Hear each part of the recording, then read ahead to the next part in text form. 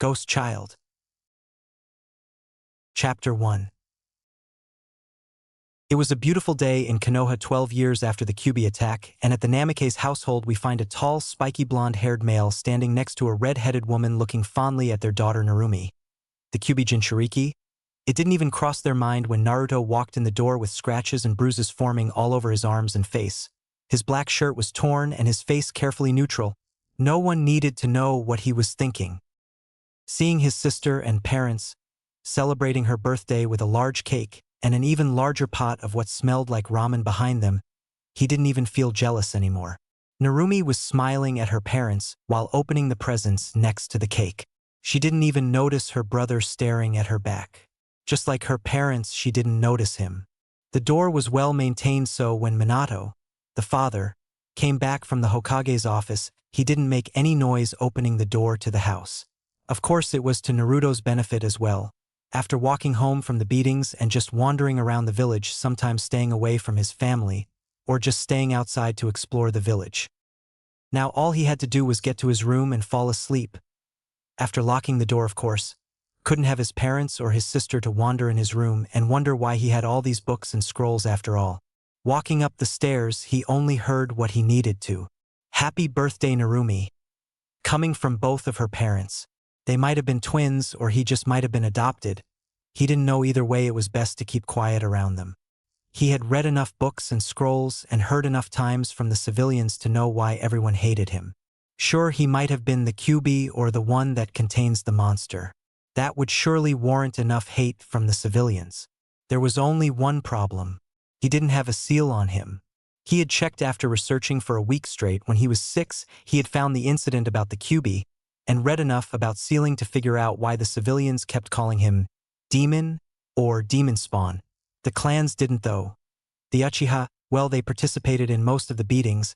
He knew because he could see the red eyes with the commas in the eyes of his attackers to know they had participated. He had read about all the clans in the library, wanting to know more about the styles and the people of the village he lived in. Now, even though his parents and classmates mostly ignored him, he preferred it that way. He flourished when he was by himself to study and gain what he called important knowledge, strength, friends, when he could get some anyway. Finally, he was upstairs away from the noise and into the quiet. He liked the quiet. It was nice. It didn't do anything to him. It assured him there was no one nearby.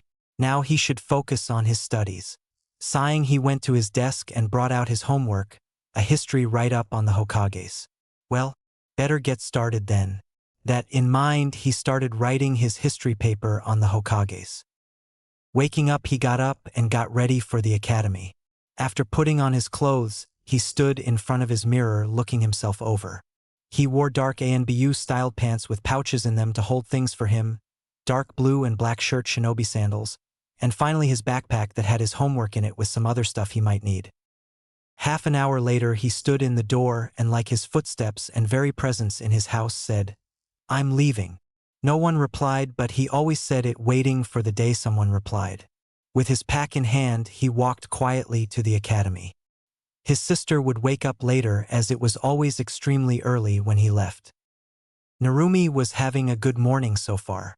She had woken up early and was finally going to turn in that ridiculous paper that her sensei at the academy had assigned for homework over the weekend. She had a good breakfast and was already ready for the academy.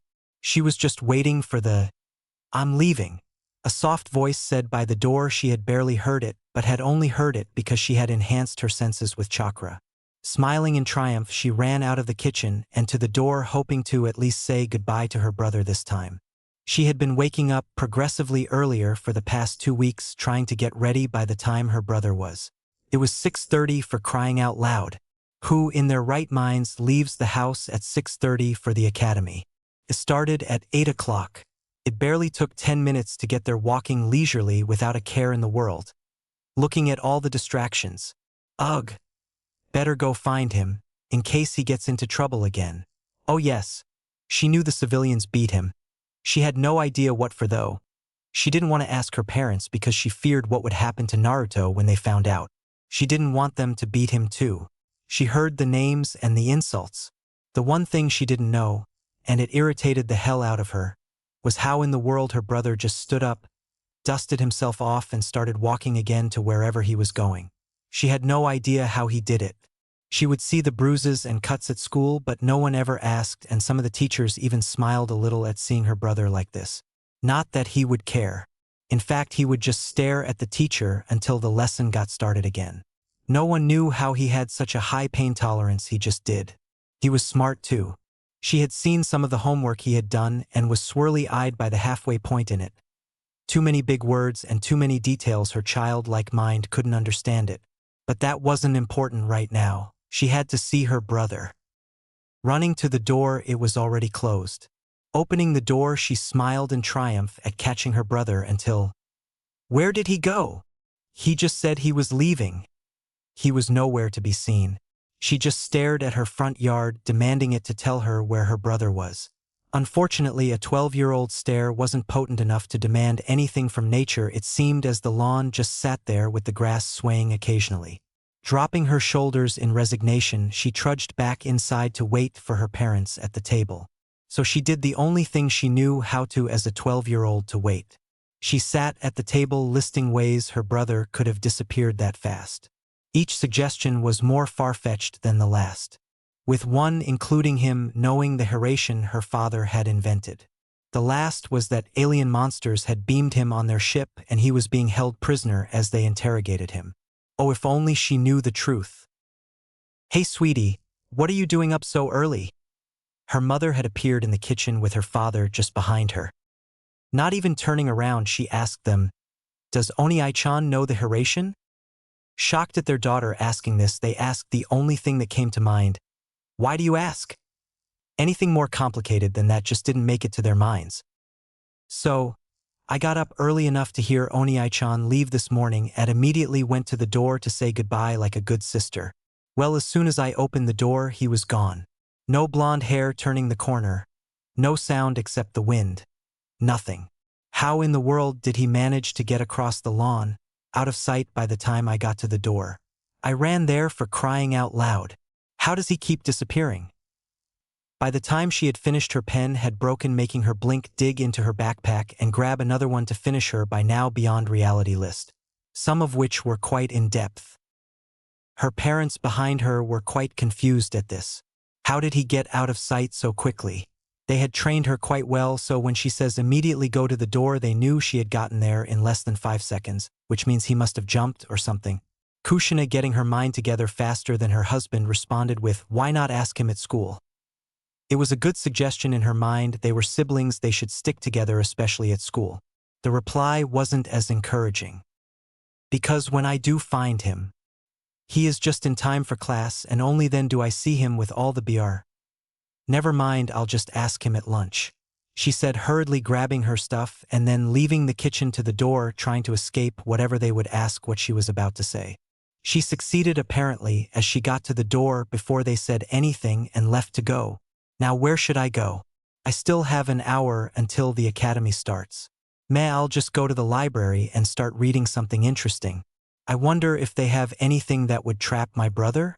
Still deep in thought on traps to use on her brother, she completely missed entering the library and started walking to a table, and then regretted not paying any attention due to her not knowing exactly where she was. Of course, the silver lining to this was that across from her was her longtime friend Hinata Hyuga. "Hey, wait a minute. Hinata-chan, I have a favor to ask," Narumi says with the most serious face a 12-year-old can have. Being the shy girl she is, Hinata stutters back. Hiya, Narumi-san? Can you use your Byakugan to find my brother? He disappeared this morning. With Hinata having a huge crush on her friend's sister, she did the only thing that came to mind. "Byakugan!" she shouted out, pumping a lot of chakra into her eyes, looking for the elusive blonde. Something must have happened. He never disappears, and Narumi never asked before, so something must have happened. She was on a mission now. To find her crush. She couldn't fail. Well, she did find him. Not where she expected, but she did find him. "Anu. And Narumi-san. He's alright to there." She stuttered out with a full-on blush at seeing her crush. She had pumped a lot of chakra in her eyes so she could see every tiny detail. Every single detail. Thump goes the Hyuga. Narumi was now gobsmacked. How had she not noticed her brother sitting not 10 feet away from her and Hinata, wait, where did she go? She had just turned her back and now she was gone. Why did this keep happening to her? Well, oh well. She could now talk to her brother. Oni-chan, she said loudly, not even trying to keep her voice down in the library. Well, that was until he turned around, looked full on at her, and brought a finger up to his lips and hushed her. Man, did that bring her back to reality. With everyone in the library looking at her weirdly, and even her brother hushing her, she quickly was brought back to earth. Sorry, she whispers to the audience. Now that everyone's head was turned away, she looked back to her brother. He was just sitting there with books all around him. Reading the titles she could see: Advanced Chakra Theory, Yin and Yang, Advanced Guide to Journeyman Sealing, Elemental Composition, The Big Five, Medical Techniques, How to Save a Life, and many more under the books. Now she was confused. Does he leave so early every morning to go study? Oni-chan is a nerd! She shouted out again. All previous mentions of being quiet fled her mind at the proclamation. Naruto was completely and utterly unemotional when he heard his sister and her friend behind him. Ugh. Who knows how long this will last until I get to go back to my reading. Most would be a bit surprised at seeing someone who avoided studying in every possible way at the library. Of course, right now he couldn't care less. Processing everything that happened, like when a teacher walked by and tripped, knocking his books over. Of course, he didn't really care at the moment. There was no reason to get mad at someone knocking some books over when they weren't being read. Completely useless. So he just picked them up and placed them in order of advancement and subject again, with beginner on bottom and advanced on top. Now with everyone staring at him again, he didn't need that. No, now to hush his sister again. The nerd comment gained her no favor points with him, so he just hushed her again, and watched patiently as her shoulders dropped and realization struck her again at where she was. Again. Huh? Wha? How? Were the only things going through Narumi's head as she processed what just happened. She found her brother, got shushed by him, called him a nerd after seeing the books he was reading, and then got shushed again and finally realized where she was by the tap on her shoulder. Turning around, she turned into the hazel eyes of the librarian staring at her. Uzumaki Namikaze-san, please leave Naruto-san alone until he is done. You have disturbed him and everyone else enough for now, she said, looking straight into the scared girl's eyes. She had no idea why the poor girl was terrified of her. She was just a normal librarian. The fact that she had told and shoved the ANBU out of the library just because of his noisy behavior, shadow guards her derriere, might have something to do with it, but that was not her problem. She had been a high-level jounin before retiring to be the librarian she was. Didn't really care about much, just helping people find what they were looking for in books or in her library archives of scrolls. When she had met Naruto, the demon spawn of Konoha, she had looked at him, blinked, and then moved on. Of course, that was right before he had asked for tips in finding books and annotating things after copying scrolls for his own personal use. Nice boy, very polite. Good help in organizing things when she needs help. Yes, ma'am, Narumi said quickly and quietly, trying to get away from the scary librarian. And please take your friend with you. I do not like her drooling near the books. Yes, ma'am, Narumi replied, not even caring about being ordered around. That woman was scary. Looking over the table at her friend, she found her on the floor with a dazed and happy look. Why did she look like that? Never mind, just got to get her and myself out of here. With that in mind, she picked her up and carried her out of the library. Of course, it was now 7:30 from wandering around the village and the library happenings, so to the academy. Besides, it was graduations today. Finally going to become a fully fledged shinobi. Thank you again, Naruto-san, for your help in returning the books. But shouldn't you get going? It's almost time for the academy to start, the librarian said. Ah, thank you, Tera-san. I'll leave now. Thank you again for allowing me in the library, Naruto replied to the nice librarian. She was nothing but helpful to Naruto in finding books and scrolls on what he wanted to study. Walking out of the library, he hefted his backpack up with the new scrolls and notes on the older scrolls and books he had just finished. Walking to the academy, most would wonder how he got along so well with everything, considering his family doesn't pay any attention to him and the villagers hate him and most shinobi didn't like him as well. Well, he would keep a straight face and reply and say, "It doesn't matter if they hate me, it doesn't do anyone any good." Even if I was the Kyuubi Jinchuriki, they wouldn't have much reason to hate me, and even then most of it would be toward the Biju and not me. It would do me no favors if I remained visible to everyone. I would rather be a ghost than be up on display for everyone to see. By now he had managed to make it to the academy where he would sit in his normal spot, the back, didn't want anyone behind him, he would rather be behind everyone, and considering no one paid him any attention it worked rather well. Now all he had to deal with was Onai-chan. Why does this happen every day? Good morning, Narumi-san, he said as she sat next to him in the back as he completely ignored the pout/frown on her face. Shut up and sit down, came the normal shout from their sensei, Irika Yumino. Now, as you all know, today is the academy exam to become fine shinobi. It is a 3-part test, a written exam, a projectile exam, and lastly the ninjutsu portion. No talking as I passed the tests out. Walking through the desks, he passed the test out, looking at everyone's faces to see them go through the last obstacle in their way to becoming a true shinobi. Well, the last obstacle that they knew about at least. Walking back to the front, he was almost there until, "Excuse me, sensei." The quietest student he had ever had spoke up. Naruto Uzumaki Namikaze was a practical ghost. He rarely spoke, and when he did it was always a whisper. Rarely participated in activities, got mediocre scores on tests even though his intelligence was much higher than that. He had seen the homework, he knew Naruto's intelligence level. Yes, Naruto-san. What could he want now? During the last day of class, what is so important? What do I about the Jinjutsu on my test? What? That was not what he expected. I can answer these questions, but none of them were covered in the 3 years of academy. What would you like me to do about it? Behind Irika, a blue-haired man named Mizuki widened his eyes a fraction. How could he have detected it? He's not even a shinobi yet. Irika, not privy to his assistant's thoughts, walked up to the back and looked at the test. What is the proper way to catch a thrown shuriken? What are the symptoms of chakra radiation and how do you treat it? What are 2 jutsu used for defense and what are the hand signs? The test went on further on way more advanced things that they hadn't covered. So why? Jinjutsu? Kai, he said, pulsing his chakra and dispelling the Jinjutsu on the test. Showing the real test. Thank you, sensei, the boy said before looking over the real test. It was ridiculously easy. He breezed through it no problem. He might have overstudied a bit. Just a bit. Okay. Last question, what are the 2 components of chakra? Okay, I really overstudied. Well, might as well put my all into it. With that thought, he wrote down all he knew and all he theorized about chakra itself, including manifestations of killing intent, ki, the presence used on newer shinobi to bring them into line, and the spiritual effect of chakra has in the use of jutsu. By the end of the bell, he had written over 2 pages on the subject, and looking over it, he sweat dropped at the entirety of it. Giving it to his instructor, he carefully maintained his neutrality and moved outside to the practice range before they could yell at him for overcomplicating answers to the problem. Knowing his rival, in knowledge Sakura Haruno glaring daggers at his back, he shrugged it off. She had never liked him.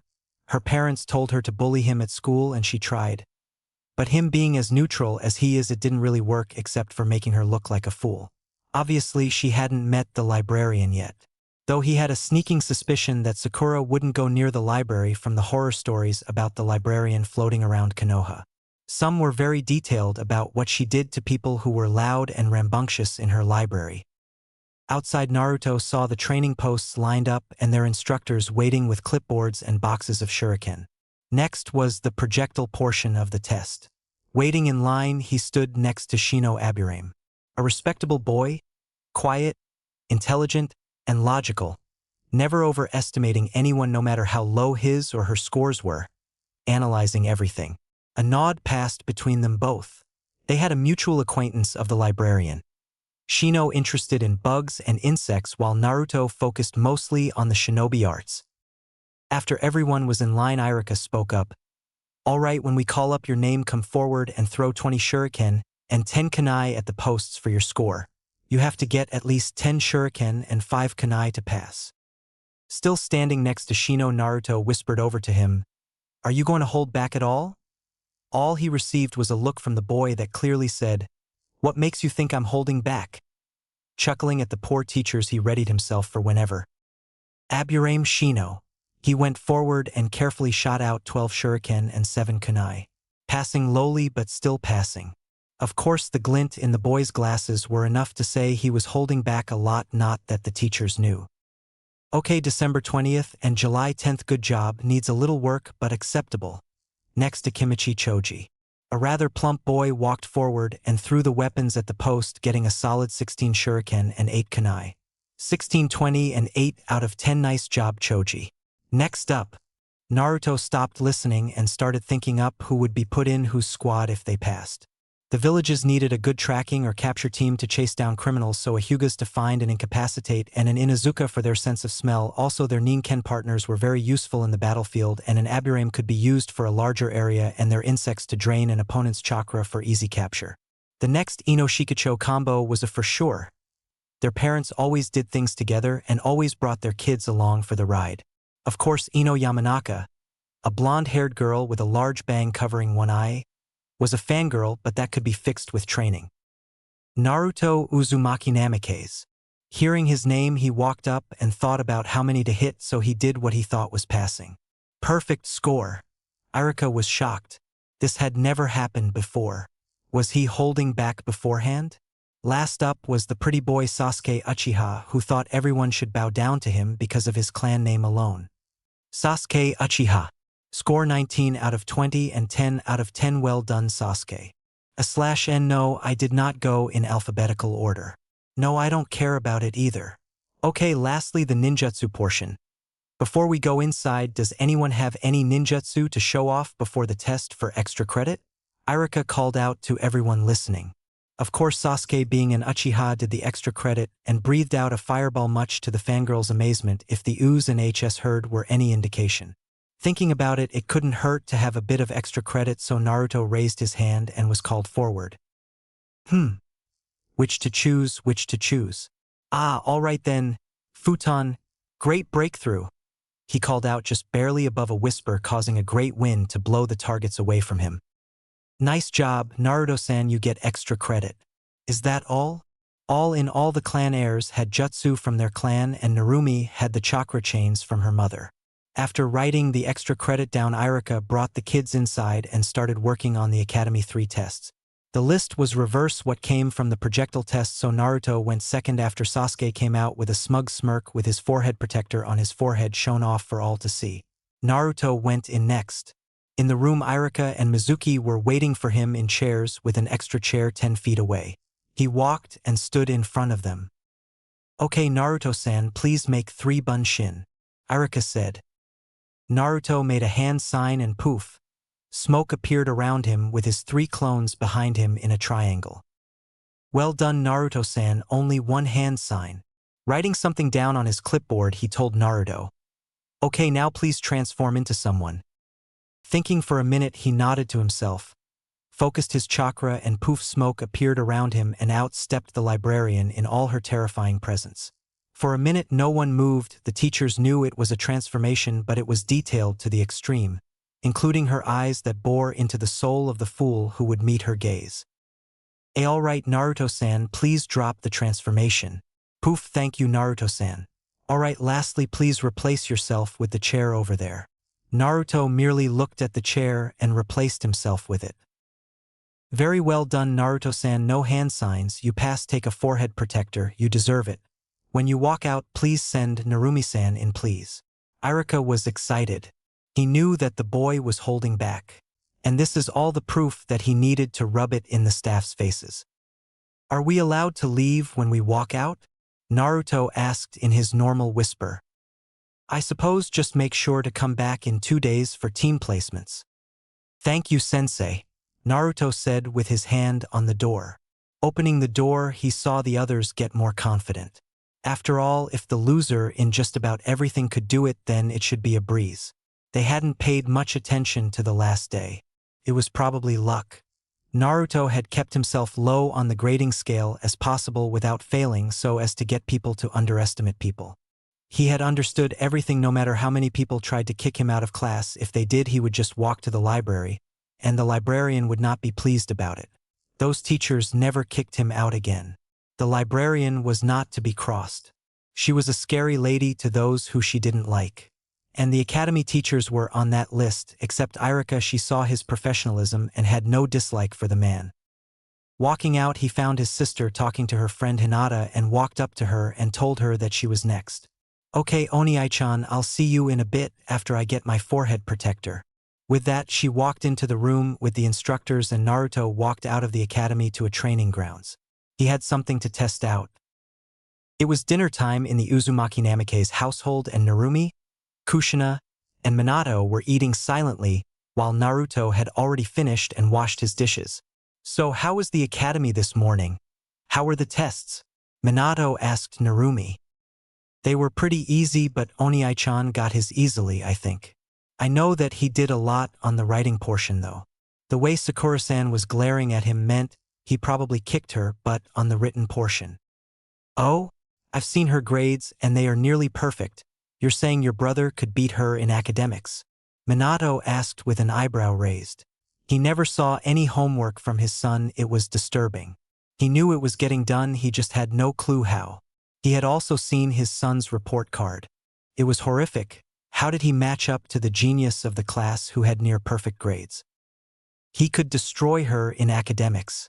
Every time she gives answers it is word for word what the book says, but when he gives answers it is the definition plus his understanding of the material. It has confused the teachers on occasion as well. Sakura-san would not be able to match up to him in anything. Plus she is a weakling. She was proud of her Oni-chan. Even if she is more distant than she would have liked. They were family. They should be close. Too bad her parents hardly saw him and never paid him any attention. That brought up a question though. Why did they not pay him any attention? Deciding to voice her question, she looked at her parents. Ka-san, Tu-san? Yes, sweetie, her mother responded. Why don't you pay Oni-chan any attention when you see him? Now that stumped her parents. Why didn't they? They were his parents and yet they had to focus on her because she was the Jinchuriki of the Kyuubi. She couldn't lack any training. They were worried that if they focused on him, they might miss something that could lead to it getting out and causing untold amounts of destruction. Of course, they had their reason. Just have to figure out how to tell their daughter that. Your brother likes his space, sweetie, we are just respecting that. Kushina said, twisting what he said concerning his room organization to this conversation. Even if she knew it was for the better to focus on their daughter, Kushina never saw it like that and would have gladly focused on him, but now that it was so far into their lives it hurt her to follow Minato's advice on him. It only got harder now that he was nearly emotionless, just being a shadow around the house, not causing any ruckus or disturbance. Surely, he was a lonely child. But now that they graduated they needed to train him anyways, so they would include him in training sessions since that was what Minato had promised her. But since you both have graduated, I promise we will start training you both in the Uzumaki and Namikaze styles of taijutsu. How does that sound? Kushina told her daughter in hopes of getting a positive answer. Really? Yes. Oni-chan, she yelled, running out of the room towards the upstairs and his room.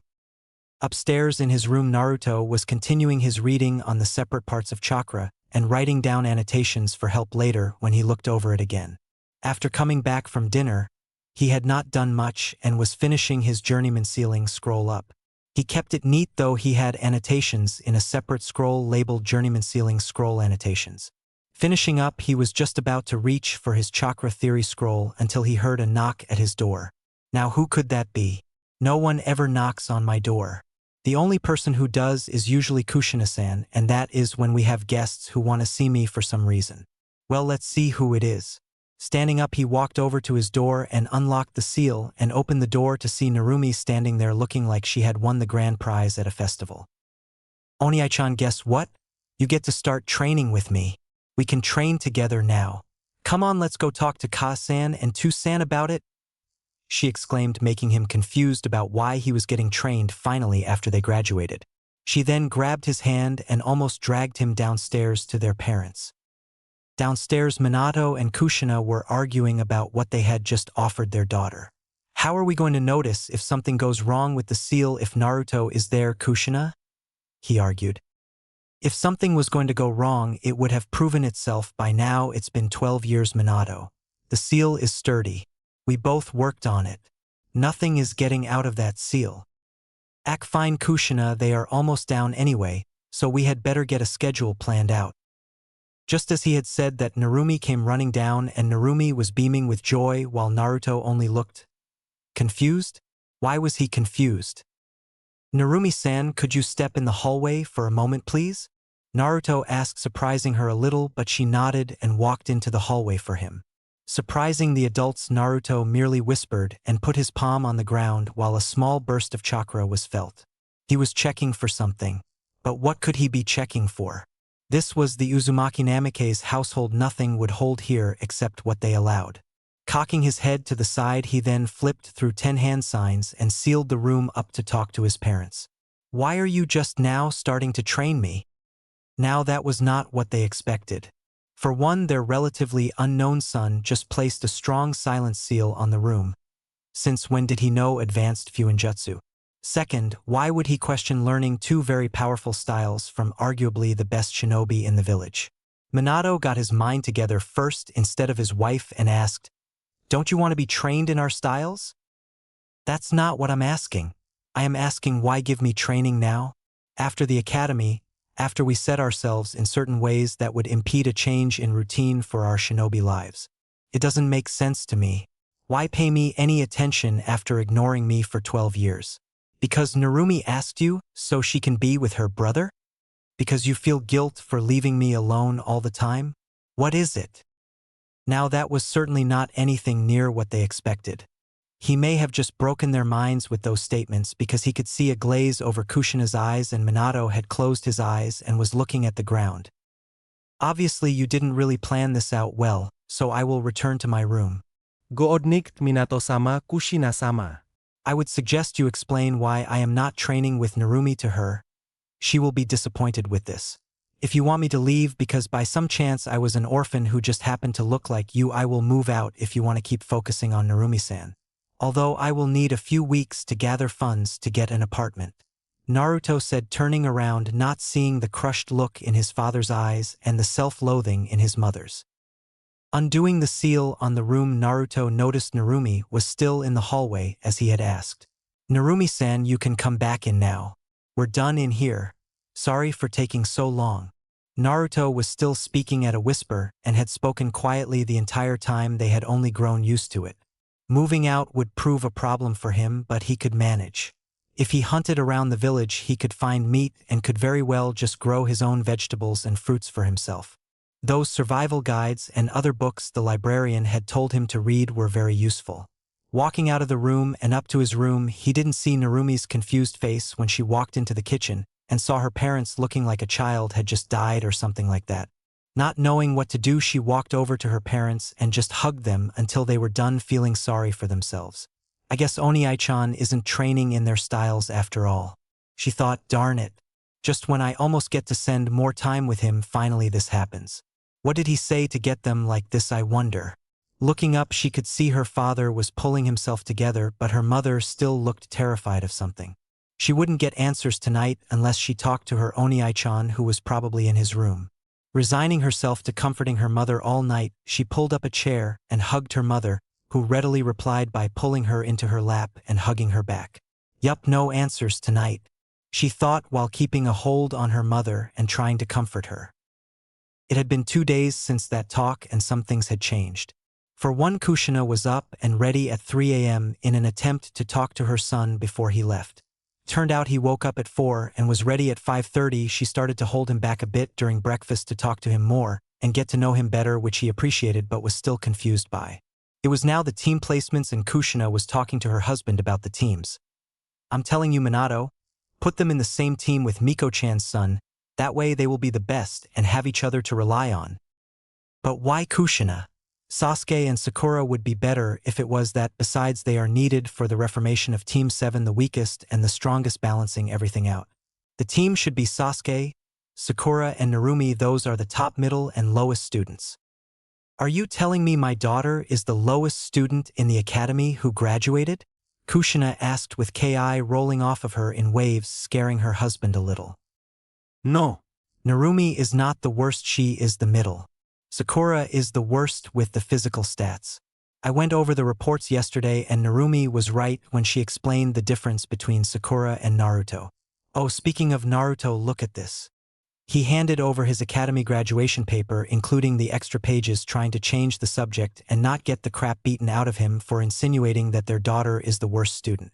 Kushina started looking over the paper and was mildly surprised at the level of thought in the answers and had to believe her daughter on the difference between him and anyone. His understanding would crush a Jounin's at this point. And then she got to the last question. She started reading and by the end of the answer was in utter shock at the entirety of the answer.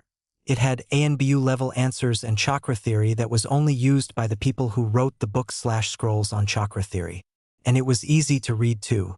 Almost like he didn't want to confuse someone when he wrote it. Then again, she did say he had confused the teachers sometimes, so that might be why. Minato, how in the world did he come up with this? I have no idea. Most Jounin never get that far in chakra theory, and here it is an academy student knowing it and having his own opinion on chakra, emotion and spirit effects in jutsu. Naruto is by all means the top in academics, however. His grades do not reflect that at all. His grades pretty much say he is an idiot, yet there is proof that he isn't. There is also a note that he refused to use the academy taijutsu katas. I don't know what to make of any of it. His grades say he is stupid, yet his work says he is a genius. We know he is good at Fuinjutsu because of the silencing seal a couple days ago. He knows wind-style techniques from somewhere. We need to ask him where he learned everything. If we had two more like him, we could have a team of geniuses, and yet I doubt anyone could match him in knowledge or jutsu. If his theory goes for anything, then he probably knows a lot of jutsu that uses them, he added, seeing his wife's confusion at knowledge of jutsus. True, why don't we ask him after the team selection? His wife suggested. All right, now just where to put him? I have an idea, Kushina says with a smirk on her face, knowing her son would like it. I have a bad feeling about this, Minato thought before she explained her idea. Irika was now speaking in front of his now graduated class of shinobi and was giving them some last-minute words. Be careful, for I know just how brutal this world is. If you need help, it's okay to ask others for advice. I know you all will make me proud as a sensei in your journey to greatness. Good luck on your own adventure in the world, fellow shinobi, he said, getting a cheer from the students about finally being shinobi. Now for team arrangements, team. Naruto zoned out by now and was focused on his new scroll the librarian had given him. It was focused on wind, nature, chakra, and theory and how it worked. He was reading for a few minutes until he heard familiar names. 7. Narumi Uzumaki Namikaze. Sakura Haruno Thump Goes Narumi. And Sasuke Uchiha. Q Fangirl Screech, and another thump from Narumi. Team 8. Hinata Hyuga, Shino Aburame, and Kiba Inuzuka. Team 9 is still in use, so Team 10 is Ino Yamanaka, Shikamaru Nara, and Choji Akimichi. At this point, Naruto was getting confused. There had never been a one-man cell before, and he was all that was left for the teams. Also at this point, a Chunin that Naruto had seen at the library walked into the room and handed Irika a note. Irika looked at the note and quietly argued with the Chunin before resigning and speaking loud enough to be heard. And lastly, Team 11 is a one-man cell of Naruto Uzumaki Namikaze. That caused many raised eyebrows and loud responses from the fangirls of the class, arguing why Naruto was a baka and would need a team while their Sasuke-kun wouldn't. Quiet. This was a decision made by the Hokage. If you want to change it, take it up with him, not me. Irika-sensei? The person in question asked. Yes, Naruto-san? Does my cell have a sensei, or can I go speak with the Hokage now to see why he wanted this? You do have a sensei. In fact, you have multiple senseis right now. But you should go see the Hokage. It would probably clear up any confusion you have. And I have too, but I probably won't get to know, he thought to himself. Naruto then nodded to Irika and left to the academy to see the Hokage. After naming the teams, a few Jounin started walking in and grabbing teams. Soon only Team 7 was left, with Narumi taking a page out of her brother's book and reading a scroll to ignore her teammates. Though after thinking about why they were left alone, she put the scroll away and tried to get a conversation started between them. So who do you think our sensei will be, Sakura? Narumi said, trying to be civil to the fangirl and brooder. I don't know Narumi, I just hope that whoever it is they get here soon. I don't want to wait any longer. Sasuke-san, any ideas? HN. Two very different reactions happened to this. One, Narumi just stared at the male, completely ruining her attempts at conversation with a single syllable. She was also a little peeved. Two, Sakura swooned at her crush's behavior and coolness. Not even a second after that, the door opened to show a head stick in with gravity-defying silver hair and a mask on with his forehead protector covering his left eye. His first glance at his team is Narumi looking irritated at a brooder, while the pink-haired one has hearts in her eyes looking at the brooder. And the brooder was just brooding. Well, my first impression of you is, I hate you already. Meet me on the roof. With that, he vanished in a swirl of leaves. All three trudged up to the roof. On the roof, we find the spiky-haired Jounin and the three Genins of Team 7 all sitting in a row. Now that we are all here, why don't we start introducing ourselves with likes, dislikes, hobbies, dreams, etc. I'll start. My name is Hataki Kakashi. I have some likes and some dislikes, and I have hobbies that you don't need to know about yet, and as for my dream, never really thought about it, he said, finishing with his eyelid turning into an upside-down U that Narumi could only think was the masked man's way of smiling. Though her teammates were thinking something else, she was thinking, is that a smile for a masked man? And they were thinking he only told us his name. Now, why don't you introduce yourself, Pinky? Bristled a little bit, Sakura started to introduce herself. My name is Sakura Haruno. My likes are, who I like is, stares at Sasuke giggling. My dreams are, stares at Sasuke giggling. My hobbies are, stares at Sasuke giggling. My dislikes are Ino Pig and Naruto Baka, she said, finishing with a huff while Narumi frowns at the girl but kept her silence. Her brother would show just where her place is. Okay, next, brooder. My name is Sasuke Uchiha. I have many dislikes and few, if any, likes. I don't have a dream to chase, but two ambitions that I will complete. I have no hobbies other than getting stronger to obtain my ambition. Three different reactions happened to the Uchiha's proclamation. 1. Narumi just sat there with a forced smile thinking of getting her dad to put her on a different squad. 2. Sakura was again swooning at the coolness of her crush. And 3 was Kakashi's blank face taking in the revenge-driven brooder. Getting over the sheer awkwardness, Kakashi motioned for Narumi to take her turn. My name is Narumi Uzumaki Namikaze. I like training and spending time with my Oniai-chan when I can. I dislike idiots that can't tell the difference between the past and the present, people who are jerks to people who haven't done anything wrong.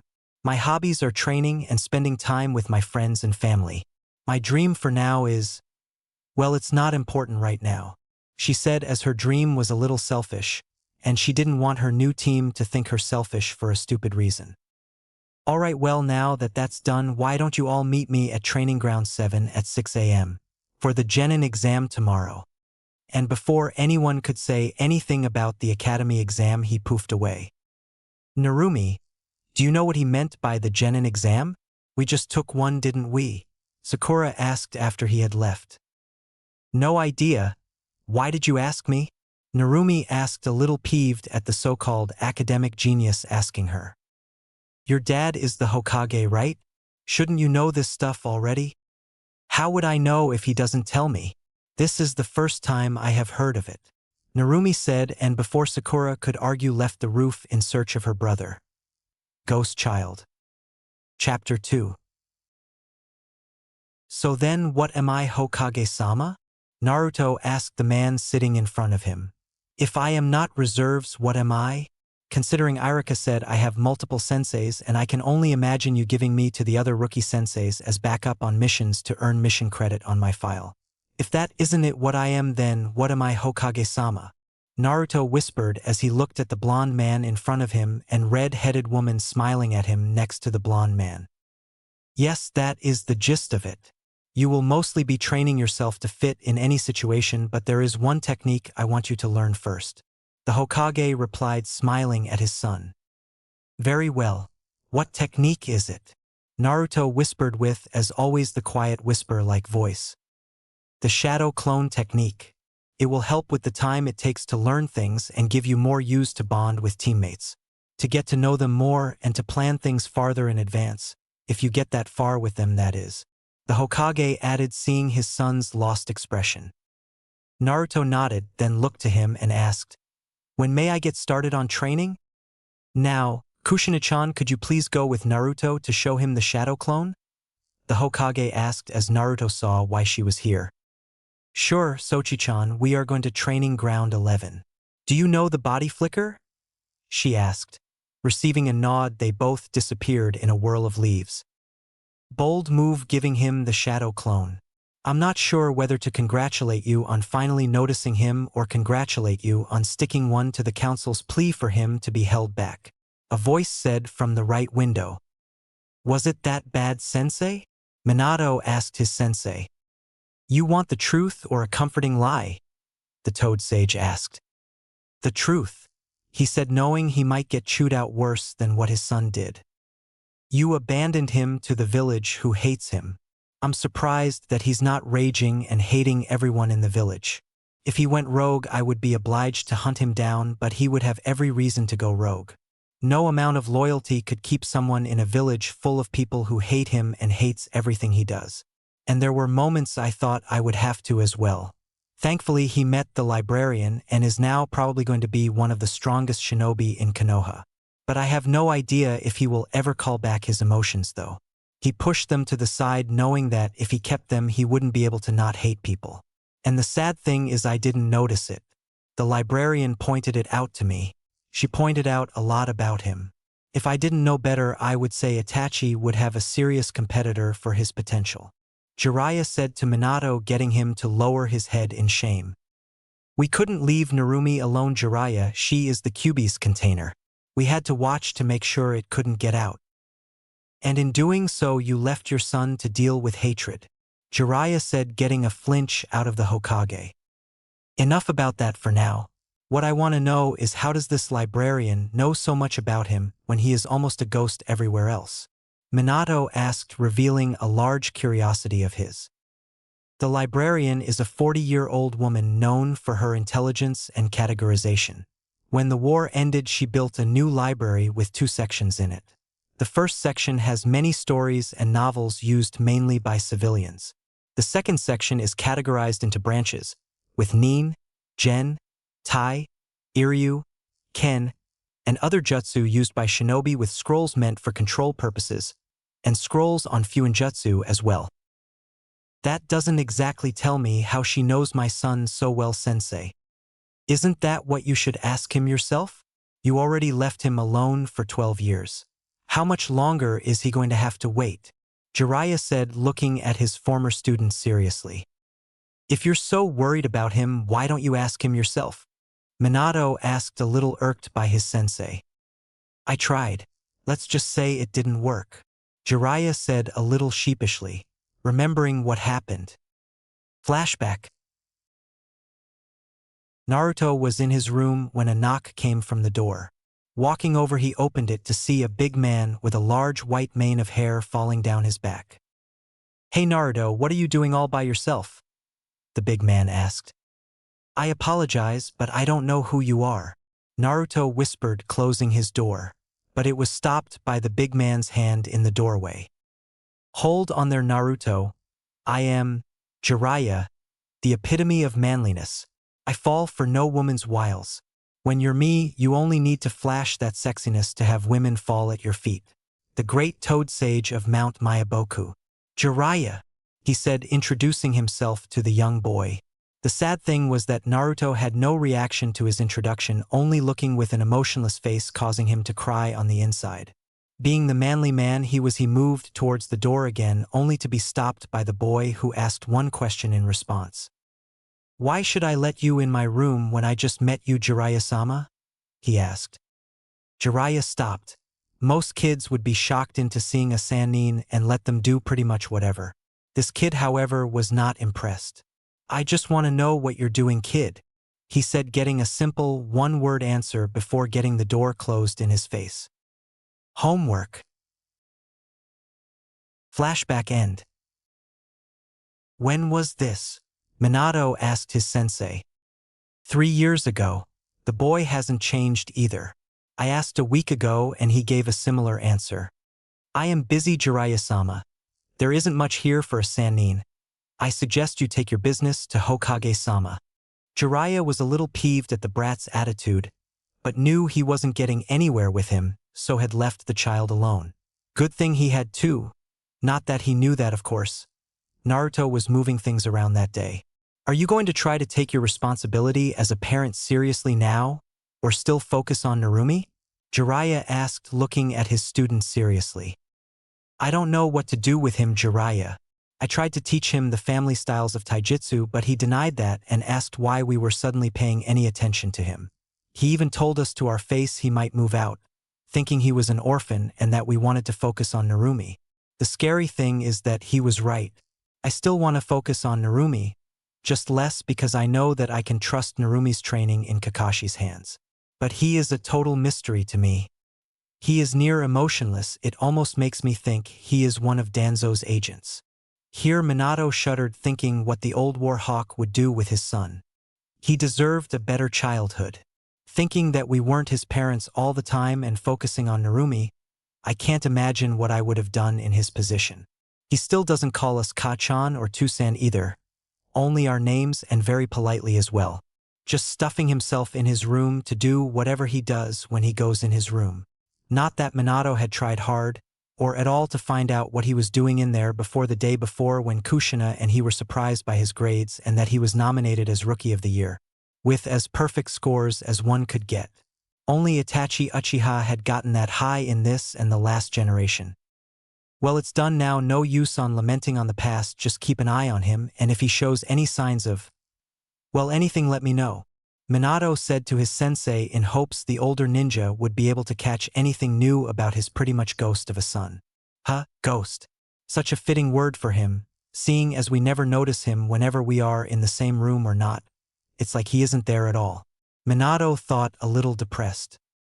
I'll keep an eye on him, Minato, don't worry. Jiraiya said, vanishing out the window and leaving his student to think and do paperwork. GC. So, I am eine Lied genen. Naruto whispered, looking at Kushina. That's what your father calls it. Your job, from what he explained to me, is to work with everyone for better results. If the Jounin sensei were ever incapacitated, then you would take over and command the genin to safety, or if it's possible then to finish the mission. You also will take over training if the Jounin ever asks you to. You are pretty much training by yourself while helping the genin. Another thing, you will have to attend weekly training sessions with each sensei to get used to the teams. Does that make sense, Sochi-chan? Kushina asked her son, getting a nod. They had finished the shadow clone a while ago. Naruto had surprised her by making one to check the chakra cost of making the clones. After finding the cost, he made 5 and sent them to another side of the training field with instructions to do something about a seal.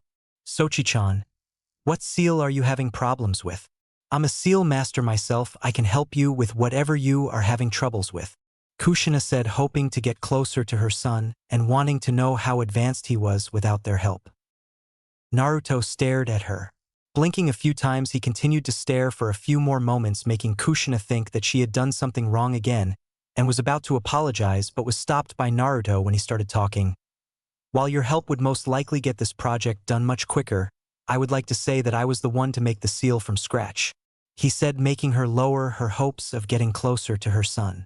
However, there are a few things that you could show me that would speed the process up a lot if you would be willing to teach me? Naruto asked, seeing her plight in her eyes. What do you want to know, Sochi-chan? She asked brightly. I want to know more about Uzumaki sealing techniques. The Uzumaki are and always will be known for their sealing prowess. I would like to think they made a technique to fasten the pace of writing seals out on the battlefield, but I have no knowledge on where I could find such a technique and was hoping you could teach me if they had one. Naruto whispered, looking at Kushina, who was more than a little surprised, but very happy at the outcome, and very proud of her Sochi-chan to ask for the Uzumaki sealing techniques. Gladly, Sochi-chan. Just know, I will not be an easy sensei in teaching the Uzumaki sealing techniques, she said, looking seriously at her son. If he could not do it. No, he can do it. I believe in him.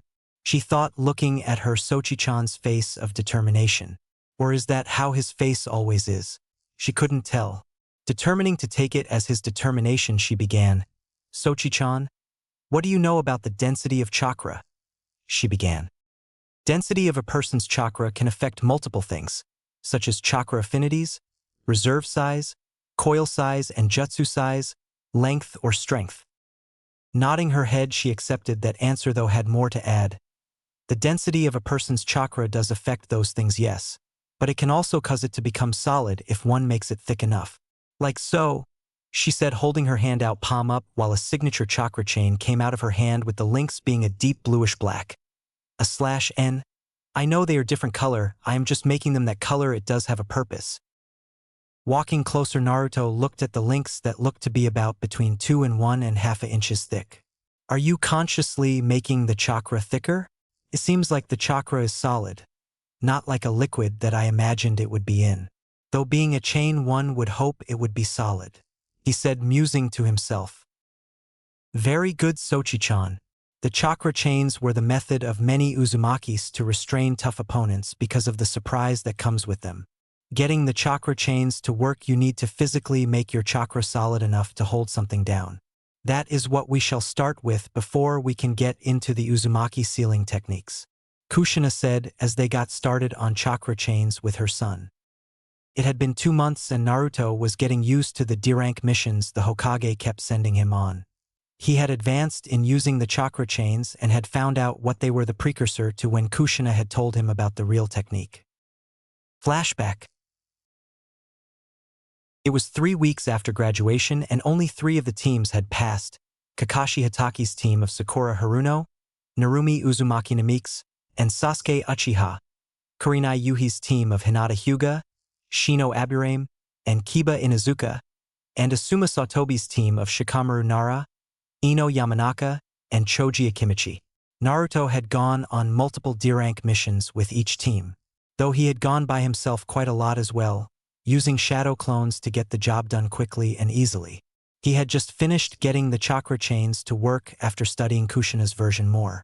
It was more of an advanced chakra control method than anything else, as the user had to channel chakra through the chain to make it sturdy enough to grab something. Naruto had also figured out other uses of it as well. But Kushina was here to talk about the next step. Okay, Sochi-chan, next after the chakra chains is the liquid chakra. While it is usually easier to use the liquid chakra for the real technique, it gives you the right mindset and control needed to form the next step of the Uzumaki sealing. Use your chakra as a fluid. Let the ground be your paper and your chakra as your ink. Channel your chakra and control its flow on the ground to form whatever seal you want to write. Keep the image in your mind about what seal you are making to keep double-checking your work as you go. She kept talking as she knelt down and channeled chakra for the real technique. The chakra leaked out and spilled on the ground, looking a bit brighter than the chains were in color. Now it was a sod of bluish-green in color snaking along the ground as she formed a simple seal on the ground in front of her. With a small bang, the miniature exploding tag she wrote on the ground went off. Naruto watched Kushina and her chakra flow on the ground with interest and had many ideas of seals he wanted to try when he mastered this. Flashback end. He had enough D rank stored to try out a C rank, but knew he shouldn't in case something happened on it, which would need more than him on the mission. He was very cautious considering he gotten out of the academy only 2 months prior. He had done a number of training sessions with each team as well and found that each team had their faults and each team was a bit lazy. Kakashi's team only worked on teamwork that wasn't there because of the personality dynamics. He had sparred with them each and all together and only Narumi and Sasuke ever truly attacked him, though Sakura's screeches could count as an attack if it got to your ear. Kurenai's team worked harder in that they trained a little bit, but Kurenai mothered her team more than trained them, and it showed when he sparred with each member. Shino was cool-headed and could plan. Kiba was brash but had good takedown jutsu, and Hinata had a very good advantage over him with her Byakugan. Asuma's team was lazy is the only good way to put it. Ino was the only one who truly tried against him, and she had a tough time battling against him in his mind when she tried to possess him. Shikamaru only looked at him and planned very well, but lazily. Choji was a very squishy person. He didn't like hurting his friends and he counted Naruto as one of them after Naruto helped them train and gave them each tips about training. Only Sasuke, Narumi, Shino, Hinata, and Kiba were any true threat to him, but each had a weakness. Sasuke was very overconfident and would start to rage after his first miss. Narumi was scatterbrained and had a hard time planning against him. Shino was a very repetitive. Once you figure out how to unravel the attacks, it was simple. Hinata was a very shy girl that took a lot to get her to fight him, and Kiba was extremely brash and would make mistakes constantly. He had also kept up his appearances at the library, reading scrolls and writing notes on what he understood and what he got from the information. The library was a good place to him. It only really tolerated people who wanted to read or pursue knowledge, in all forms, opinions, fact, theories, and group resignation on some subjects. Most demon haters never went to the library for anything, so it was a safe haven for him. Plus, the librarian and the others at the library were always helpful if he needed to find something. That day, the Hokage had summoned him to his office while he was working on a medical scroll. Wonder why Hokage-sama needs me? He thought on his way up the tower. Walking up the stairway to the office, he knocked politely. Enter. The Hokage's voice came through the door. Opening the door, he saw Kakashi's team and Kushina behind the Hokage, who was in his chair looking over mission scrolls. Ah, Naruto, good timing. Team 7 has requested a C-rank mission. I want you to accompany them, is that understood? What is the mission? He asked. Guarding a bridge builder from Wave. You are to stay with him until the bridge is finished. Okay? He said, looking at each of his shinobi in turn with his gaze landing on Kakashi last. Getting nods all around, even if it was reluctant from the Haruno, he continued. Okay, you will meet the client around 10 a.m. at the village gate tomorrow, understood? Getting more nods, he only had one more thing to say to them. Everyone is dismissed. The next morning found Kakashi by the gate with Tazuna, who by the time he saw the team was less than impressed. This is my protection? A bunch of brats? The pink one looks like she would fall over at the first sign of trouble. The dark-haired one looks like he couldn't do anything without help. The other girl looks weak and would fall over at the first hit. And Mr. Silence looks like he could use a lesson on how to talk to people. He said, listing them off. Of course, Narumi was never one to accept insults from anyone and tried to fly at the man only to be held back by her and Ai-san.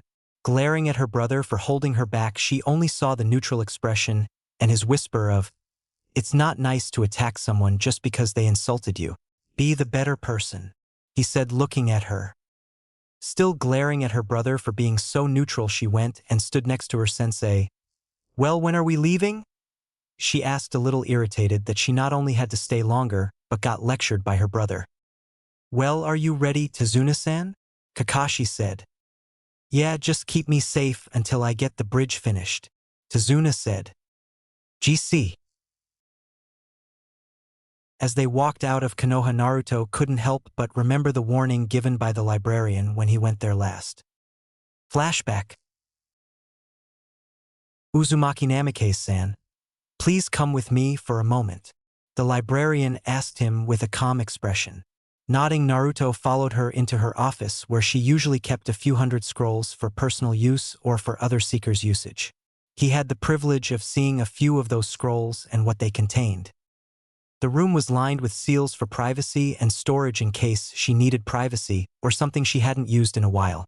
Naruto knew she hardly ever used those seals, mainly because they were absolute. No chakra or vibrations could leave the room once the seals were active. Didn't matter if the door was open or not. With those seals active, nothing, no sound, and no chakra left the room until it was deactivated. No listening seal worked either. He helped design it with help from other library members who were interested in the project. Most listening seals were used as a microphone that sent signals to the other end of the seal, so in shutting off any chakra from leaving the room, those seals were defeated. Also, there were seals that only recorded sound and then played back what had been recorded after grabbing the seal and playing it in another secure room to tell what went on. The seal that was designed worked like a bubble around every person in the room connected. No sound could be heard from inside the bubble, or could any uninvited listener spy on the meeting. This aspect defeated any recording seal anyone could bring into her office. In applying this seal, the people within the seal bubble could accurately attest to the strength of the seal by the bubble of distorted area around them, like a heat wave passed through the area. The seal took a fair amount of chakra to use, but it had a very, very large battery. Every time a seeker, writer or a reader entered the library, they got their books and or scrolls and started channeling chakra into the seals on the underside of the tables. The seals worked like a charm against anyone spying either, as it distorted a lot of things including the Byakugan and Sharingan. The Byakugan couldn't get past the bubble of chakra to read the lips, and the Sharingan couldn't either, again because of the fact that the office had no windows, and once the seals were active no vibrations could be detected by ear or sight in the air around the door, since the bubble hovered a few inches before the door to stop said dojutsus. So whatever was said could be said in almost perfect knowledge that they were safe from spying. So I'm leaving the village for a while, on a mission to Wave, Naruto whispered. Narrowing her eyes at the location, she started instructing him in some things. While you are there, look for a girl named Tina. She dropped off the grid a while ago after she went there. She is a seeker and a very good one. You would be doing the library a favor if you found her and brought her back. I will of course update your account if you find her. Do not underestimate anything there. Tina is a Chunin level seeker. Be careful. If something happened to her, it was beyond her capabilities of dealing with. I'm sure I don't need to tell you how wary you need to be when in that country. Also, as a bonus, if you are able to, then please find the ruins of Yuzushiogakure. View the scenery and place a library marker for future reference, she said, finishing her instructions. The library marker was a beacon for library shinobi that was placed when someone high up in the library system had an interest in something and wanted to go there for future investigation, like the ancient forests in Iwa or the healing springs in Suna, or maybe the insects and other strange flora or fauna. Nodding his head in silence, Naruto took everything in as the librarian smiled softly at the child, who had done quite a bit to help the library. They were in his debt for getting a few seals ready for use. He had been commissioned for different seals by many people for different use, such as an invisibility seal or a chakra suppression seal to use for prisoners. He had a lot of work to do. He couldn't wait till he had enough saved to move out. Then he could wholeheartedly start working on his seals and what he truly wanted to work on. Flashback end. Walking along the road, Naruto noticed the puddle on the road in contrast to the clear sky they had been having for the last few weeks and deadpanned at whoever was in there. Note, his deadpanned expression is very similar to his normal face. The only difference is the more annoyed expression in his eyes. Silently, he substituted himself for a clone he had following them and kept watch over what happened. It happened in a blur of motion for the genin, excluding Naruto in the trees. Two blurs came up from the puddle with huge metal claws around different arms and a chain connecting the two. Moving quickly, they dashed forward and wrapped the chain around Kakashi and Naruto, who were quickly sliced into pieces and killed. At least that's how Team 7 saw it happen. Naruto watched as the two missing nin went directly toward the guy they were protecting, but Narumi and Sasuke reacted fast enough to deter them enough to save him. Sasuke used a kunai and shuriken to pin the chain to a tree, pinning them together while still linked by the chain. They both released the chain simultaneously and charged the brats who dared attack them. Sasuke was having a rough time taking his opponent down, as he was faster and stronger than the genin. Narumi was having an easier time than Sasuke, but still a rough time as she was trained by the Hokage. After a minute of fighting, the two brothers were simultaneously knocked out by Kakashi, who headlocked Sasuke's opponent, and Naruto, who merely chopped the back of Narumi's opponent's neck. Naruto stood behind his opponent as he looked over the man and his sister. Seeing a scratch on his sister's hand, he reached out for it, looking at her in the eyes. Giving her hand to her brother, Narumi was completely unaware of what was going on, as it was just a scratch. "Hey, what is that green stuff?" she thought to her tenant. Yes, Narumi knew all about the Kyuubi, except for unlike her mother who kept it locked up tight, she got to know the beast actually trying to get to know him. He was still a jackass, but hey, it was getting better. He tolerated her presence now instead of just shoving her out of the mindscape. He even accepted her compliments on how soft his fur was when she had climbed on his head one day.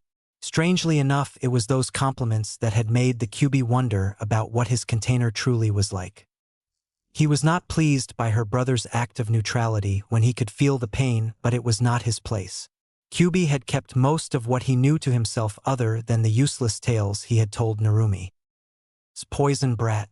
Looks like your brother knows what's going down at least," the Kyuubi said as Narumi started to feel something different with her hand. Coming back to reality, she looked down and saw her brother concentrating on her hand with a green glow around her the scratch. His eyebrows were furrowed, showing just how concentrated he was. After a few moments, the green substance came out and Naruto used his medical chakra to take it off his sister's hand. Staggering back a few steps, Naruto took a few deep breaths before regaining his neutral facade. The looks on the Genin's faces were different, however.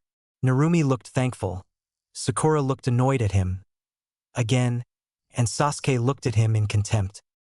Why would he help someone who was weak enough to be hurt in the first place? Sasuke thought as he watched Naruto remove the poison from his sister. Guessing Sasuke's thoughts by his face, Naruto turned to him and spoke, "Sasuke, it is the job of the strong to protect the weaker as they grow, for they are the ones with greater potential. Self-sustaining shinobi will only wilt as they stagnate in their skills." Naruto then turned to his sister and finished treating her poisoned hand. Finished with treating her hand, Naruto moved away and looked at Tazuna. "I think you need to tell us why you are being targeted, Tazuna-san. Enemy ninja don't show up during C-rank missions, just thugs and bandits, not shinobi. Who would want you so dead as to hire missing Nin?" Naruto questioned the man. Sweating at the accusation, Tazuna looked at the others and decided that they should know the truth. And so came forth the story of Gato Incorporated in Wave, the monster that owned the corporation that controlled the Wave population. "Since you lied about the mission, I have no choice but to return to the village for the kids' sake. They aren't ready for something like this," Kakashi said as he started to move back but stopped when he saw Naruto staying by Tazuna's side. "Naruto, come on, we're going back. The Hokage needs to know about the mistake here." Naruto just kept staring at Kakashi with little to no emotion. Sighing, Kakashi looked at Naruto and said, "You're going to keep going, aren't you?" Receiving a nod from Naruto, Naruto then turned and spoke back to the team. "You are the sensei of your team and hold power over them, yes, but I am a lone man cell with no sensei, an elite genin. Besides, doing the mission is the best for the end of our shinobi records. How often do you get to help free a nation?" Naruto said, looking straight at Kakashi.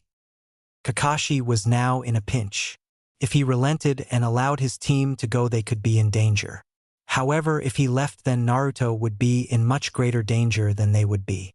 Neither decision would come without consequences, and pulling rank wouldn't work either because Naruto was a partner team in the mission, meaning if anything happened to them, he would be responsible to finish it and vice versa. Closing his eye, he thought about the two situations and decided that he didn't want the Hokage's child by himself in another nation. That was just asking for trouble. Smiling at Naruto, he responded to Naruto's stare, "We will continue with the mission," causing a mental cheer through Team 7. The rest of the journey to the water was simple as they didn't really talk much. Sasuke was brooding as usual. Narumi was looking along the road for any more traps, and Sakura wasn't paying anything besides Sasuke attention, and Kakashi was paying attention to his surroundings while reading his smut. Sakura had asked if there were any ninja in Wave and was answered with a no. Wave didn't have ninja, as only country with villages had ninja. Lightning, rock, wind, fire, water, grass, rain, and others had villages, though the big five, lightning, rock, fire, water, and wind, were considered the top five, being the biggest and strongest, with the Kages as leaders of their villages. Naruto, who already knew this and other facts about each country, ignored it and kept looking at the road ahead.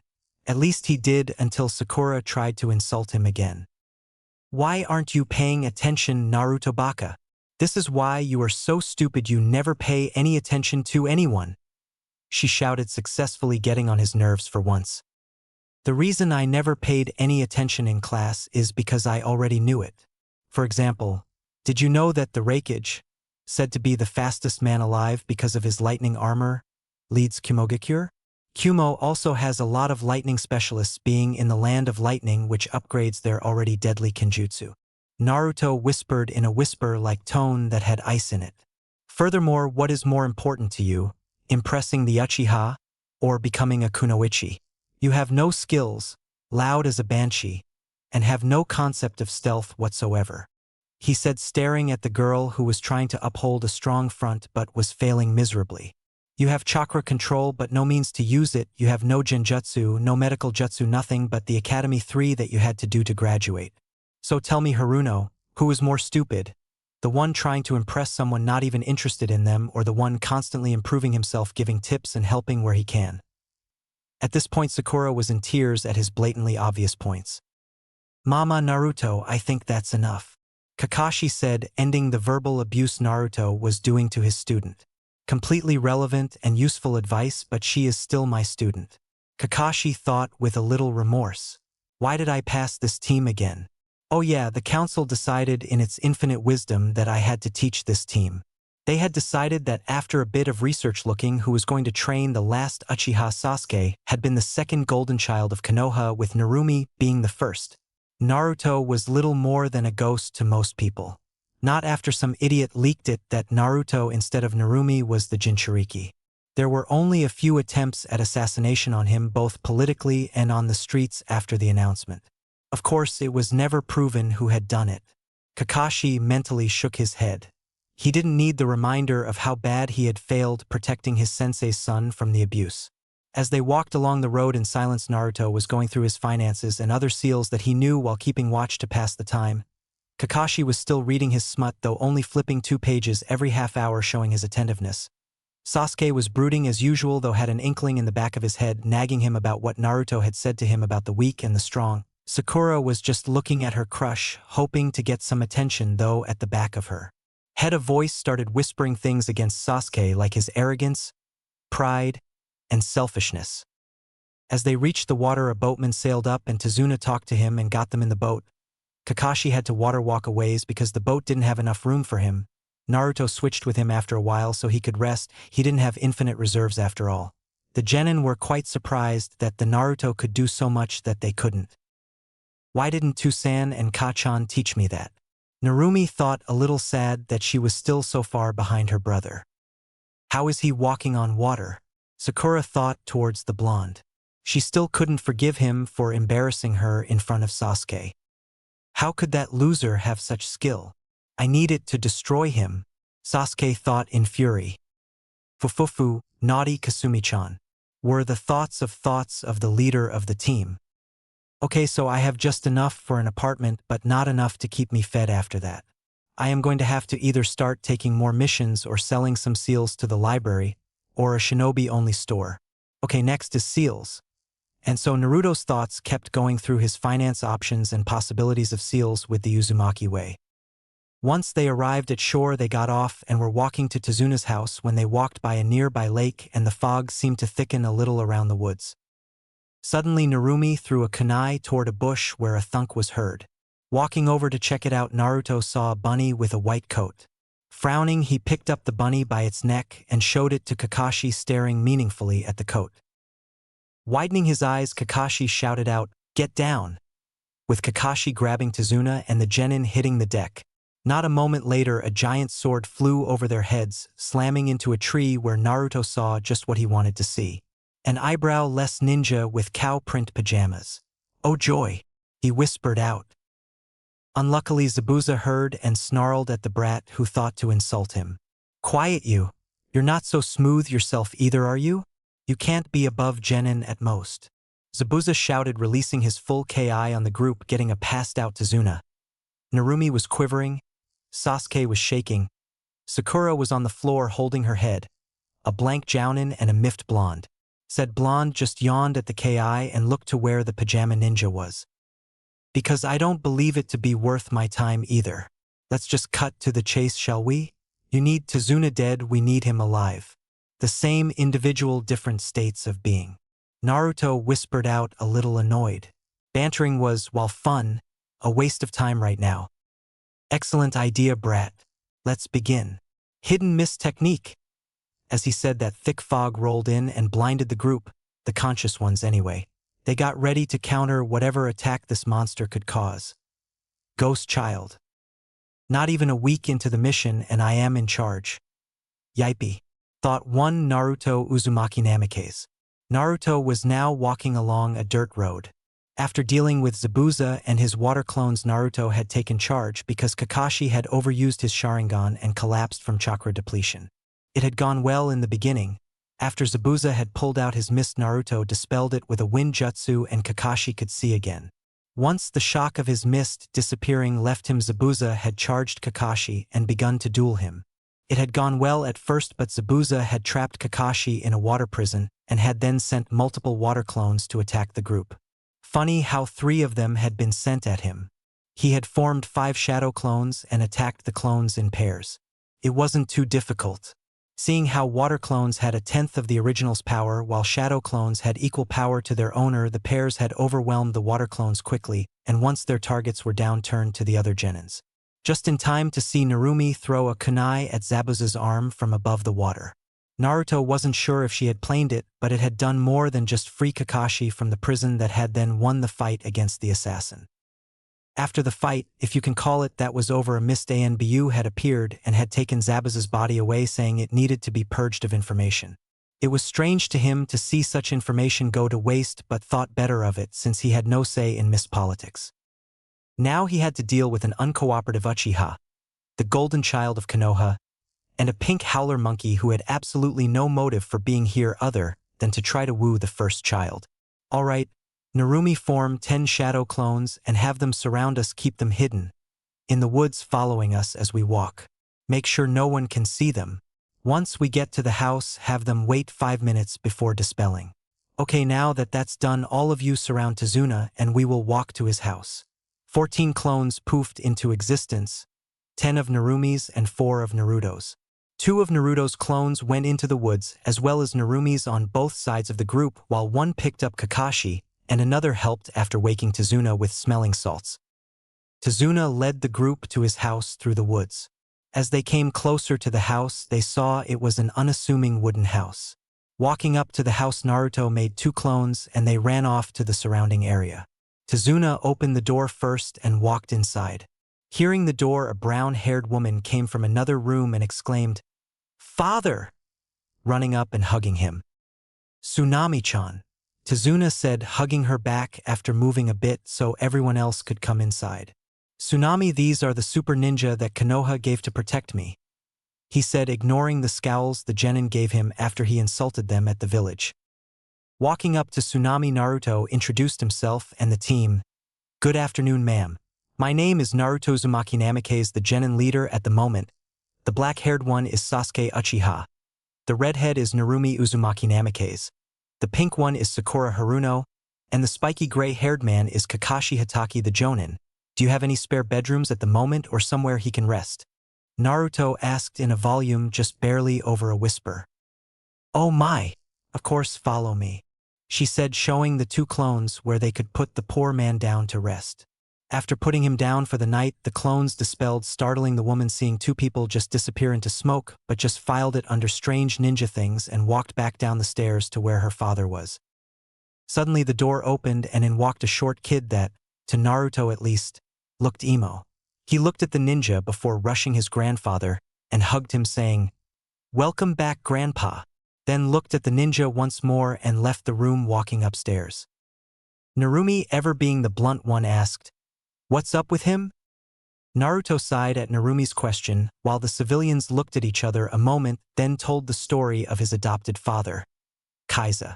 Naruto found the man to be very courageous as a civilian, while Narumi felt for the poor boy who lost his father figure. Sakura was taken aback at the story and was silent while Sasuke just brooded. All the while the little voice in his head about Naruto's words were coming back, before being ruthlessly squashed, not to be heard for some time. After the story, Naruto went upstairs to check on Kakashi. Walking in the room and looking at Kakashi, Naruto noticed that his breathing was steady and was out like a light. Making a clone to watch, he started to breathe deeply. Naruto and walked over to the man and kneeled down in front of the bed, sitting on his feet. It was a low bed, so his shoulders were less than 2 feet above Kakashi's chest.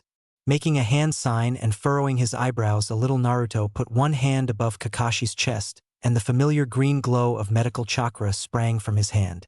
Doing a diagnostic on someone was still a little unfamiliar to Naruto, hence the clone behind him watching his back in case anyone tried anything as he focused on the man in front of him. Closing his eyes, he focused harder and started his task of identifying everything that was wrong with the Jounin. 2 cracked ribs, minor bruising on chest cavity, very low chakra levels, and unknown warp in chakra pathway around Sharingan eye. Opening his eyes, Naruto opened the Jounin's flak jacket and poured healing chakra into the bruises and cracked ribs, watching as they started to slowly get smaller in size and lighter in color. Stopping the chakra, he leaned back and panted for breath. Looks like I will have to keep practicing on medic chakra if it takes that much out of me. How much time has passed? He asked, looking at his clone. 4 hours. His clone said, neutrally, looking at his original. Widening his eyes a fraction, Naruto looked at his hands. 4 hours?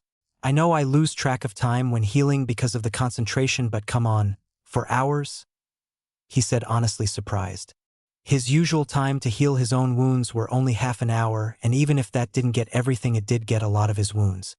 He would usually stay in his room and work on the worst wounds like fractures and cracked ribs. Those wounds, however, took a long time to fix, and he ended being in his room for hours until dinner was called. Shaking his head, he made for the door, dispelling the clone on the way. Walking downstairs, he noticed an aroma of food going through the house and walked a little shakily to where he could smell the food coming from. Moving into the room, he saw Tsunami smile at him. Dinner will be ready in a moment, Naruto-san. Please call everyone else to the table, she said. Dinner had been a quiet affair with no one talking. Even Sakura didn't talk. Not after her walk with Tsunami through the town and seeing the depression everyone in the city was in. Walking outside for a moment, Naruto breathed deeply and leaned against a tree, waiting for his clones to come back. Not a minute later, 2 of his clones turned up and looked at the original. Not much went on. No news on where they are. Gato's mansion has been found.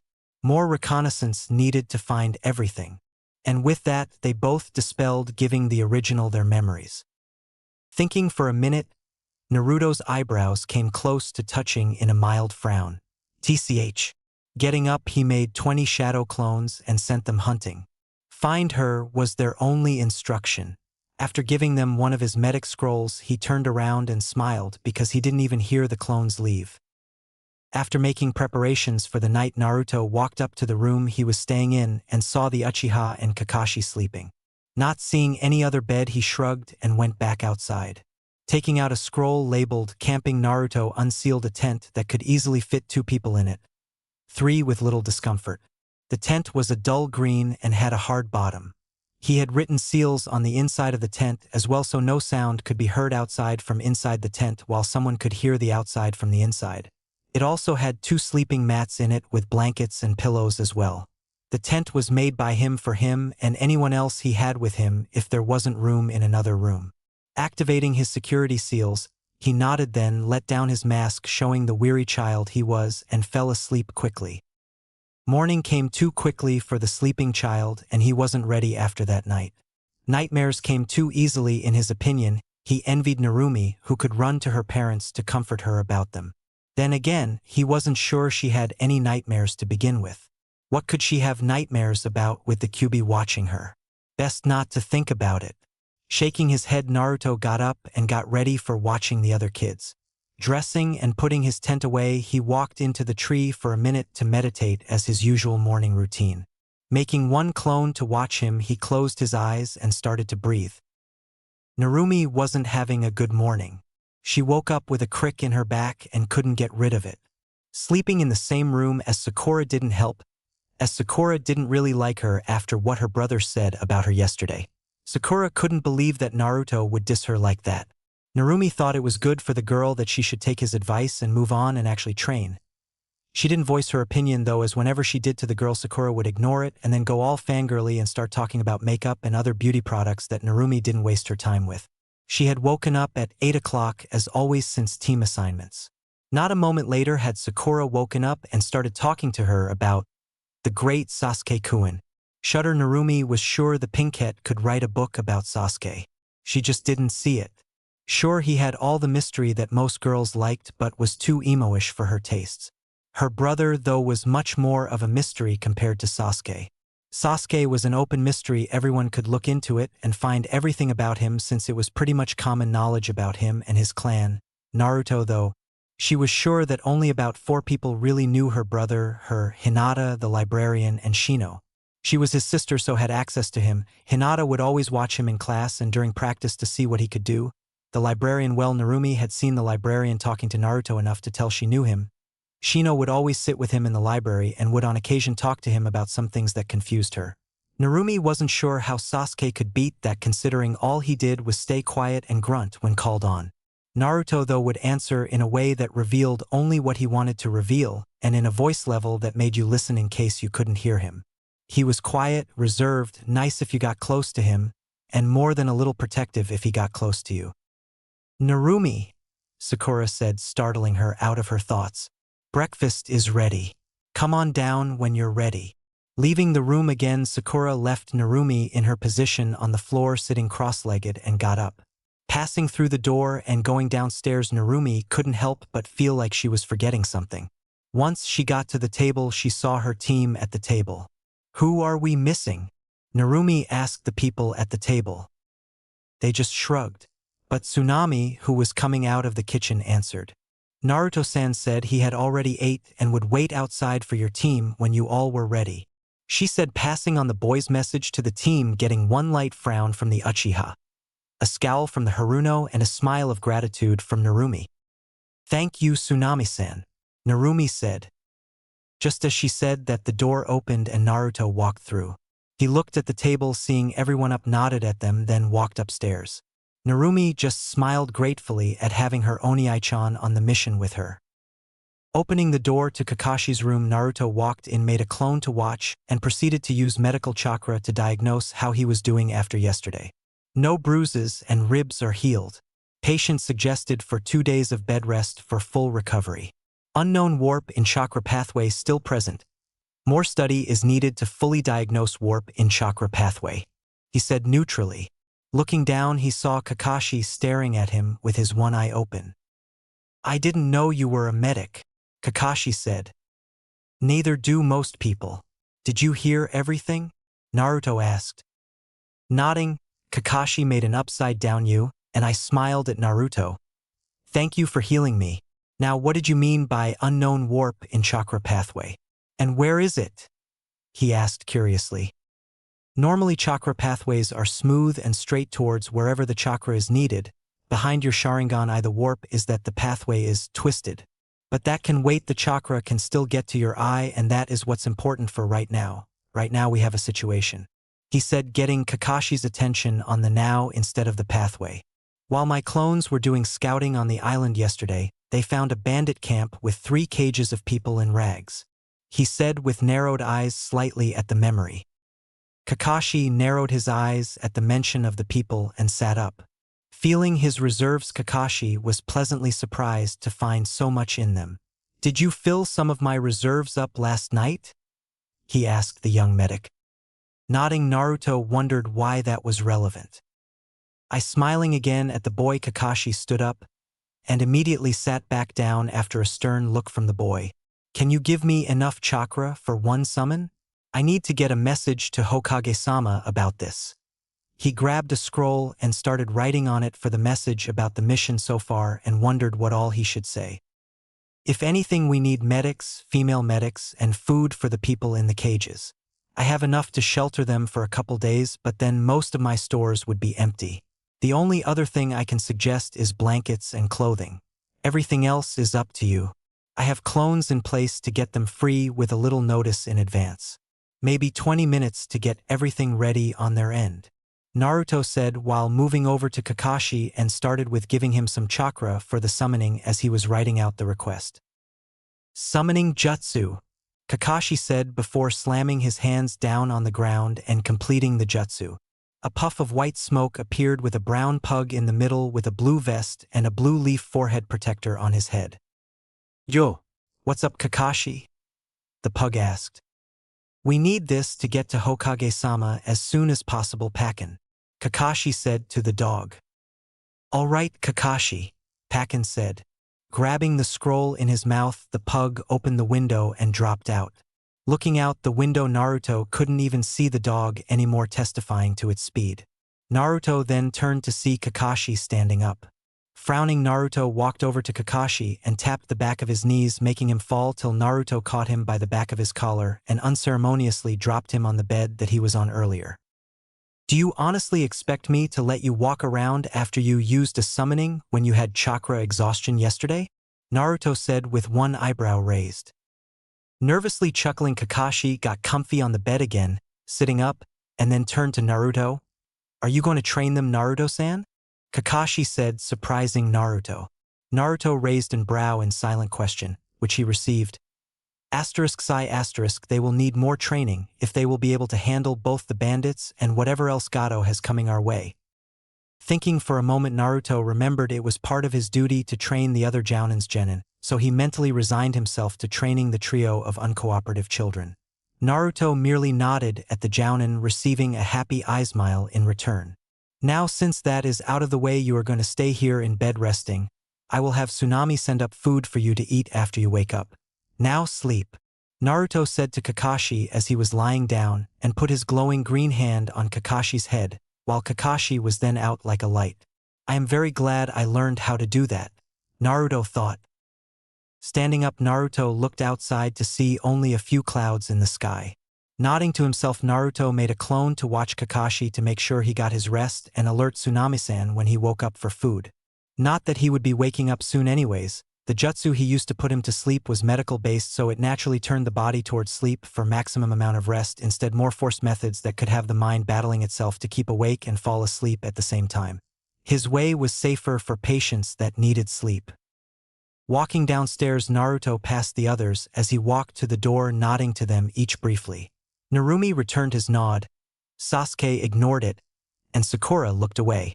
Kakashi-san has left me in charge of your training for the next 2 days until he recovers. What have you all learned? We have done teamwork drills and strategy sessions to better work together. Not much for individual growth, Narumi said, ignoring the glares from her teammates. Closing his eyes, Naruto thought about how he would train them all for a moment. But apparently the others didn't like that he was training them. Why are you training us, Baka? If any one of us should train us, it should be Sasuke-kun, the pink one said with devotion.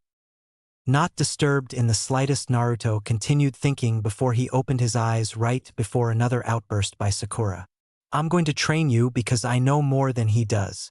Honestly, I probably know more training techniques than probably Hataki-san does at the moment. It just depends on what you all want to do. But heavy training would take more time, so we are going for more general training right now. So, that considered, have you all learned the tree walking technique? He asked, getting a shake of Narumi's head indicating a no. Alright, follow me. Tsunami-san, I am going to take them training. We will be back for dinner, don't worry about lunch. I will deal with that. Your house is protected right now, so don't worry about anything, he said to everyone. And with that, he walked out. Narumi got up, gave her dishes to Tsunami, and followed her Oniai-chan, while Sakura only followed after Sasuke did begrudgingly. Walking out to the forest, Naruto stopped at a few trees that were just a little ways in the wood. Looking back at his charges, Naruto spoke. The tree walking technique is used by all ninjas and is a method to control the violent storm that is our chakra. If we had no control over our chakra, it would be impossible to use the more advanced chakra techniques such as the Hokage's Rasengan or something like the water dragon you saw back when Hataki-san was fighting Momochi-san. Having said that, to use the tree walking technique, you need to focus chakra to your feet in an even layer in order to stick to the surface you want to be on, or in this case a tree. Any questions? He asked, looking at the 3 genin. Getting 3 shakes, Naruto sent them to their own trees to start working on it. I would suggest starting slowly, 1 foot at a time until you are sure that foot will stick to the tree. And keep kunai to track how far you get each try. While they were doing this, Naruto was currently meditating in a cross-legged position on the grassy floor. He was just sitting there peacefully. A little too peacefully for Sasuke not to want to hit him in the face. So he took out a kunai and threw it at Naruto. With no outward facial motion, Naruto caught the kunai and stabbed it in the ground next to him and continues meditating. Scowling at his casual ignorance of his threat, Sasuke charged Naruto. This idiot had stung his pride. He would prove he was the best and elite. Narumi was just staring at Sasuke in apathy as her teammate charged her Oniai-chan. It was only a matter of time before Sasuke's temper flared at her brother. She knew how it was going to end, so she just kept going on the exercise. Sakura, on the other hand, was ecstatic that her crush was finally going to show his dominance over the blonde idiot. Sasuke was 5 feet from the prone blonde when he started his wind-up, throwing his fist forward to plant it in the blonde's face. Not a foot from the blonde's face, however. A clone caught his punch and stopped it cold. Sasuke was shocked. When did he make the clone? When did it get here? How did he not see the clone? All these questions and more were raging through the youth's head as he stared at the apathetic eyes of the clone, who merely pushed him back. You still haven't finished the exercise, Uchiha-san. Boss will give you a fair spar after you finished. Now go get to your exercise. The clone stated after Sasuke was done staring at him like a ghost. Sakura was no better, however, and was staring slack-jawed at her crush's casual brush-off. In all that time, Narumi was still slowly walking up the tree as her brother had suggested, and found it to be easier than what Sasuke was trying, since he was trying to run up the tree with inertia instead of how it is supposed to be a chakra-controlling exercise instead of an endurance exercise. 3 hours passed and Sakura was on the ground, sweat pouring out of her pores and heaving great breaths in her need of oxygen. Sasuke was on ground, panting slightly less heavily than Sakura, but still panting. Narumi was lying on her back as she tried the exercise again, walking up the tree and getting a good way up before it cracked slightly, and she wobbled for a moment before she steadied on her back foot and stepped forward once more. She made it to the top within 4 hours while the others couldn't. She couldn't help but gloat a little at them. Ha! Take that. 3 hours in and I'm farther than both of you. She grinned madly before she felt the smack of a paper fan. Looking behind her, she saw her brother with a paper fan in his hands outstretched. In her confusion, she lost control and fell to the floor. H. Right as she was going to meet the forest floor, she flipped and landed on her feet with a loud thump. After knowing who did it, she mock-glared at her brother for her decent and pointed at him. Oh, I was doing well that time. Why did you hit me? No bragging, he said blankly. Pouting, she went back to walking up the tree. Another 3 hours had passed and all 3 of them were on the ground panting.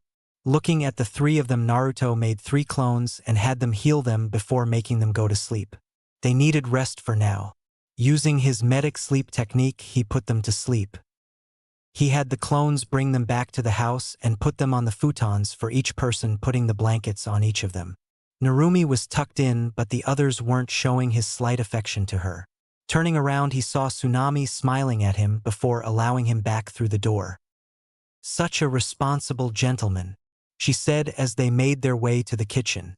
Naruto had sent a group of clones out to the bridge in order to guard Tazuna. Naruto was mostly just doing what he thought he should as the highest member of the team. Naruto was about to respond but felt a clone he had stationed around the bandit camp dispel, showing him their memories. The slight widening of his eye was the only sign showing his shock at the memories. His pace quickened as he walked out the door. I most likely won't be here for dinner. The others should wake up soon and will most likely be hungry as well. There are ingredients in the kitchen that should cover tonight well enough, he said just before closing the door behind him. Moving to the window to see where he was going, Tsunami was shocked to see she couldn't see him anywhere but put it up under the ninja abilities folder in her brain. Slightly worried, she got to work on the dinner for the other ninja in her house. Where is she? Naruto signed to one of his clones nearby his position. It had taken him an hour running and tree jumping to get here, so it was a ways away from the bridge builder's house. In the second cage, being helped by a few of the other women. It seems they were more than a little rough with her. The clone signed back, more than a little peeved at what these pigs would do to others. Closing his eyes in frustration, Naruto merely looked at the cages, wishing them to burn for what they represented to him. The caging of a life and its remaining sanity. It was not going to be easy to talk to the women if they were scared of him.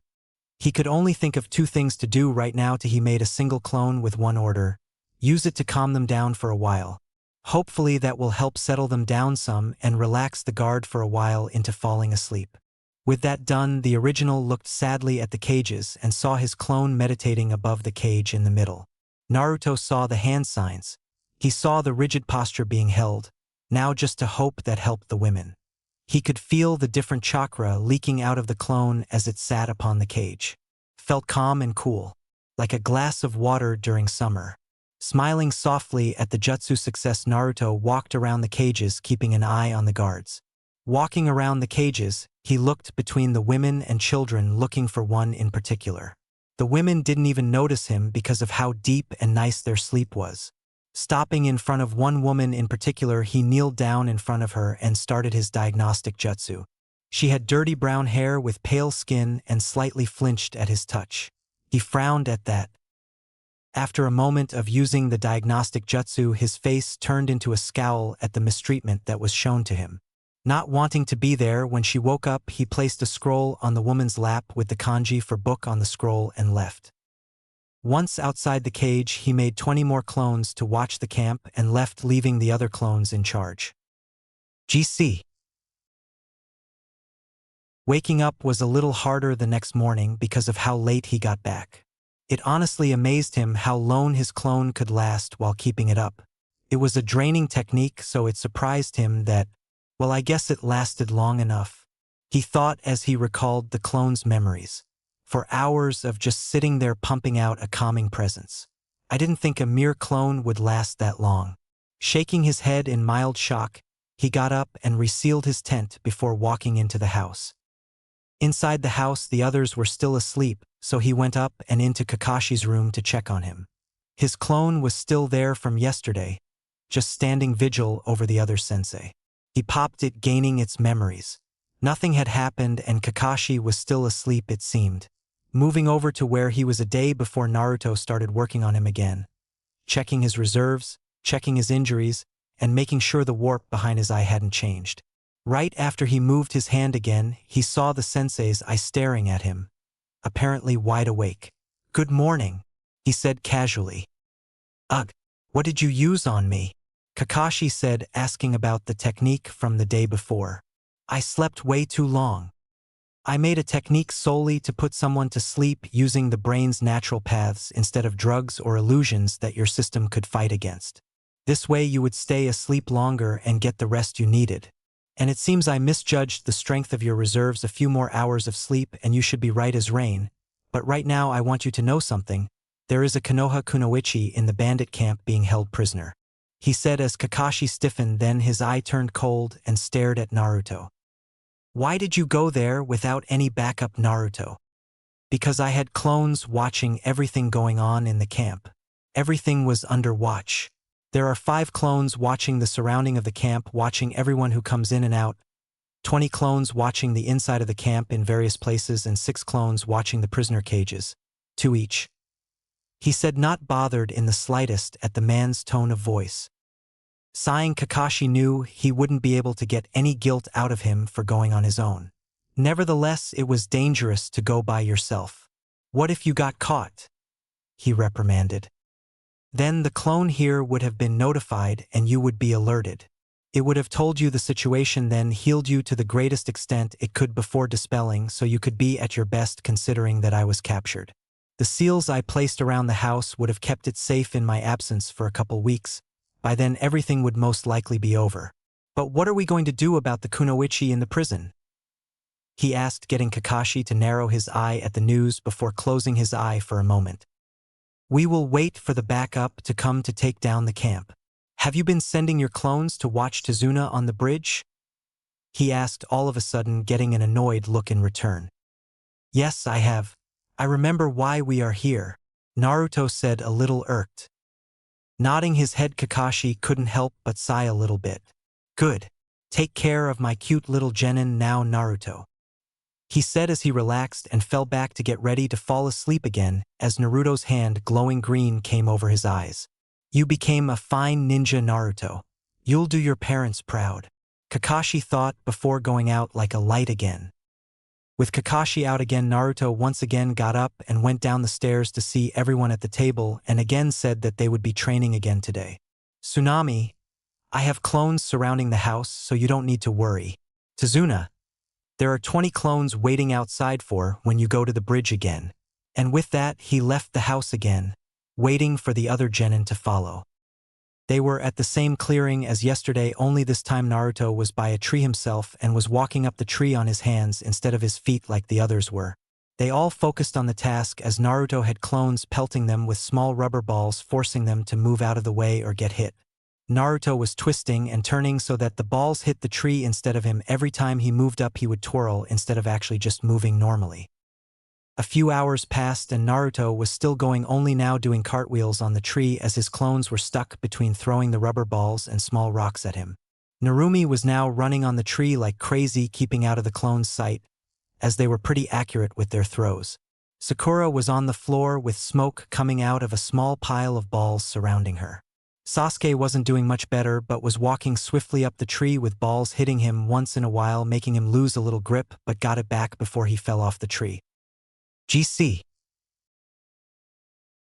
As Kakashi was waking up, he didn't see Naruto in the room until he saw a poof of smoke in the corner of the room and assumed a clone had been stationed there to let the original know when he was awake. He felt great.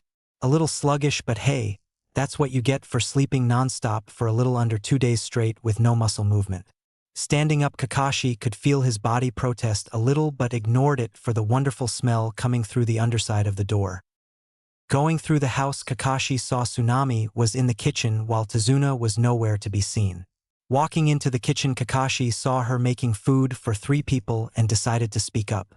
That smells wonderful, Tsunami-san," he said, smiling at the woman. Kaya, so startled by his sudden presence, Tsunami immediately took out a cooking pan and whipped around, accidentally smacking Kakashi, sending him back into La La Land. Blinking rapidly, Tsunami saw whom exactly she hit and immediately got embarrassed. She picked him up and returned him to his bed. Hopefully he would forget. When Naruto came back to the house, he expected Kakashi up. His clone had seen Kakashi wake up, so Naruto knew he was perfectly fine, so where was he? "Tsunami-san, where is Hataki-san? I need to speak to him," he said, silently amused by her reactions to his questions. Well, he needed a bit more rest, so I sent him back up to his room. She finished off a little lamely with nervous laughter. Naruto merely looked at her for a moment before nodding and walked upstairs to Kakashi's room. Opening the door, he saw Kakashi on his bed. Only instead of sleeping, he had swirls in his eyes and a giant red bump on his head. Sighing a bit, he walked over, made a clone, and started healing the bump. After a half hour of healing, Naruto sat back and looked at the sensei that again had his eye open. A little foggy, but it was open nonetheless. "What happened?" he asked groggily. "Tsunami-sen said you needed a bit more rest, so she put you back in your room," Naruto said. "Oh yeah," he replied, not about to say she knocked him out with a frying pan. "Well, let's go downstairs." As they walked downstairs, they both heard an ear-splitting shriek. That sounds vaguely familiar, Naruto thought as he raced downstairs with Kakashi in the lead to wherever the scream came from. As they rushed outside, they saw an amusing sight. A sight that had Kakashi slump a little at who was there. Sasuke was in shock on the ground, just staring at 2 people wearing bright green leotards. Each one had a person on their backs with 2 other people on the side panting heavily. The first one, obviously older, had a bowl-shaped haircut with humongous eyebrows, with a flak jacket and a Konoha headband around his waist, orange leg warmers, and shinobi sandals. The second, green, was practically a clone of the first except slightly smaller eyebrows and no flak jacket. The person on the older one was green-faced with swirly eyes, brown hair done up in buns on her head. The person on the younger one was slightly less green but still green, with blank pupils and long black hair going down his back. The person on the right of the taller green one was a panting female with straight brown hair and had a flak jacket on with her headband on her neck.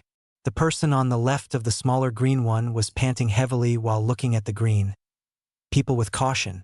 She had black hair and was a tad shorter than the woman on the larger green person's right. "We did not need to go that fast, Guy-san. I'm sure Kakashi-san's team is well able to deal with whatever they need to at the moment," the larger woman said, a little irked at the green man. "Nonsense, Yukako-san. While it is true that my eternal rival could hold his own for now, I'm positive his youthful team would need some assistance with the many unyouthful people here," he proclaimed loudly. "I take it you are our reinforcements, Mato-san?" Naruto said to the people standing there. "Indeed, we are youthful, Naruto-kun. Hokage-sama has told me to give you this after we reached here safely," he said, holding out a scroll for Naruto to take as he still held the bun-haired girl on his back. "Okay, I will look it over later," Why don't you come inside so I can check on the people on yours and your students' back? He said, gesturing them inside. As they walked in, Kakashi had already walked inside and informed Tsunami and Tazuna about the new arrivals. The women had introduced themselves as Yukako Goto and Kinuyo Takei. They were both Tokubetsu Jounin level Mednin, while the Genin had a year's worth of experience under their belt. Guy Mato was the Jounin in charge, while his Genin were Niji Hyuga, the black-haired male that was on the smaller green person's back, Lee Rock, the smaller green person, and Higurashi Tenten, a weapons mistress that was on Guy's back. Setting them down on the couch, the medics included Naruto started with Tenten and performed the diagnostic jutsu on her to assess how she was after being carried. Slight dizziness, pulled shoulder muscles, most likely from hanging on to Guy, chakra levels steady. He whispered out, shocking the medics, seeing as they had never seen Naruto at the hospital for medic training before. "Excuse me, Uzumaki-san, can you explain how you came to know the diagnostic jutsu?" The taller medic, Yukaku, said with curiosity in her voice. "I learned from myself after watching some medics' work and theory-based analysis of chakra coding someone's muscles from scrolls," he said, moving on to Niji after putting his hands on Tenten's shoulder for a brief couple of minutes. "Though I have a hard time focusing on other things while I use medical chakra, if you could give me a few more control exercises, then I can counter the concentration problems," he said just before activating the diagnostic jutsu again on Niji. Pulled shoulder muscles on both sides, slightly higher than Tenten-san's, most likely from holding onto a smaller body, chakra levels steady. He again whispered out. For a moment, he scanned over the Hyuga's head before narrowing his eyes a fraction at what he found and turned off the diagnostic jutsu. "You should be fine after tonight, no strenuous exercising for 12 hours at least," he said before looking over to the medics on the couch. "Do you need any help?" he asked and moved away from the couch, seeing their heads shake. "Guy-san, Yukaka-san, we need to plan when and how we will deal with the bandits and slaves once they are free. Please follow me. I will show you where we can plan," he said after making a Kagebunshin to find Kakashi and show him to the room where they would be planning in. It would be a long night planning against the bandits and what to do about the slaves that were freed. Ghost Child. It was the morning after the second group came and everybody was in the kitchen, except for Naruto. "Where's Oni-chan?" Narumi asked the Jounins. "Naruto-san is out youthfully doing recon on the most unyouthful bandit camp since he already knows where it is," Guy spoke out in his usual loud speech, getting the Genin's ire at his volume this early in the morning. Looking over to the other team, Narumi saw Lee and Niji looking wide awake while Tenten still looked tired from running and then holding on to Guy the whole way here. "We are off for training today as we need everyone at the top of their game for today and tomorrow," Kakashi said. "All we are doing today is guarding the bridge and Tazuna-san's family," he said, smiling at his Genins. Nodding, Narumi tore at her breakfast. Impressed, Tenten looked on as Narumi ate her way through her portion quickly while not spilling a drop or crumb of her portion. She was like a vacuum. A very polite vacuum. Tenten shook her head and decided it wasn't worth it and got started eating her own breakfast, knowing that everyone would be dealing with a lot of trouble within the next few days, so she would need her strength to pull her own weight. After breakfast was had, the group had decided upon a good schedule to guard Tazuna, his family, and the bridge. Sasuke and Niji would guard the bridge first, then relax at home, then guard the family following them wherever they wanted to go. While Lee and Sakura guarded the family first, then guarded the bridge, and then rested last. While Tenten and Narumi finished the rotation of rest, guarding the family, then the last group to guard the bridge. Few things happened through the day as the two prodigies studied each other and decided they were worthy enough to allow them in their presence. While Sakura had to dodge floating heart shot from Lee's eyes when he blinked, and Narumi and Tenten bonded over them being the normal one on the team. Well, as normal as a girl with a sharp pointy thing fetish and a girl with a small brother complex can be. The third team had waterfall tears falling down their faces as they finally found someone to talk to who understands their pain of the weird teammates. Tenten had Niji Fate Hyuga, who ranted on and on about fate and that it controls what your limits are, while the other was a training nut rock youth Lee with horrible fashion sense. Now Tenten was far from being a girly girl and was more tomboyish, but still she did not understand how her sensei got Lee into that thing. Even more, wearing it all the time. And her sensei, Gosh, Guy was worse. He had them run around Konoha multiple times for crying out loud. For a warm-up, at 5 o'clock in the morning. And Guy did it gladly while crying youth all the time. It was ridiculous. She was almost at the breaking point where she would use every pointy thing in her inventory to stab them. While Narumi had the last Uchiha whose ego almost had sentience on its own apart from Sasuke himself. Then there was his attitude in and out of training. It was repulsive almost. I mean, come on, you don't go up to someone and demand someone to do something, unless you were the Hokage or a much higher ranked person than the other, and that's different monster all on its own. And even then you don't do it to your enemies. I mean, come on, for crying out loud.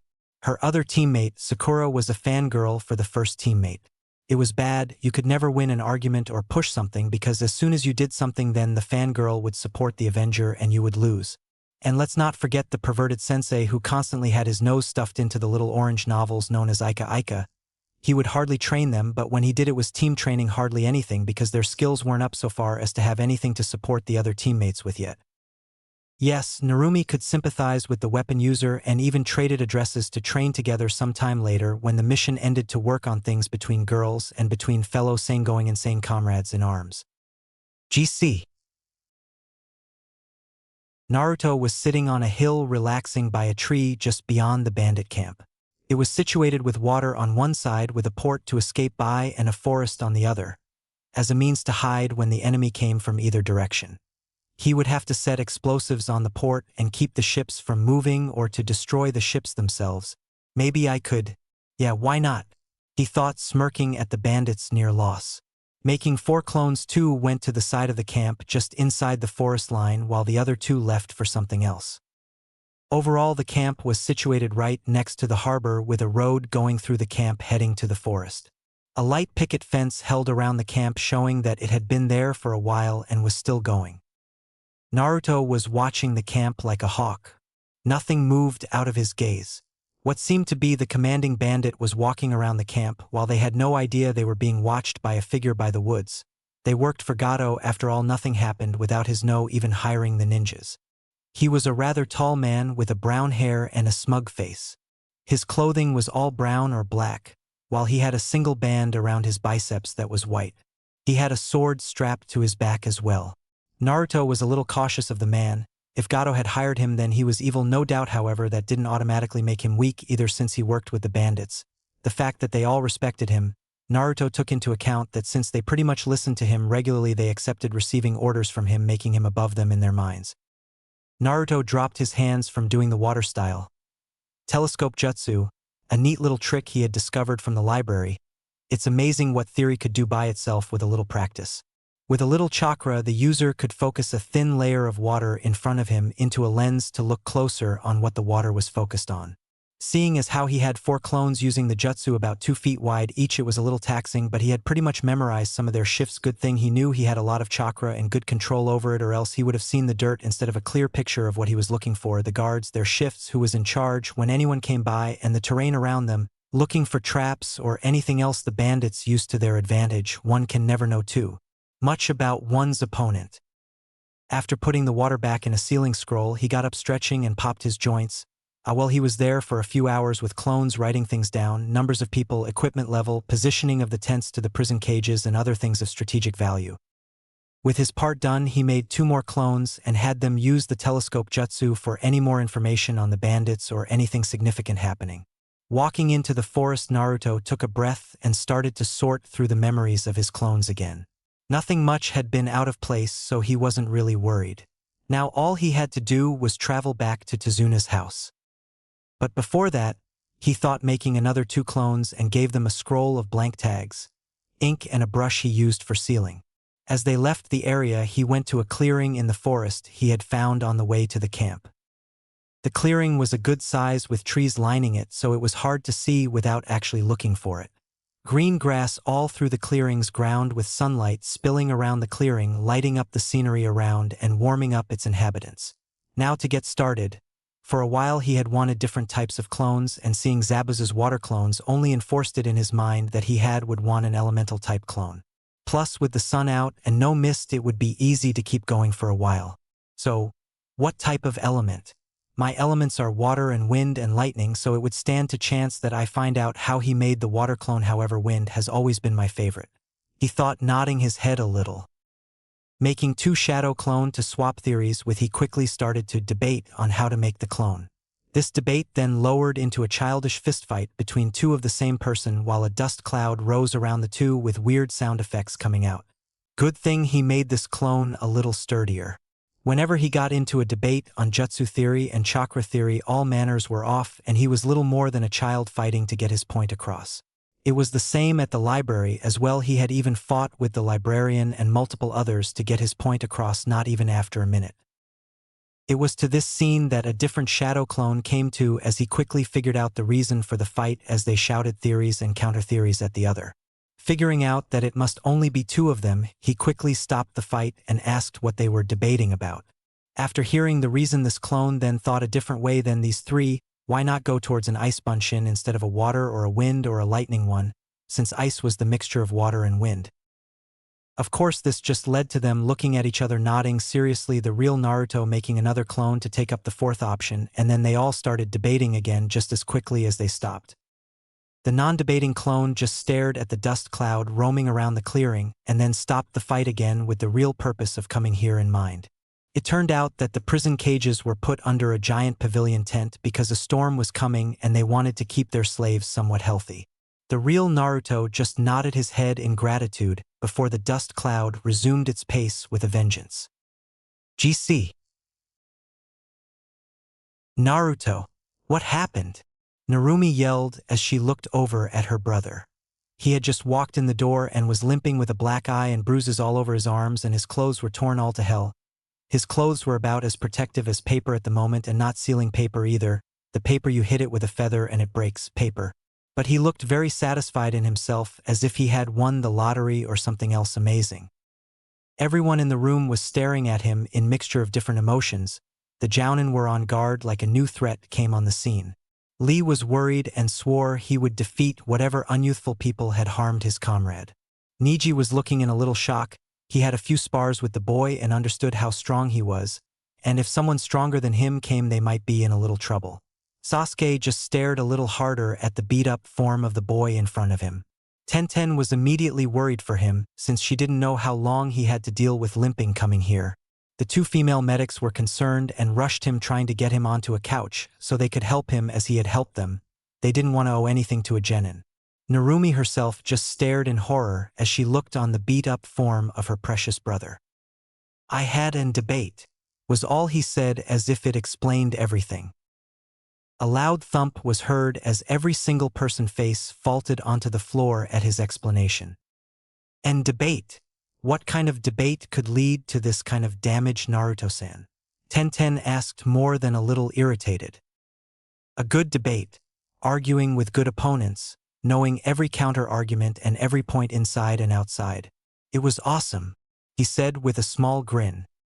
At this point, Narumi had a giant tick mark on her head, and her flaming red hair had divided into 9 different parts with genjutsu flames in the background and in her eyes. Her mother had taught this in case she needed to put her foot down on someone who wasn't getting the point of something. Much to both Kushina's and Narumi's joy, it was just like Guy's sunset genjutsu. It was unbreakable Naruto, she yelled, bringing her fist down on his head. After his face was imprinted in the couch, she got him to sit up and hugged him, saying how worried she was for her brother. Of course, Sakura attempted to follow her with yelling and trying to brain him for the many bruises on her limbs from the balls she had thrown at her from the tree walking exercise. "Baka!" Sakura yelled while bringing her fist down and attempting to jelly his brain. Of course, it was not to be, as she was met with a single finger holding her fist back coming from the injured blonde himself as his sister was still hugging his head. The fact that her entire fist lost against one of his fingers just cemented the foothold that had been growing in her mind, that Naruto Uzumaki Namikaze was stronger than her and quite possible smarter. Maybe not in academic studies, her pride wouldn't let that go. But in the areas that mattered, understanding the knowledge that you knew, common sense, strategy, everything that she prized herself on, he was better. He didn't even have to look to block her strike. With a huff and barely restrained tears at the emotions warring inside her, she marched up the stairs and into her room. She needed to think.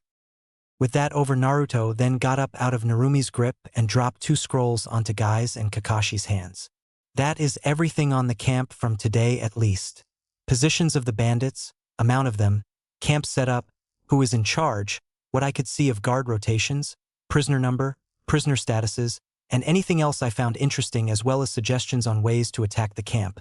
As I did not have knowledge of everyone's abilities, I tried my best based on what I could find on Gai-san's team when I brushed over them with the diagnostic jutsu. He said, and then walked up the stairs to a bed that he didn't have to set up this time.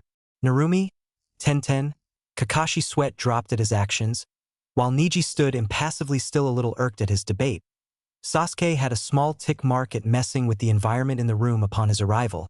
Guy and Lee were ranting about Naruto-san's youthfulness in gathering so much information. GC. Narumi was currently in the girls' room with Sakura and Tenten on their own beds. While the medics had another room, she was on the floor with her legs crossed, her hands on her knees, and her head slightly bowed. If someone were to try to wake her, she would not respond. This was how she faced the biju in her stomach. She was currently arguing with him. "Why can't you tell me?" she asked as politely as she could. She was standing in an open meadow with grass growing everywhere and trees off in the distance. In front of her was a giant cage made of what looked like white wood. Inside the cage was the massive figure of the 9-tailed fox, Kyuubi. "Because it's not my place to tell you. How would you like it if I told others your secrets because someone asked? There are other things that I can tell you, but that is not one of them. If you want the answer, then figure it out on your own. Be grateful I tell you anything, brat." The biju replied, growling a little at her persistence. "Fine. Then would you please tell me why you told me that in the first place if you weren't going to tell me the reason behind it? I mean, why would you tell me he smelled differently than me to begin with? How long have you known he smelled differently than Tusan?" she asked, still trying to figure out everything. "Heh. He smelled differently for who knows how long. I don't know how long or why. That is up to you to understand it and find the reason for the difference. Now leave. I grow weary of this conversation," the beast said, mentally shoving her from her mindscape. Snapping her eyes open, she looked outside to find out it was still early night. "So I hadn't been in there long, huh? Looks like it's close to midnight. I need to get to sleep. There will be hell tomorrow, I can feel it," she thought as she lied down on her futon and began to sleep, not knowing how true that is. GC. Tenten woke up to the smell of breakfast wafting through the air. Smiling at the pleasant smell, she got up and did her morning routine before leaving the room, not even looking in the other kunoichi's directions. Walking down the stairs, Tenten noticed Naruto, Kakashi, and her sensei, Guy, were sitting around a small table looking at a map. Taking a glance at it, she noticed many X's and O's on the map with many other symbols inside a larger circle and a few X's with arrows around the circle. Walking over to the group from the stairs, she asked, "What's this?" "This is a map of the bandit camp that Naruto youthfully procured for us. The X's are main bandit points of convergence that Naruto noticed yesterday, and the O's are tents. The larger the O, the larger the tent. The arrows next to the X's are movement patterns that Naruto-kun youthfully noticed," he said in his normal exuberance.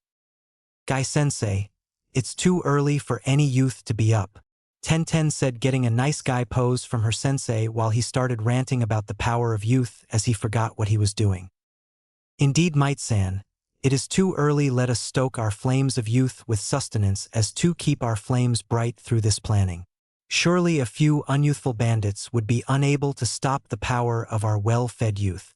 A small voice spoke up from the end of the table. Tenten felt a little scared for the boy as she waited for the reaction of her sensei. She wasn't disappointed. "YOSH, let us feed our youthful bodies so our flames may burn brighter than ever before. Naruto." Of course, as soon as he said the boy's name, Tenten was horrified that another person might be able to do it with her sensei, but was rather shocked at what came next. "No," the small voice said as the blonde left the table, leaving a weeping Guy and a Kakashi whose shoulders were shaking ever so slightly. Tenten was understandably awed at him as she watched him just deny her sensei the most horrifying genjutsu ever. The youthful sunset genjutsu, unbreakable and unbeatable. scarring everyone and everything in the vicinity. It was rumored to be a TNI technique that could overthrow Ibiki in his position of top interrogator if it was ever used on any prisoners.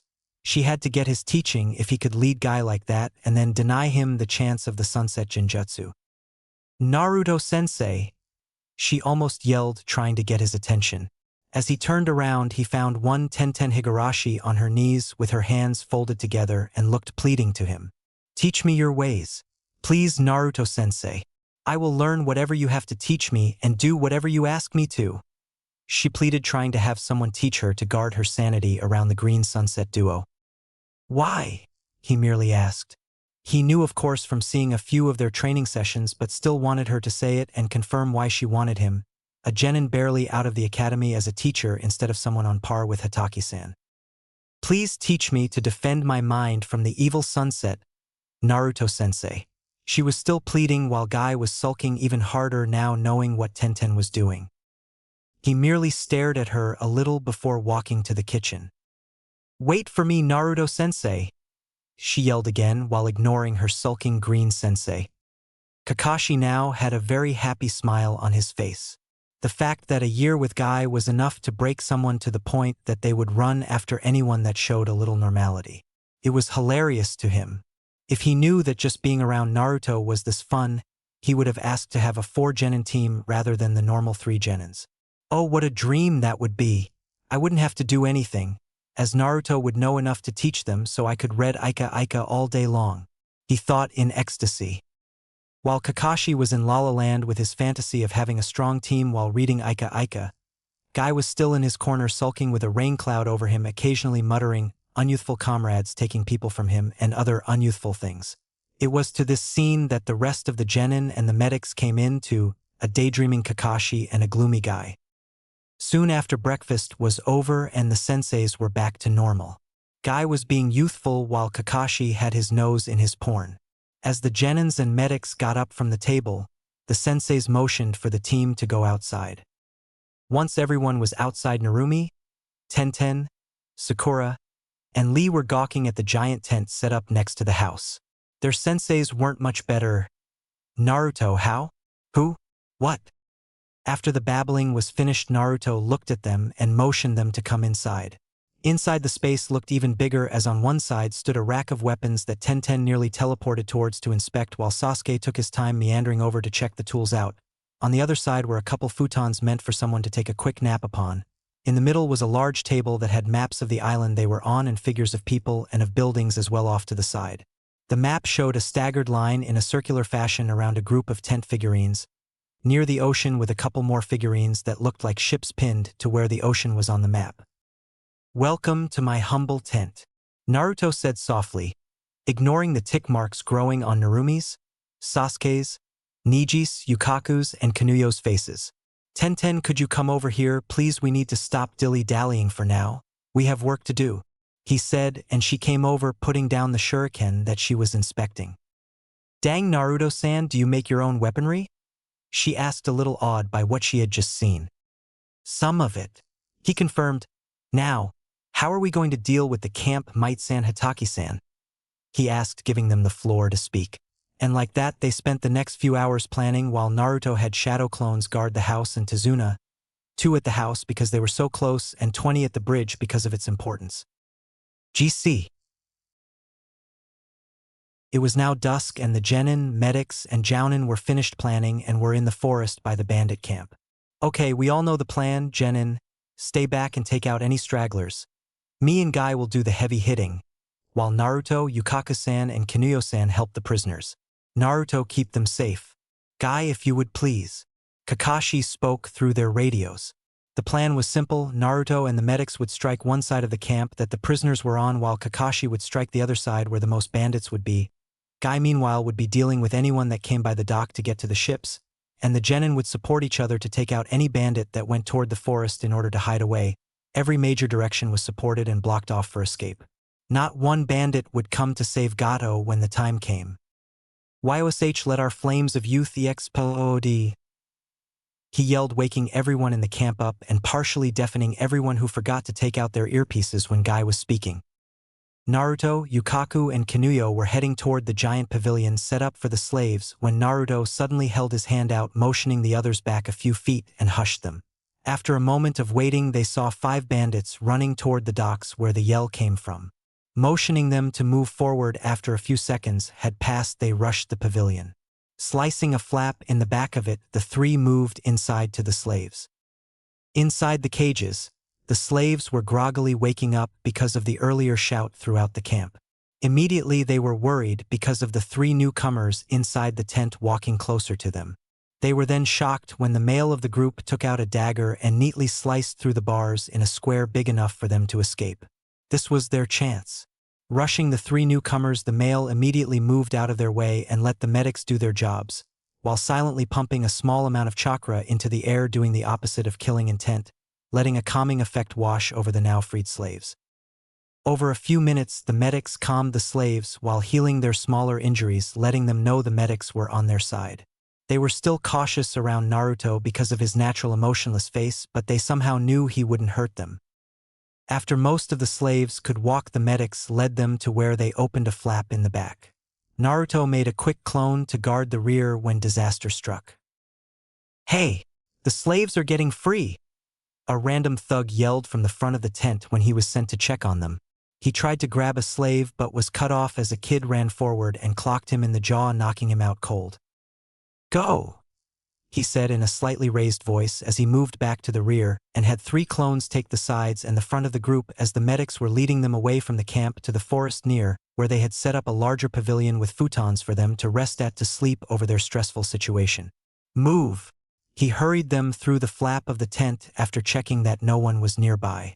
After most everyone was through, Naruto looked back in the cages for anyone that they missed and saw a small child no older than 6 still in the farthest cage, huddled up trying to keep everything away. Moving towards the child, he noticed it was a long-haired girl with rags for clothes. Pumping a larger amount of calming chakra around him, he shook her shoulder. "Hey, time to wake up. We need to leave," he said in a far kinder tone than he had used in a long time. Groaning a little, the girl turned around and cringed slightly at the male face before calming down at the peaceful feeling around her. It didn't take long before her shell of fear cracked and she lunged at the stranger and bawled her eyes out in sorrow at what had happened to her and the other nice ladies while they were prisoner. Naruto picked the little girl up, noticing how light she was, and held her, sharing warmth and calming feelings spreading through his chakra in the air. He silently made a shadow clone and switched with it so the clone could carry the child to the pavilion to be with the others. She was still bawling her eyes out. Moving toward the flap in the tent, he and the clone carrying the child went outside and saw the group still there waiting for their guard. 5 bandits were unconscious on the ground around the group. Nodding to his clones, Naruto, his clones, the medics, and the child still griping the blonde's clone's jacket as if it was a lifeline, and the slaves all moved forward away from the camp. It wasn't long, however, before more bandits found them and tried to take back the slaves. Keyword: tried. Naruto had no mercy for the slavers and beat them down mercilessly so they couldn't amass as a group and attack the rescue party. "They will not capture these people again," Naruto swore silently, intending it to be unheard. Too bad it was heard by a few of the children and the child still holding his clone's jacket. GC. As for the rest of the Konoha ninjas, Guy was keeping them away from the docks with his fast and furious taijutsu, showing his strength.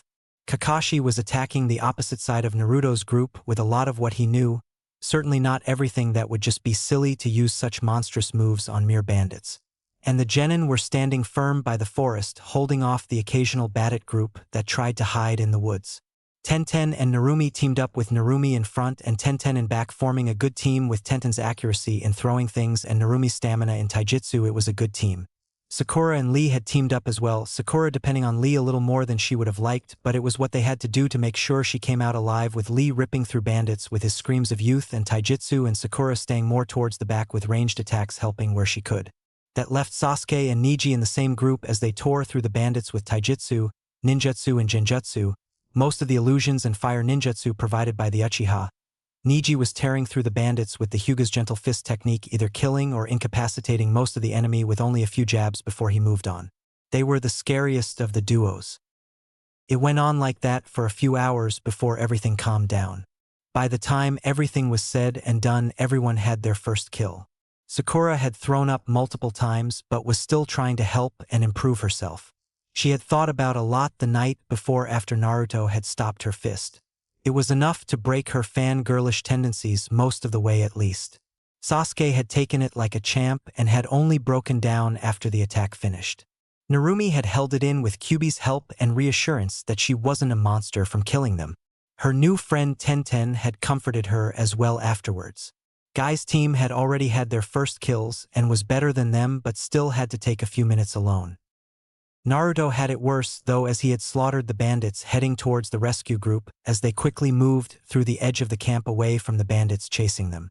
Naruto had left clones with them as guards and stayed behind to keep the bandits away from the group. He had no mercy for slavers. No person should be forced into service to another. It was wrong in his mind, so he took out their vengeance for them. Legs, arms, and other body parts were littered behind the party as they moved farther away. He was throwing up and dry heaving after that for he didn't know how long. It was all he could do to push the memories back for now until everything had washed over and then deal with it properly. Shakily he got up and started moving towards where his clones and the medics had set up the pavilion. The real Naruto had shown up at the pavilion only moments after they themselves had reached it and piled onto the futons as they were checked. The ex-slaves had warmed up to him considerably since the rescue had begun and had let him do checkups on some of them as well. Some of the children especially who had heard his promise in guarding them from the bad men. It was the children who looked up at him with awe that he found both amusing and regretful at what had happened earlier. I couldn't help it. I have to heal these people, then deal with it later. They need me strong right now. I can grieve for the loss of life later. Until then I just need a smile and to heal them for now. He thought as he kept healing those that came to him. It was both the children and some of the women who wanted to thank him for guarding them during their escape. He noticed that Tenga was with a different healer staying away from him. He was fine with it, though he had expected that, if not outright attacks from some of the women. In the middle of the tent were the children staying on their futons, sometimes cuddled up with some of the other children or adults. The older ones had stayed on the outer, more edge of the ring of futons. In the end, more than half the futons were empty because of people staying together on a single futon or had moved their futon next to someone else's to huddle up together in security. After everyone had been treated, Naruto went to the middle of the ring of futons, sat down on a pillow and started pumping out calming chakra again like he had done with the distraught child earlier. She had been one of the first ones helped and had been out like a light once she had hit the pillow. The day of emotional stress was too much. Waking up in captivity again and watching as the older women got dragged away for who knows how long and then brought back whimpering in an even more disheveled state and then saved during the night and then running away. It was too much for the small girl. Naruto soon found himself to be the occupant of the medics' attention as they finished treating their patients. They noticed the calming effect of the chakra in the air and had wondered where it had come from. Knowing it came from him of all people was odd. When they had reached Tezuna's house, at first glance they had mistaken Naruto for a cold-blooded killer. It was hard not to, with his face being the way it was. No emotion, no nothing that they could see or sense from him. It was odd seeing that the technique they wanted to learn, what he was doing right now, pumping calming chakra through the air. It was odd to them, yet they could easily see the results. The patients closer to him were starting to loosen up on their sheets or bedmates, and the tension on their faces loosened as well, showing a more relaxed state. It was surprising, however, when one child woke up groggily and started to look around for something. Yukaku started moving toward her but stopped when she stopped looking around when she saw Naruto sitting in the middle. Her bedmate had woken as well as some of the other children were looking around for something. It was worrisome for Yukaku. She knew they had to be exhausted from the trials of staying at the camp and then running away when they had come, and then finally be allowed rest. It was a miracle they slept at all instead of wailing in grief and sorrow at what they went through. Now seeing them awake was a shock to the woman, as she could only stare as the first child that she saw that had woken up started moving towards the center of the group, towards Naruto. He didn't move at all, still sitting there radiating calming chakra as he sat there with a soft smile on his. Hold on. When did he start smiling? They hadn't seen him smile once the entire time while they were in Wave, and now after just running from a bandit camp he was smiling. She shook her head, getting rid of the shock that was Naruto smiling. Naruto, however, was still sitting awake and had moved a couple futons around him just in case this had played out like he thought it would. Why wouldn't children who had trying days move closer to someone who radiated warmth and a calming presence? Though he was surprised when the girl he saved climbed on his lap and then fell asleep, he couldn't help but chuckle inwardly. Still smiling softly, he saw another few children scoot closer to him until it looked like a fort of lumpy blankets surrounded him. He couldn't help himself when he whispered out, "I will keep you all safe, and the bad men won't touch you anymore." Kinuyo walked up to Yukaku and smiled a little. "Who knew someone like him could be so good with kids?" she said softly as to not wake the ones they were next to. Yukaku nodded before she led Kinuyo to the opening to the tent and went outside, where they found Kakashi, his team, Guy and his team as well, standing there muddy, bloody, and with green faces with all that had went on that day.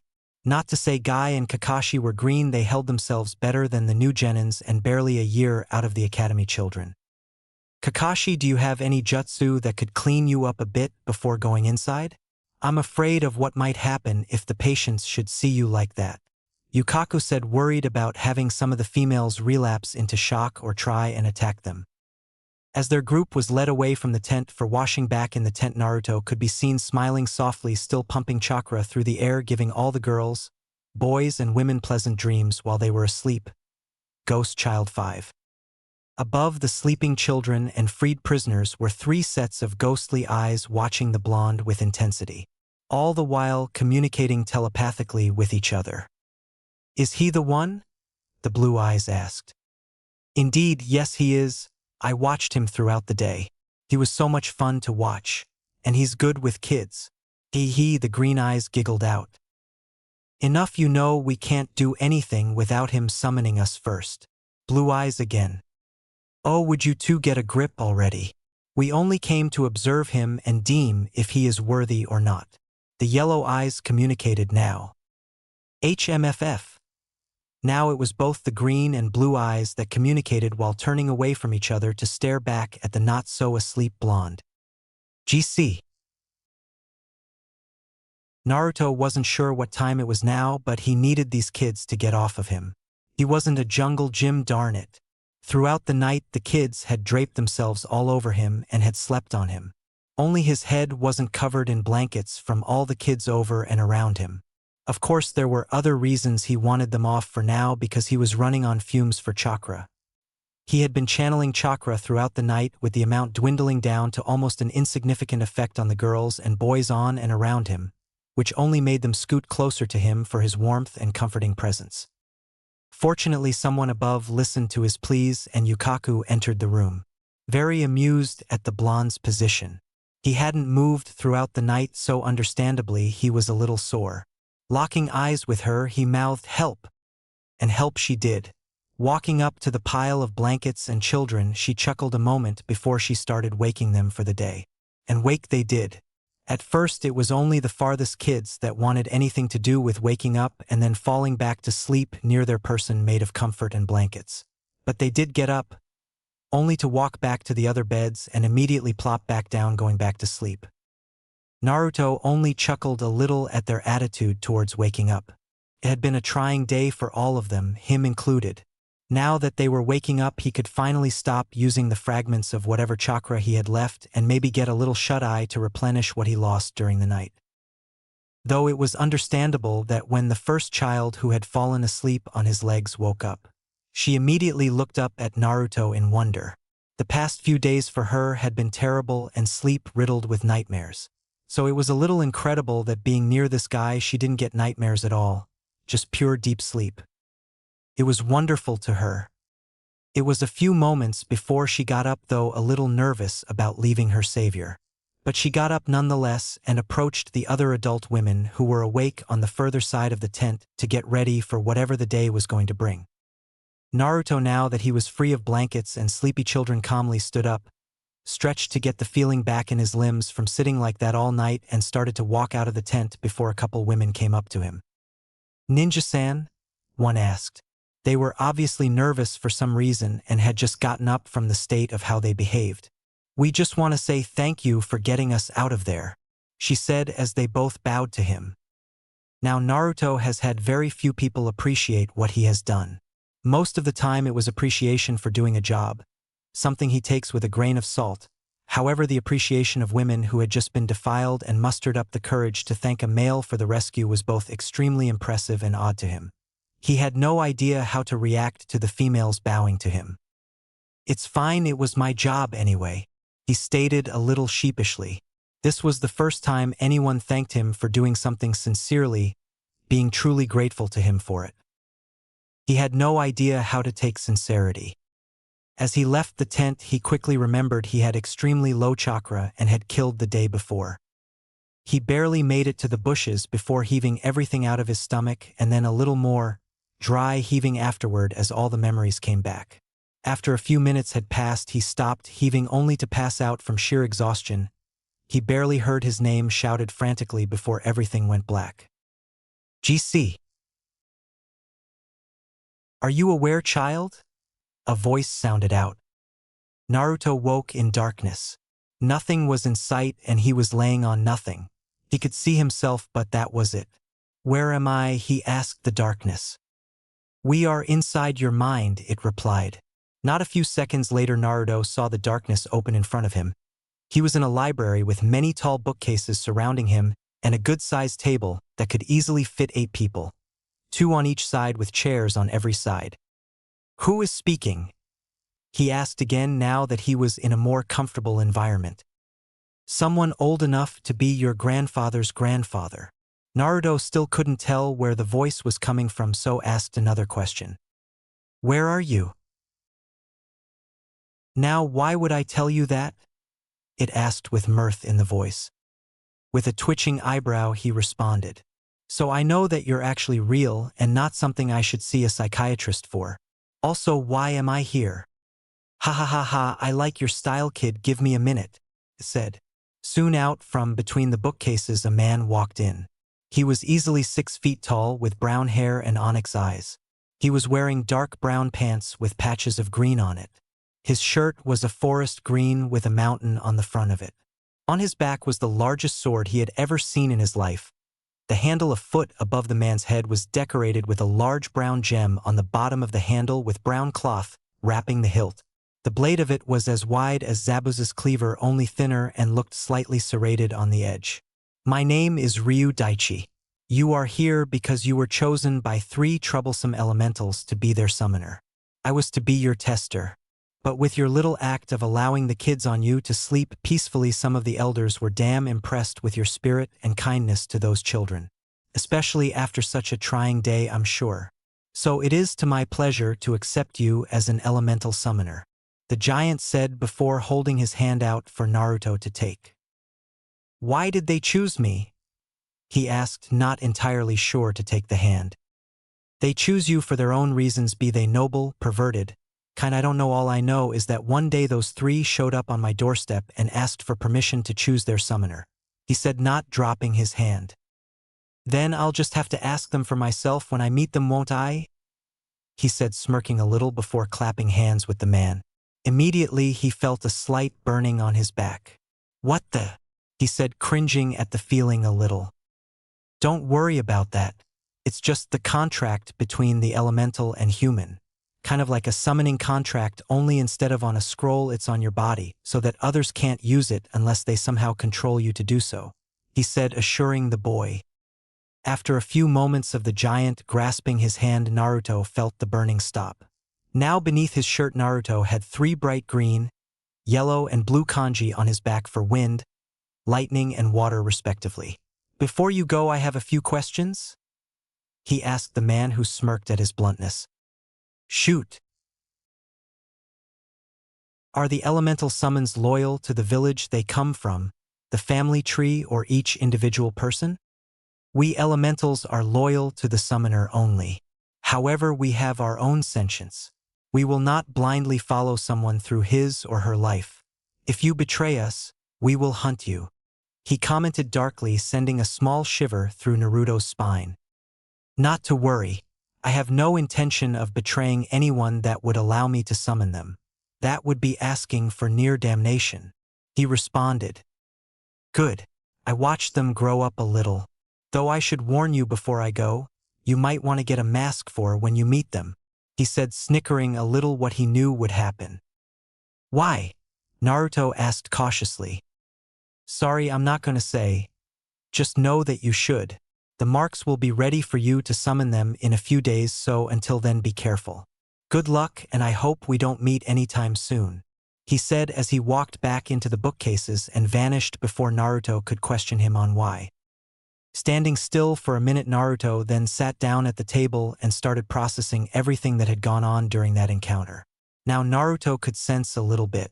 Nothing like the professionals, but he could find someone if he had to. He had felt the pure power rolling off the man in spades. But now that he was alone inside his mind, one very important question decided to rear its face. How do I get out? He asked nobody. Naruto was slightly annoyed and proud to hear the large echo showing how vast the library was. GC. Naruto ni. Narumi said from his bedside. Not even 5 seconds after Naruto had collapsed from both mental and chakra exhaustion, Narumi had caught him and frantically carried him back inside the tent where the healers were. He had been asleep for nearly the whole day so far, and Narumi had only left when it was her turn to guard the family and bridge. Tenten had brought her breakfast, lunch, and had stayed with her for company to keep her occupied. Of course the children stayed as well, feeling very worried that the person who was so kind was now in danger in their minds. The medics had assured Narumi it was just exhaustion, but she still hadn't left other than for her shifts. The children by his bedside had left a few times, but only for lunch and a few games that were presented by the teams for the kids. The mothers in the older group let their kids be near their savior, even if it was a male. The only person who had been by his side as much as Narumi was the girl that Naruto had found left back in the cages. She was a little hysterical at first, but calmed down after the ladies in white told her he just needed some rest. Mostly she just sat in a different futon with her knees up and her eyes poking over them to stare at Naruto, as if watching him, waiting for him to wake up or need something. Narumi and the girl had a few conversations through the day, mostly about Naruto, but they occasionally strayed. Narumi learned her name was Nagako Yuki. Narumi, while she was watching over her brother, had noticed a few of the glances from the older women in the tent at the boy and honestly wondered what they were for. They seemed more curious about something than anything else. One woman in particular. She stood at a proud 5 feet 5 inches, with dirty black hair and a stance that oozed military training from somewhere. She had kept staring at Naruto with curiosity and wariness, as if she was fighting the urges to know him better or keep away from him. She kept bouncing her attention from the other women who were walking around the tent to Naruto, who just lay there motionless aside from his breathing. The day passed and Narumi went back to Tezuna's house to sleep. Nagako, who had been sitting there, stayed there watching him. Now, instead of watching him sleep, she pulled a couple blankets over him with the ladies in white helping, and then curled up next to him as if to keep warm next to him. Not long after that, a few other children had the same idea. It totaled up to 5 kids who stayed next to him that night. All girls, funnily enough. One girl with dirty blonde hair slept to his right with her blanket mostly on him to try and keep him warm like he had the night before. The second girl had dark blue hair that slept on his right with her wrapped around his arm. Third was a girl with light brown hair that slept on top of his first blanket with another one on top of her, sandwiching her between blankets on top of him. The fourth girl had a darker shade of brown hair that curled up next to his head with her blanket on her, not wanting to keep his head under a blanket as that could disrupt his breathing. Any and every child who has put their head under a blanket knows it gets stuffy under a blanket after a while. And lastly was Nagako, who now had cleaner black hair, had curled up next to his legs with her back touching his calf. The medics just cooed at the sight before dealing with everyone else. Unknown to Naruto were the 3 ghostly eyes at the top of the tent, now staring down at him in unhidden joy and ecstasy. GC. Naruto woke up very warm. Trying to move, he then noticed a few weights on his arms and another weight on his chest with something pressing on his leg. Opening his eyes, he looked down to see 4 girls near him with their blankets on top of him. Softening his eyes, he then felt breathing on his ear. Confused slightly, he turned his head and noticed another girl right next to his head wrapped in a blanket. All of them were sleeping, He was trapped. Crap. How did I end up in this? He thought as he laid his head back down. Well, might as well make the most of it. Seeing no light come from the tent flap, it must be nighttime. Geez, wonder how long I was out for? Okay, gauging my chakra, I would guess it to be about a quarter filled. Crap. Out for probably an entire day and only have a quarter rejuvenated? How? He thought, remembering the times that he could count on one hand how many times he had been down for more than a day because of either too much training or sickness. Okay, might as well go back to sleep as I need it. After laying his head down again, he fell back to sleep, not noticing the tiny trickle of his chakra leaking from his back into the new marks on it that had started glowing because of it. GC. The next morning, the children woke. Is he awake yet? The child on his chest asked, not the least concerned that she was sleeping on him, more focused on his well-being. No, not yet. Hopefully he will wake up soon, the girl by his head said. Moo! She made an angry sound that they all reciprocated that did not go unnoticed by the medics. Walking over to them, Yukaku noticed the girls pretty much sleeping on him and him still sleeping. She had to stop herself from screeching out, "Kawaii!" Though her companion made little effort to stop herself as she did but kept it quiet, as she looked starry-eyed at the scene. Nobody could just watch 5 small girls taking care of their savior with such childish determination and not find it cute. Naruto was now under all 5 of their blankets and 3 pillows, as 2 of them were under his head and under his feet, propping his legs up a bit. So, what do we do until Nichan wakes up? The one on his right asked. So what is everyone's name? The one on the left asked. They all blinked before sheepishly chuckling. Yumashima, the one that was on his chest, said. Maliko Tansho, his left side. Mutazmi Ebina, his right side. Kyoko Soda, the one by his head, said. Hey, that rhymed, laughing face. Nagako Yuki said from by his legs. After introducing themselves to each other, the children then stayed a bit waiting for him to wake up, only to be disappointed that he didn't. So they left him for a while to get breakfast from the ladies in white. A few hours later, Narumi showed up and sat back down with the kids waiting for her Oniai-chan to wake up. Tenten showed up not a half hour later and kept her company with the kids that constantly questioned her about Naruto. What he was like, stories about their adventures as ninja and other things like that. Naruto stayed asleep the entire day as the kids, Tenten and Narumi, watched him. After an hour of staying there, Tenten and Narumi left, as they had to guard Tazuna and his family. At the end of the day, the kids went up to cuddle with their savior again, but were stopped by the ladies in white for now, as they should leave him alone for a while. Of course, the children had obeyed at first, but as soon as they left the tent for even a minute, they all rushed over and cuddled into Naruto to keep him warm again. GC. Naruto sat inside his mind, reading over the books and scroll he found on interesting things. It was rather interesting to read his own thought process. Around him were 3 whiteboards filled with writing and diagrams of different things as he went through the scrolls and textbooks. But of course, only so much could be accomplished in the mind alone, so he had to wake up soon. It was funny to him. He had only been here once and had gotten the hang of getting here rather quickly, as it took only a few tries while under the children to get here. What also surprised him was the organization method in the bookcases. It seemed it went in a chronological order, starting from the door to his consciousness body and went on a thin path to the table. Then to the right of the table was all the ninja knowledge, while everything else was on the left. Starting from the door to the table was the beginning of when he started researching chakra and jutsu theories. Truth be told, he had forgotten a number of them and had went through a few of the books for fun just to refamiliarize him with the content. He had knowledge of a lot of every chakra type and style, be they elemental ninjutsu, sealing, taijutsu forms, genjutsu, medical knowledge, and practically everything in between.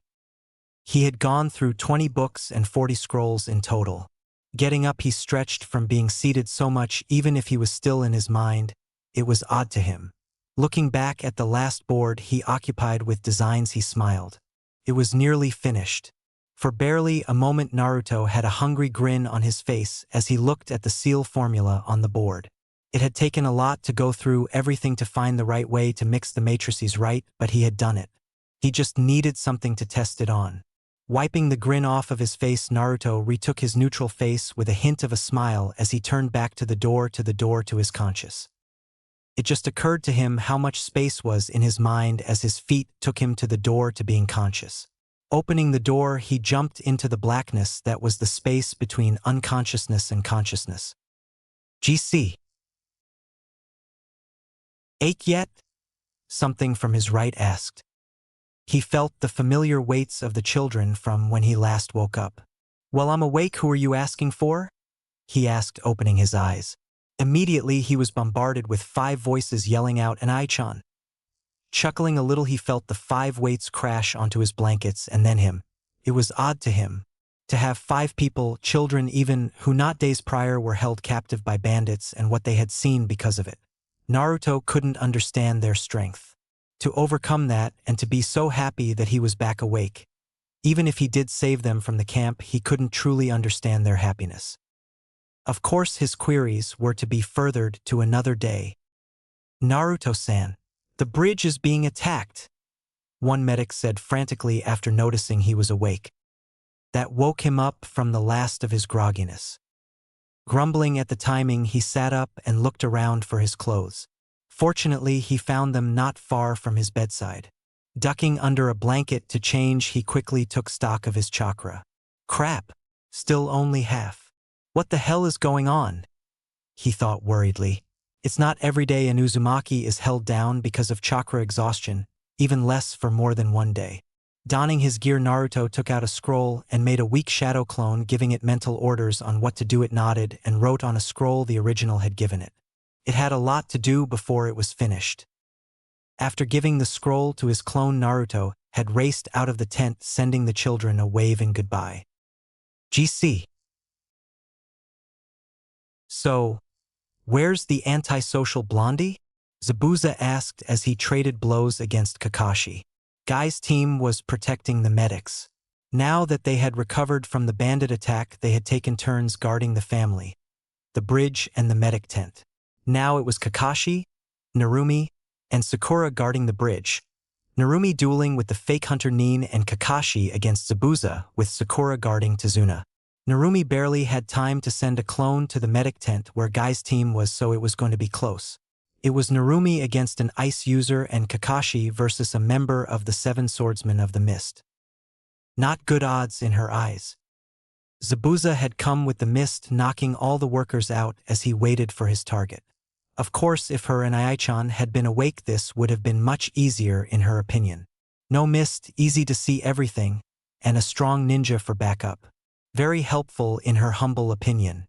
Not to mention that he would probably know the best way to fight an opponent with a Kekkei Genkai. "Yikes," she said in alarm as she weaved her way around a few senbon. Moving slowly forward, Narumi used her handy kunai to deflect the nasty senbon. Of course, when a solution is found, a new problem must be faced. "Water style. 1,000 flying water needs of death," her opponent said, stomping the water on the ground. As the water flew up from the mist and the ground, it converged and shot at Narumi. Gathering chakra in her legs, Narumi jumped over the technique and grabbed another kunai to let fly at the hunter Nin. Said hunter Nin blocked it with senbon laced between his fingers, and quickly bringing up another senbon-laced hand to block the twin kunai wielded by Narumi. Separating from each other, the two took a moment to gauge each other before the hunter Nin spoke. "You've done well to fight me so far. However, I apologize as I must finish this quick for Zabuza-sama.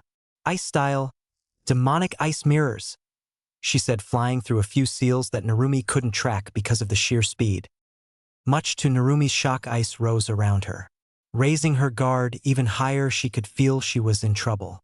Her shock rose as she soon saw reflections of the Nin in every mirror surrounding her. "I'm sorry it's come to this, but I will make it quick as my speed in these mirrors are supreme.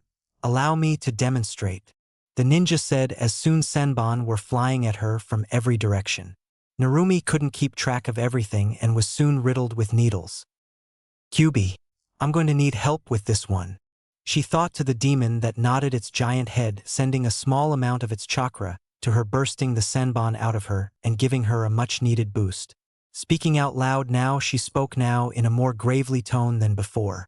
You would do well to study your opponent more if you think a few needles can kill me, she said before charging a mirror and smashing through, sending the ninja into shock before realizing that he was now flying backwards through the air because of the force of the punch and cracking his mask. Narumi charged the ninja and reared her fist back only to stop as she recognized the face as the one she saw in the forest not a few days before, after she had put Inari in his place after he tried to use her brother as an example of how comfy their life must be. Sakura and Sasuke were shocked into silence because of the light she shed on her brother. Why Haku? The sheer emotion in her voice made Haku cringe lightly on the inside. Because I am his tool, Narumi-san. I am now broken as I failed my task to bring victory to Zabuza-sama. Please bring an end to this broken tool's life. Haku said, smiling lightly as if he wasn't talking about committing suicide because of his failure. Feeling a new presence on the bridge, Narumi looked at Haku and kept him busy by telling his story while focused on Haku and the new presence's movements. GC. Naruto stood at the start of the bridge watching the fights. The mist had cleared enough that he could see Zabuza trapped and Kakashi racing toward his opponent with lightning cupped in his hand. Stretching his senses, Naruto could faintly feel the new presences at the back of the bridge. Narrowing his eyes, he decided he needed a few more seconds before it was time to show himself and Gato at the end of the bridge. Of course, he could just go around everyone and slam the back of the large group.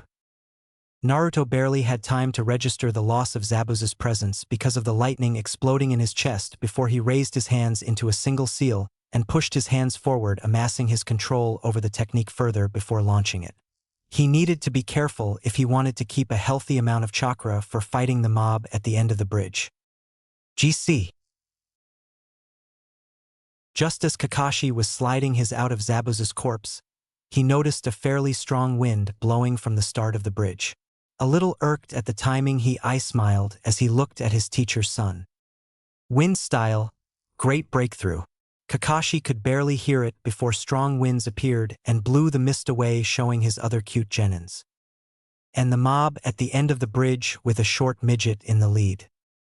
Well, well, well, who would have thought you were nothing but a baby demon? Couldn't even take out an old drunk. It's better luck next life, ha ha ha ha. Now would you shinobi be so kind as to move? I think with you being so tired already, a few hundred men would be too much for you. So why don't you just give up and hand him over? The midget said. Before Kakashi or Narumi could speak, Naruto made himself known. Not very well considering him being barely taller than the midget that was Gato, but still known. Wind style, cutting gale. Just as he said that, a mean breeze went through the bandits, who began losing their smirks as the wind started cutting through their clothes, skin, and leaving scratch marks on their weapons. Dropping his hands, Naruto charged the now panicking bandits. Taking out dual kunai, he ran at them and began tearing them apart, heedless of Narumi's screams for him to stay back. Going through the bandits, Naruto couldn't help but feel his queasiness coming back, but pushed past it as he kept blocking a few swords and other various weaponry. Of course, all strength comes to an end somewhere. Sometime in the crowd, Naruto got tired more quickly than he usually did, and it concerned him. Not to mention that the bandits were getting bolder. More attacks were focused on him, and to his and Narumi's horror, a few got through, stabbing him in the back. They weren't terrible wounds, but with his sudden strength loss, everything counted. Rushing forward, he took out 5 more while wounding a dozen extra and made it to Gato. Please don't kill me, I'll give you whatever you want, women, money, power, anything. Gato didn't even hear the response, it was so low. Did you give the slaves or villagers any mercy, I wonder? Just as he finished saying that, Naruto made it to the midget and sliced his head off. Not too far away, Narumi and the newly found Haku were now tearing through the bandits with Kakashi by their side as they tried to get to Naruto. Naruto felt his strength leaving him as blood leaked from his back. He felt so weak. He needed water. Water was just out of his reach as he now crawled to the edge of the bridge. Just as he made it, he heard a name being called behind him. Naruto. Who was that? Was that him? He didn't know. All he knew was that the water he desperately wanted was beneath him. Barely moving, he tipped himself over. Now falling toward the water, He barely noticed a pair of ghostly blue eyes open in the water and wink at him before he splashed into the water. GC. Narumi's mind was numb. Her brother was gone. Their first real mission together, and he's gone. Forever separated from the world. Forever separated from his family. Forever separated from her. Tears that made it were quickly evaporated as a red cloak of power surrounded her. Her sorrow made itself known in the air as she began to more savagely tear her way through the bandits coming closer to the edge of the bridge. Kakashi was a mess as well as he began to revert to what he had done at the Kanabi Bridge. Tearing his way through the bandits with more force, limbs separating from their bodies seconds after he passed them, blood flying everywhere. His silent little brother figure was gone. He was going to kill them, murder, destroy them. No bandit was safe. It didn't even take a minute for the remaining bandits to fall. All of it happening in front of the villagers that had banded together behind Inari. GC. Narumi was still crying hours later as Tenten, letting her tears, held her flow freely. They were back in the medic tent to check on any wounds that had happened on the bridge. Some of the children were crying as well from overhearing the conversations of the adults. It was a good thing that the tent was now so close to Tezuna's house. Narumi didn't think she could make it that far. Guy's team and Kakashi were out searching for the body. They had left Tenten to help console Narumi, who had bonded a little bit with the weapons mistress. Hours later, Guy's team came back. Silent as a ghost, Narumi didn't hear them move. She only saw Guy shake his head. Eyes widening, she turned to Kakashi in hope it was a lie. Seeing him shake his head, her tears renewed as she cried. Her voice was gone now, it was just silent tears. It would take hours more for her tears to end. GC. Naruto woke to darkness. Attempting to move, he found that to not be a smart move as his body madly protested. You really shouldn't be moving, you know. You were almost dead a few days ago. A motherly tone said from the shadows further ahead. Where am I? Naruto said as he attempted to get his bearings. He tried clearing his head, but it was harder than he remembered. As he kept trying, he remembered everything that had happened. You are in an elemental's cave. Mine to be exact, the distinctly female voice said. Then thank you for letting me rest here. And may I ask who my host is? He said in a polite voice. He could still sense the woman's presence. It was, well, huge to put it lightly. It was like an ocean suddenly decided to become a person. It was not wise to anger a person who had a lot more power than him. Just like Ryu Daichi. Gladly. You're such a polite boy. My name is Ryu and Kai. The voice said as a woman stepped out of the back of the cave into the small light provided by torches that lit up with blue flames around the cave. She was around 5 feet 7 inches, with a dark blue kimono on with lighter blue wave patterns. She had a katana strapped to her hip through her obi. She had a round face with a motherly smile on her face as she looked at Naruto. Her sea blue eyes were sparkling with kindness in her gaze.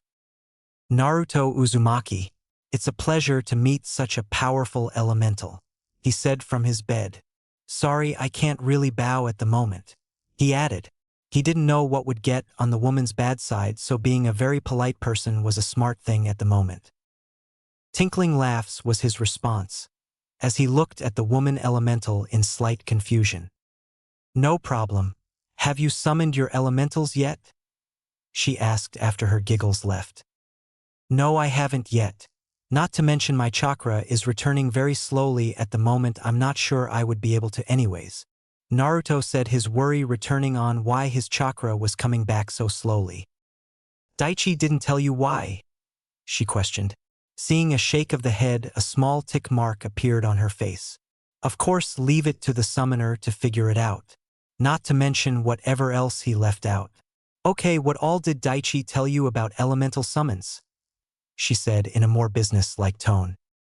Not much, to be honest, he said, replaying everything with Enkai. Her slight tick mark grew, and now she had 4 tick marks. A strained smile grew her face as her fist was clenched, shaking slightly near her chest. As she calmed down some, she began explaining about the elementals. Okay, no, listen, because I'm not going to repeat myself. He's left it to me too often to explain elementals. Elemental summons are born few and far between. I believe the last elemental summoner where you were born was known as the Shodai Hokage. She said, stunning him into disbelief. Yes, Hashirama was an elemental summoner, and a powerful summoner as well. The only times he called on us was when he was fighting the Biju. Certain requirements must be met before elementals can be summoned. The first is that an elemental must choose the human in question. You were lucky enough to be chosen by 3. The second is that the person must be tested by a stronger elemental, usually either one of the boss or elder elementals. Daichi said you got approved even before the test because of your action to those children. Me being a mother myself, I appreciate your concern and action to those children. I'm sure your summons do as well. Now onto the marks that grew on your back. Those are the symbol of the summons themselves. Normally the mark is a test in and of itself, as the summoner must have enough chakra to fill the mark to complete the contract between yourself and the elemental. Everything makes sense so far? She asked. Seeing a nod, she continued. The mark itself drains a slight amount of chakra. That would be why your reserves are as low as they are. When the marks are filled with your chakra, the elemental would manifest and greet you. Would that manifestation be the pair of eyes I thought I saw right before I hit the water? He asked, getting a smile and a nod. Yes, that was most likely my daughter, Shuha and Kai. She most likely caught you before bringing you here for me to heal you. I must admit I was going to wait till someone proposed to finally meet my daughter's summoner, she said with her mischievous grin behind her sleeve. What? Your daughter choose me? And what do you mean propose? He asked with wide eyes. Now he was very glad he was polite. Angry mothers are not to be trifled with. Angry elemental mothers even less so. More of the tinkling laughter was his reply. Why don't you try and summon them before we continue this conversation? She said with mischief in her eyes. I'm starting to regret not packing a mask with me. That smile is making me nervous, Naruto thought. As he ran through the hand signs, Naruto was glad that he had even remembered them from when he saw the librarian run through them so many times to summon her birds. Summoning jutsu, he said, slamming his hands on the ground before Naruto-sama/Naruto-sama/Narutan. He was tackled by 3 what looked to be hyperactive girls about his age, ghost child. Naruto was currently stuck under 3 giggling masses. Masses that had tackled him as soon as they appeared. I take it that you 3 are my summons? Naruto asked, looking down at the 3 masses as they continued giggling, much to his ire. Eventually they got up a little sheepishly and Naruto got a good look at them. The first one had pure white hair down her back with bright green eyes. It was definitely female from the face, as it was heart-shaped with a sheepish smile on her face as she stared at him in glee. They started to introduce themselves. My name is Arashir Sora. I am the stormy sky that likes to play. Nice to meet you, Narukuin, she said, staring at him with a little mischief in her eyes. She stood at a good 5 feet 6 inches. The second woman had deep blue hair with pair of bright blue eyes like a clear lake during the summer. Her hair was in a ponytail down just past her shoulders. She had nothing but joy on her face as she stared at Naruto. My name is Shuha and Kai. I am the waving sea that likes to see. And you already know my Ka-sama. It's a pleasure to finally meet you in person, Naruto-sama, she says, indicating the woman behind her that was currently giggling to no end behind her kimono sleeve while staring at the girls in front of Naruto. She stood proudly at 5 feet 7 inches. Finally, the third one was a bright sunny gold hair with bright yellow eyes staring at him. Her hair was in a bun style behind her head. She had what Minato and Kushina had in their eyes when they stared at Narumi doing something adorable. Naruto didn't know what it was. My name is Awai Ikazuchi. I am the fleeting thunder you can never hope to catch. It's nice to finally get to talk to you, Narutan, she said, smiling at Naruto. She was the tallest at a 5 feet 10 inches. From his position on the floor of only 4 feet 10 inches, Naruto could only inwardly groan at his luck of getting summons taller than he was. My name is Naruto Uzumaki. It's good to meet you three finally, he said, smiling at them, though that is one thing that he would find that Daichi was right about. Kawaii! All three shouted in unison and then glomped their poor summoner. Ryo couldn't take it anymore and outright laughed at his daughter's summoner's poor fortune in life. She almost did the same thing when he woke up, but she had much more self-control than the three younger elementals. I think I know what Daichi meant by getting a mask now, Naruto said to himself, not intending to be heard. Unfortunately, everyone heard it and mentally protested. Silently, all three of his summons made plans to keep him from getting a mask. After a half hour of getting up, getting glomped again, and repeating that, Naruto took to just laying down on the bed before he started and continued to talk to his summons. So why don't you tell me about yourselves? I'll start so you know what I mean. My name is Naruto Uzumaki and I am 12 years old. I like those that are kind to me and the 5 kids that stayed with me while I was unconscious, gardening, training, reading, debating chakra and jutsu theory. I don't like slavers, people that lie for no apparent reason other than getting themselves more power, rapists, and anyone who would manipulate people into following them. My hobbies are reading, training, and debating with people about random things. My goal is to discover lost secrets of the world and right now to find people to take with me to keep from getting lonely during the first goal, he said with a quiet tone. Erashur started first. My name is Erashur Sora. I am not saying my age. I like clear skies, stormy skies, playing with Shuha-chan and Awai-chan, dancing and playing pranks on stuck-up people. I dislike people in their ways, rapists, bullies, and overall jerks who pick on people weaker than them. My hobbies are dancing and playing with Shuha-chan and Awai-chan. My goal is to eventually become a Ryu of the Sora tribe, she said with conviction at the last part.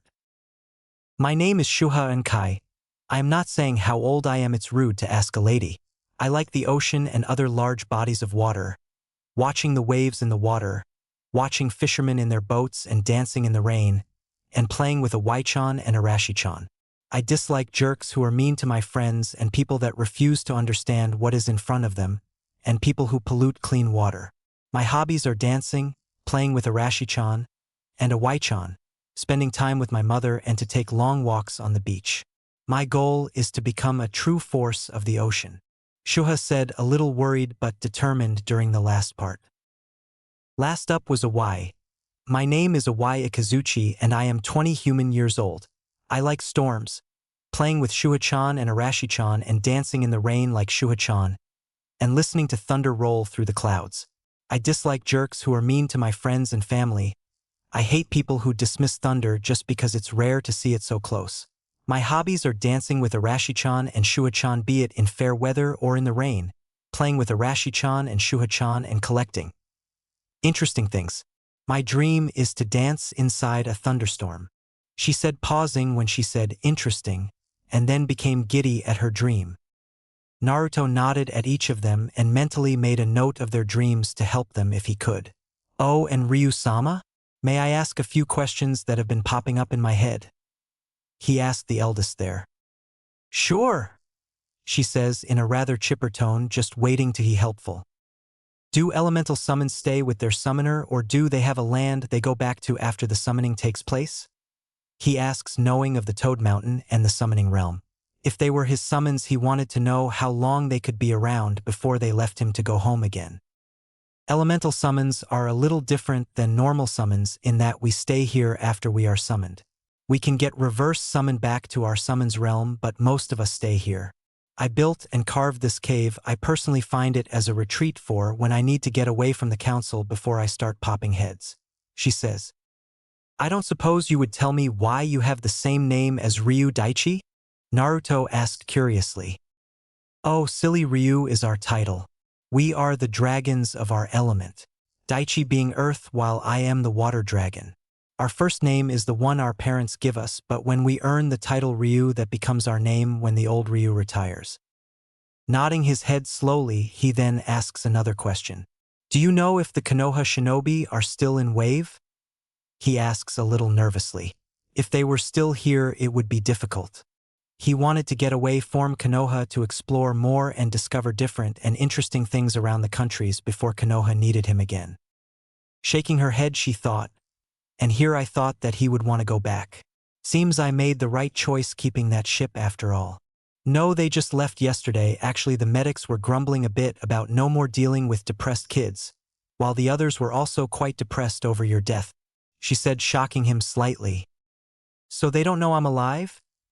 Getting a nod, he smiles. That means I can go around the nations a little more freely now that I don't have them on my back, though I will need more help. Would you three be willing to help me discover new secrets in the world? He asked his summons, who all nodded enthusiastically. We would love to go around the nations. It's required for new elemental summons to visit shrines in each land anyway, so we would have needed to go to each one eventually. A Y stated giddy that they would get to do what they wanted while doing what their summoner wanted at the same time. Oh? Is there any other stipulation about being an elemental summon that I should know about? He asked, looking first at his summons then at Ryu. Maybe. Most of the time elementals and their summoners get married at some point, Ryu said, waving her hand like it was nothing while Naruto was panicking a little on the inside. Marriage? I'm 12 screw being an adult by shinobi definitions. I am not ready to be married to 3 different women, Naruto shouted mentally in his head. Ryu giggled at his face while his summons were restraining themselves against the cuteness that was Naruto's panicked face so as not to glomp him again. Don't worry, marriage between the summoner and summon is completely up to the pair, or in this case the 4 of you. Though most summons do give really good sex. I remember my first time with my summoner, Ryu said, not really calming him down at all, giggling like mad towards the end. Ka-chan. Stop embarrassing us, Shoha said, trying to get her mother serious about this. But alas, it seemed that Ryu and Kai was of the perverted sort.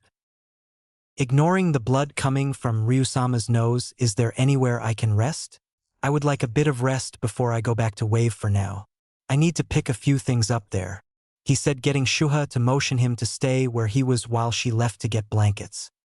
All the while perverse giggling could be heard in the background as Ryu and Kai walked along through home, scaring Naruto more than once with her unrelenting perverse giggling.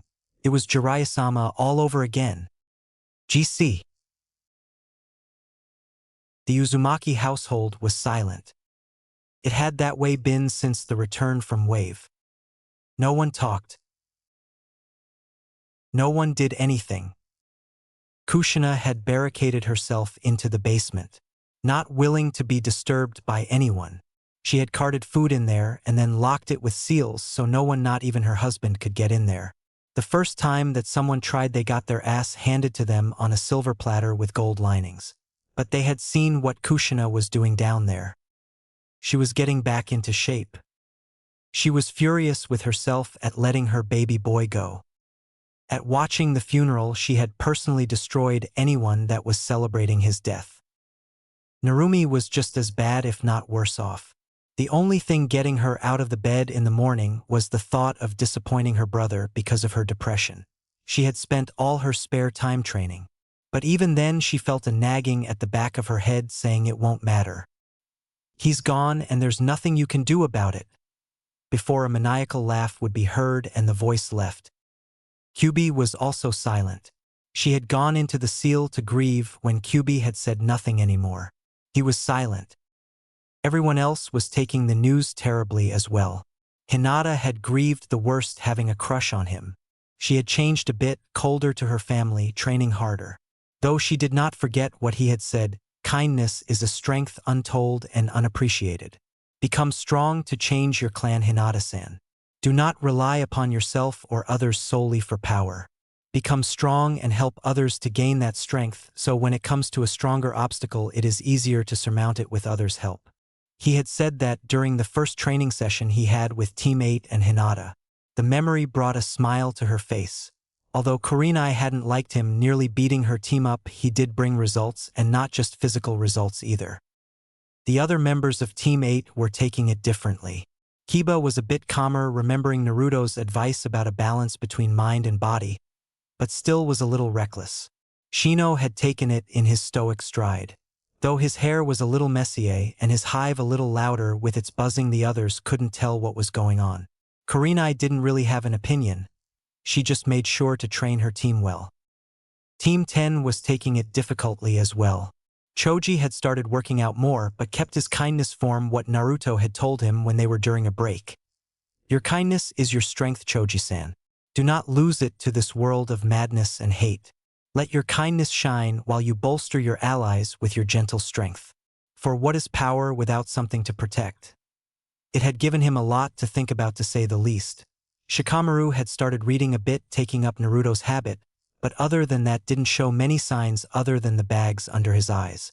Ino had taken it the worst on the team. She seemed to realize just how finite life was and seemed to take her training a little more seriously. She didn't have a rivalry with Naruto like Sakura, but he had still received some hurtful wads. That stopped nothing from him giving her some advice on what to work on.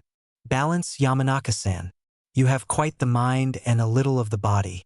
While I doubt you will listen to my words, you should take them to heart. Do not focus on your goal so much that all you can see is that. Spread your gaze so that you can see everything happening. He didn't know it, but that was what had sprouted her taking a little more in the gossip and was now more informed about her fellow shinobi, training and the people. Team Guy had it hard as well. Niji seemed more into his fate quirk while Lee busied himself training more. Naruto hadn't given them much advice but had left Tenten notes on what he thought might help in her training. Tenten had taken up sealing with the 3 books. He had left her an elemental training as well. It was time-consuming and extremely difficult, but she was determined to make his ghost proud. Guy seemed less youthful during his workouts, but would keep the facade up until he was done grieving for the loss of the youthful genin he had worked with on occasion. Kakashi seemed hit the hardest. Naruto was supposed to be his little brother, but he had blown him off for his sister. And now he was dead. His name on the memorial rock. Kakashi was barely late now, remembering one time the chewing out that Naruto had given him about less training for his team and no instruction. It was a rude wake-up when it took Naruto's death to finally realize the full weight of his advice. He now put all of his effort into training his team. Sakura barely complained seeing how helpless she was after Naruto's show of power. Sasuke wasn't sure of what to think. Naruto had been strong, no doubt about that at all. But he had kept the philosophy of staying strong to protect others until they could fend for themselves. And now he was dead because of it. Sure, he would listen to the man's advice for now until a different way of showing appeared. Naruto had poked too many holes in Itachi's test of power story for him to believe it completely anymore. Too bad none of them realized now that he was gone. His secrets would come to the surface. It was now the 3rd day after the return. Narumi was walking through her house when she heard the doorbell. Going to the door, she opened it to see a familiar, if traumatic, face. Tenga stood at the doorway, a reminder of the mission. The librarian wishes to see you. She said it was something about what Naruto left for his friends and family. That was all she got out before a blur passed her. She blinked and she was alone staring at the front door to the Namake's mansion. Blinking, she left the house to go back to her training. Narumi was now at the front of where Naruto had practically grown up. She did not want to go in there for fear of what memories would pop up, but steeled herself and brushed her way in. Entering the library, Narumi saw the familiar doorway that led to the different sections of the library.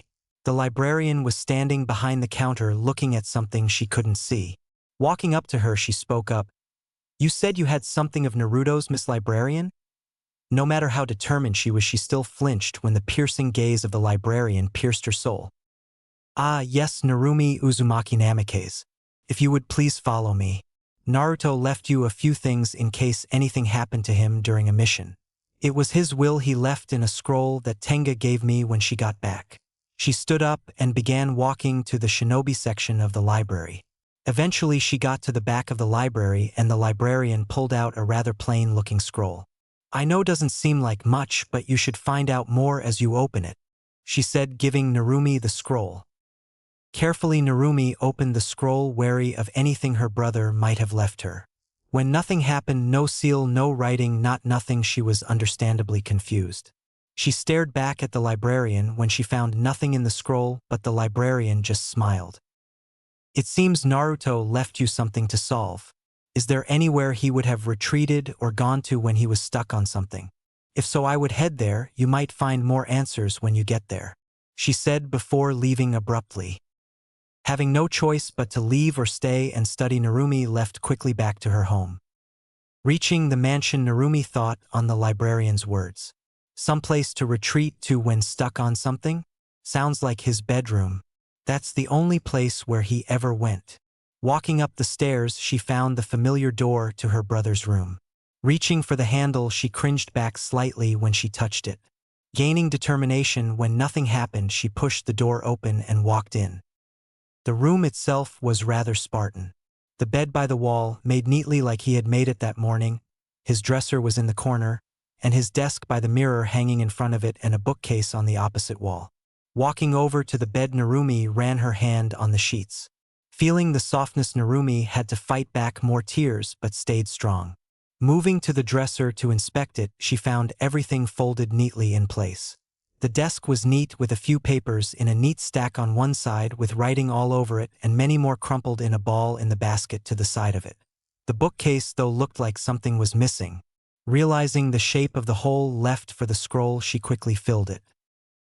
The scroll glowed briefly before a seal matrix showed on the scroll, expanding through the other scrolls and books, and soon it was on the floor.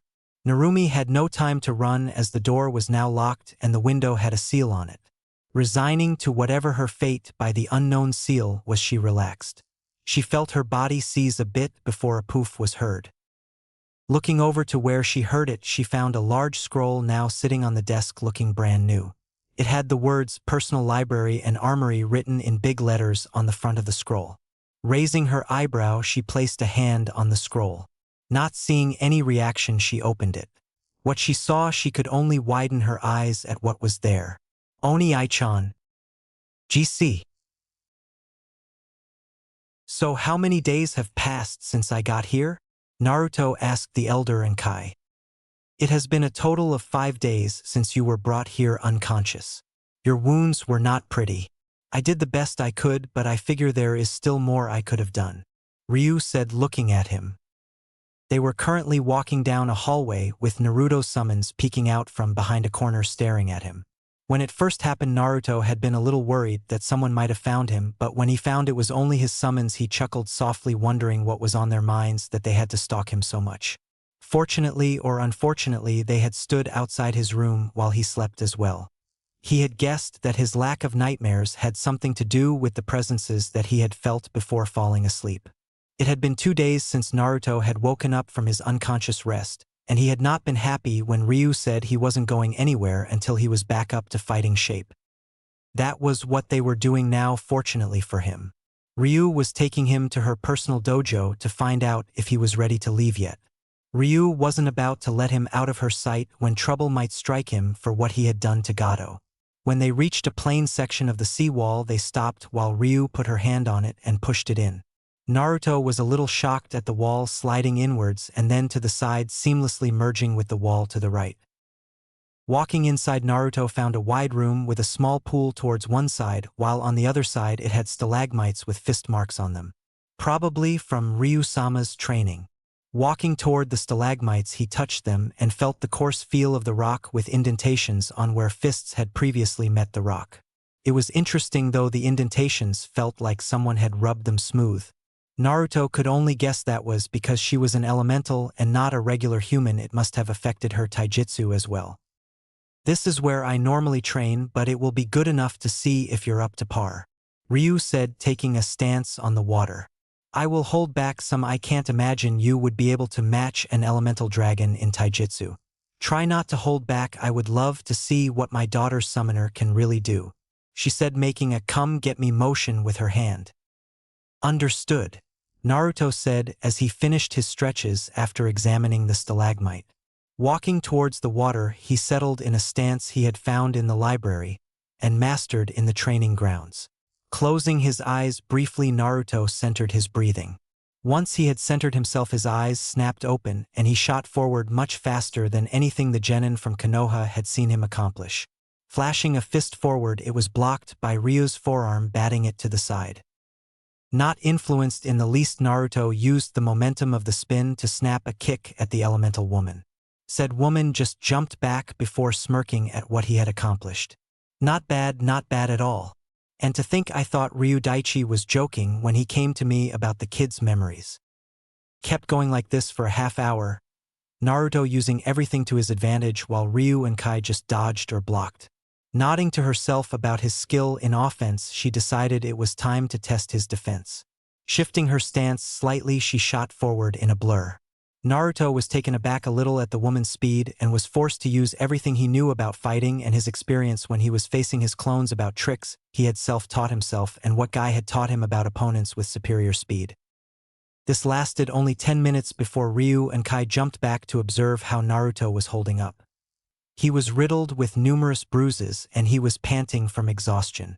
He wasn't done though, as he shot through multiple hand signs and shot bullets of compressed air at the elemental.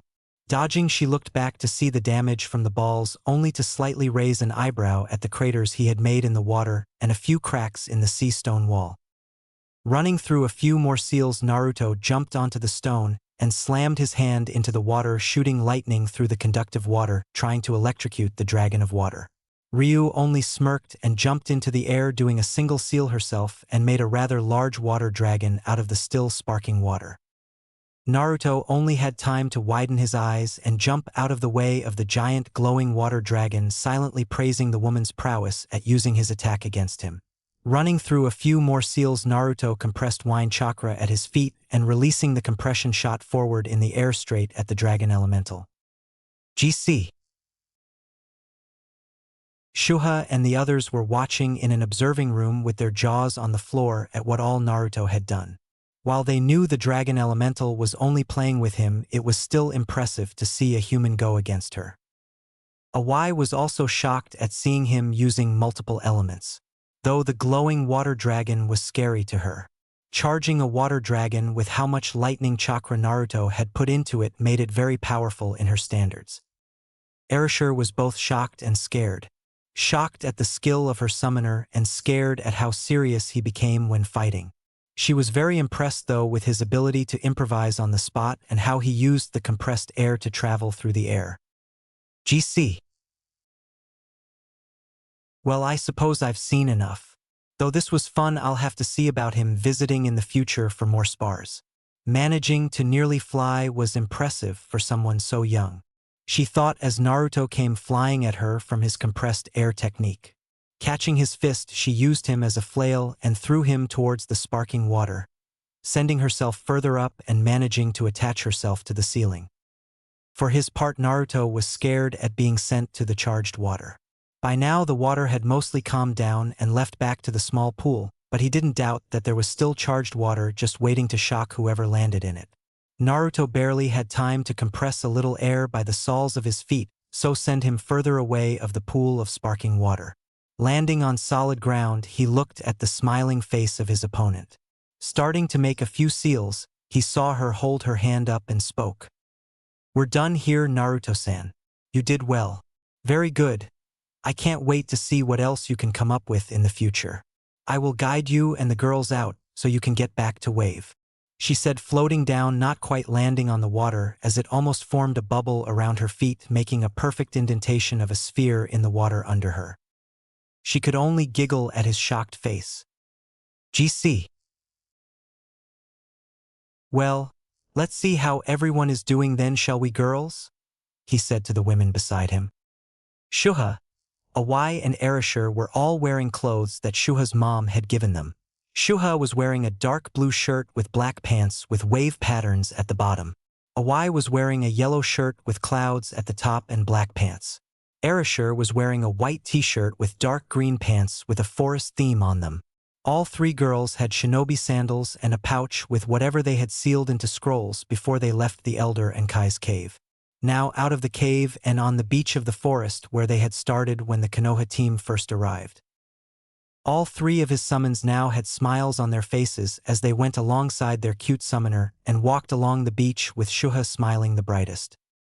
Walking into the forested area, Naruto made 7 clones and nodded at them before he sent them off, each clone knowing what the original wanted them to do. An hour of waiting in a clearing later, and Naruto had developed a frown on his face as he trained his chakra manipulation with his summons. They had talked a bit during the wait, then decided to train, and he had gotten help form each of them in their nature of manipulation.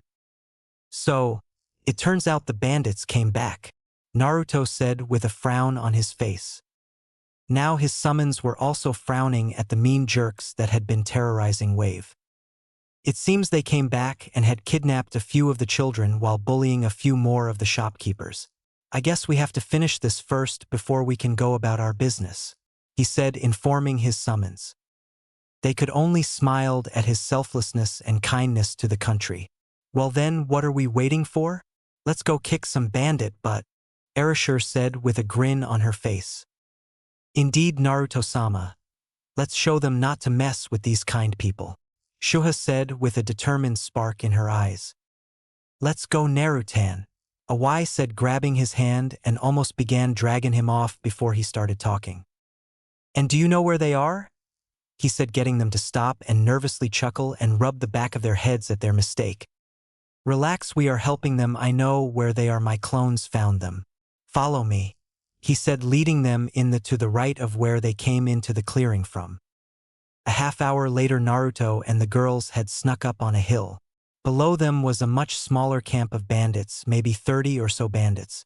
Not far from the bandits, he saw the familiar pavilion of where he could only guess the kids were. Narrowing his eyes slightly, he began running scenarios in his head of how to attack the camp. The best one he could think of was to have a clone pump out calming chakra to let the kids relax a bit before rescuing them again with the girls and then slamming the camp with the most destructive jutsu he knew to destroy it. Giving the plan out to the girls, they were not happy that he was going to face danger alone, but had relented after he had said once the children were safe they could come and help him. GC. It was now dark out and Naruto had made 3 shadow clones. It was so nice to have full chakra reserves after having almost died with the little he had when he first fought the bandits. The girls were in position. He would start once they had gotten the children a good ways from the camp. Not 2 minutes had passed and Naruto's eyes snapped open, receiving an influx of information from one of his clones. It seemed the girls that had stayed with him when he was unconscious were among the kidnapped children. And they had been scared when they first saw him, thinking it was a ghost. The calming chakra, though, had its effect, and they had relented, giving into the peace they felt seeing their savior again. Smiling at the memories of the children's joy at seeing him alive again, Naruto was now determined to bring the camp to its knees. No merci. Not tonight. Ghost Child 7. It was currently dark outside. A few clouds were in the sky, blocking a bit of the moonlight. 6 figures could be seen in the shadows, moving silently through the brush surrounding them. They had a mission to accomplish. Up ahead was the camp they were to infiltrate. They had to save the hostages before destruction came upon the camp in its entirety. 3 figures moved forward toward a pavilion-style tent and cut a small flap so they could sneak inside. Moving inside, there was a torch lighting the tent so they could be seen. 3 of them were wearing pants and different colored t-shirts, 1 blue, 1 black, and 1 white, while the other 3 figures were wearing a matching outfit of tight black pants, a black t-shirt, and a wrap around head cover black in color. Not finding anyone in the tent other than the people in the cage, the figures removed their head wrap to show the same shades of blonde hair, blue eyes, and faded marks on their cheeks. Silently, the 3 matching figures in black nodded to each other, and 2 of them started sitting down and closed their eyes while the last approached the cage in the tent with the 3 lady figures. Are any of you hurt anywhere? We are here to get you out of here, the blonde figure said to the figures in the cage. Nnai-chan? 1 small figure said in both dread and hope. She had black hair and was extremely thin. She was leaning back with her eyes open wide, tears just out of reach for now. 4 other figures were with her, leaning back in fright as though they had just seen a ghost. Hello, little one. Just wait a minute and I will get you out of here and then we can leave, the male figure said as he saw her eyes open wider now with tears flowing out of her eyes. Quickly he pulled out a kunai and cut a large enough hole in the bars for them to escape. The girl spent no time in waiting to rush the figure and hold onto him for dear life. WWH thought why you died, she bawled. I was SOS scared. Don't leave me again, Nichan. SHH. It's okay, I'm here now, I'm not dead. We'll get you all out of here and away from all these bad men. How does that sound? Just as he said that, 4 other figures crashed into him, and he couldn't hold it anymore and fell down onto the floor with the 5 scared and crying children on top of him. Good thing boss made me like a debate clone, he thought, glad at the original's thinking. He could only stay there rubbing 2 of their backs as he held the children that had looked after him while he was unconscious. Soon enough the 5 got up with beaming grins on their faces at being reunited with their lost savior. "Are you all okay now?" he asked, getting the girls to nod. "Good. Now what say we leave these meanies and get away from here?" he asked the girls, getting giggling from the ladies who had come with him and nods from the 5 in front of him. "All right, now stay close. Don't want you all getting lost," he said to the 5 before looking at the few others that had been taken. "All right, we're getting out of here. Follow us," he said. As he said that, the 2 figures who were sitting on the ground now got up with small smiles on their faces before turning to the flap at the back of the tent leading out and turning serious. They would get them out without any problems. Sneaking out was much easier this time than the first time. The bandits didn't even come check on their slaves, so no alarm had been raised. Walking through the brush they had come from. "Come on, we have a little farther before we're safe," the leading clone said before moving to a clearing that a different clone had manned with a few futons. Not enough for everyone to have one, but enough for people to cuddle up 2 to 1. And cuddle up they did. It was at this time that one of the blondes that had come burst into smoke, startling a few of the former slaves a little. It was time for the bandits to fall for good this time. Naruto's clone had been healing people for about a half hour before he could barely make out screams from the distance. "Geez, boss must be hitting them hard for them to scream that loud. We're over 2 miles away and I could hear them." Now Naruto's hearing was better than most, and he doubted anyone else heard it, but still they must have been screaming pretty loud for him to hear it at this distance. It was another hour before the original popped his head in the doorway, smiling in contentment and now joy at seeing the little ones free and sleeping soundly. Though he did notice that the girl that first rushed his clone was sleeping with her head on his second clone's lap. She looked very content with a smile on her face and blanket wrapped around her small body, sleeping the night away. The clone was just sitting there smiling in a meditative trance. It was the same trance that Naruto used when he first met the kids. The one he used to pump out the calming chakra. He told himself that it was good enough for the night and slipped into an unused futon. Of course, now that the original was there, his summons, Awai, Erasure, and Shuha all jumped him, Shuha straddling him while Awai and Erasure held his arms down. "Girls, what are you doing?" Naruto asked, very confused. "Making sure you're all right," Shuha said, not stopping at all, and proceeded to place her now glowing green hands over his chest. "I'm fine. I didn't even use that much chakra. I just wanted to sleep for a bit." Apparently his summons had selective hearing, since they just continued doing what they were doing. In total, Shuha found every injury on Naruto, which included all of 0 scratches on his perfectly toned skin, no kinks in his near-perfect muscle health, and 0 poisons in his good oxygen count in his blood, which flowed extremely smoothly. Chuckling sheepishly, Shuha got off her smaller summoner and said he was fine. It was only at that point that Awai and Erasure chuckled sheepishly and let him go. Naruto only stared at them as they backed away from him.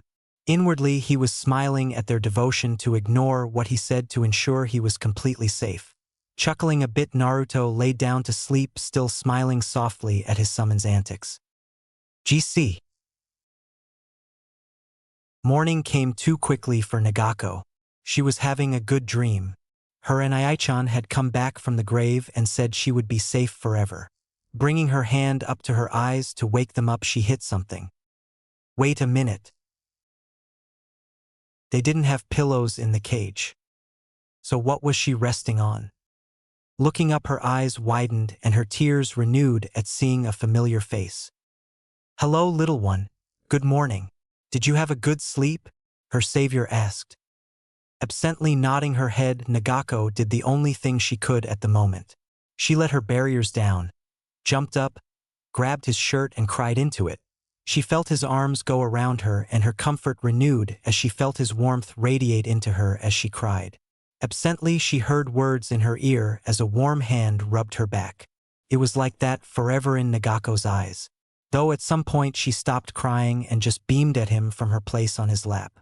She hadn't felt such warmth since her Tusan and Kasan had left her in Wave with an old couple after saying she would be safe there. They had left 4 years ago, so this warmth was very welcomed in her soul. Naruto, for his part, was open to any tears Nagako had as she had bawled her eyes out on him a third time in less than a week.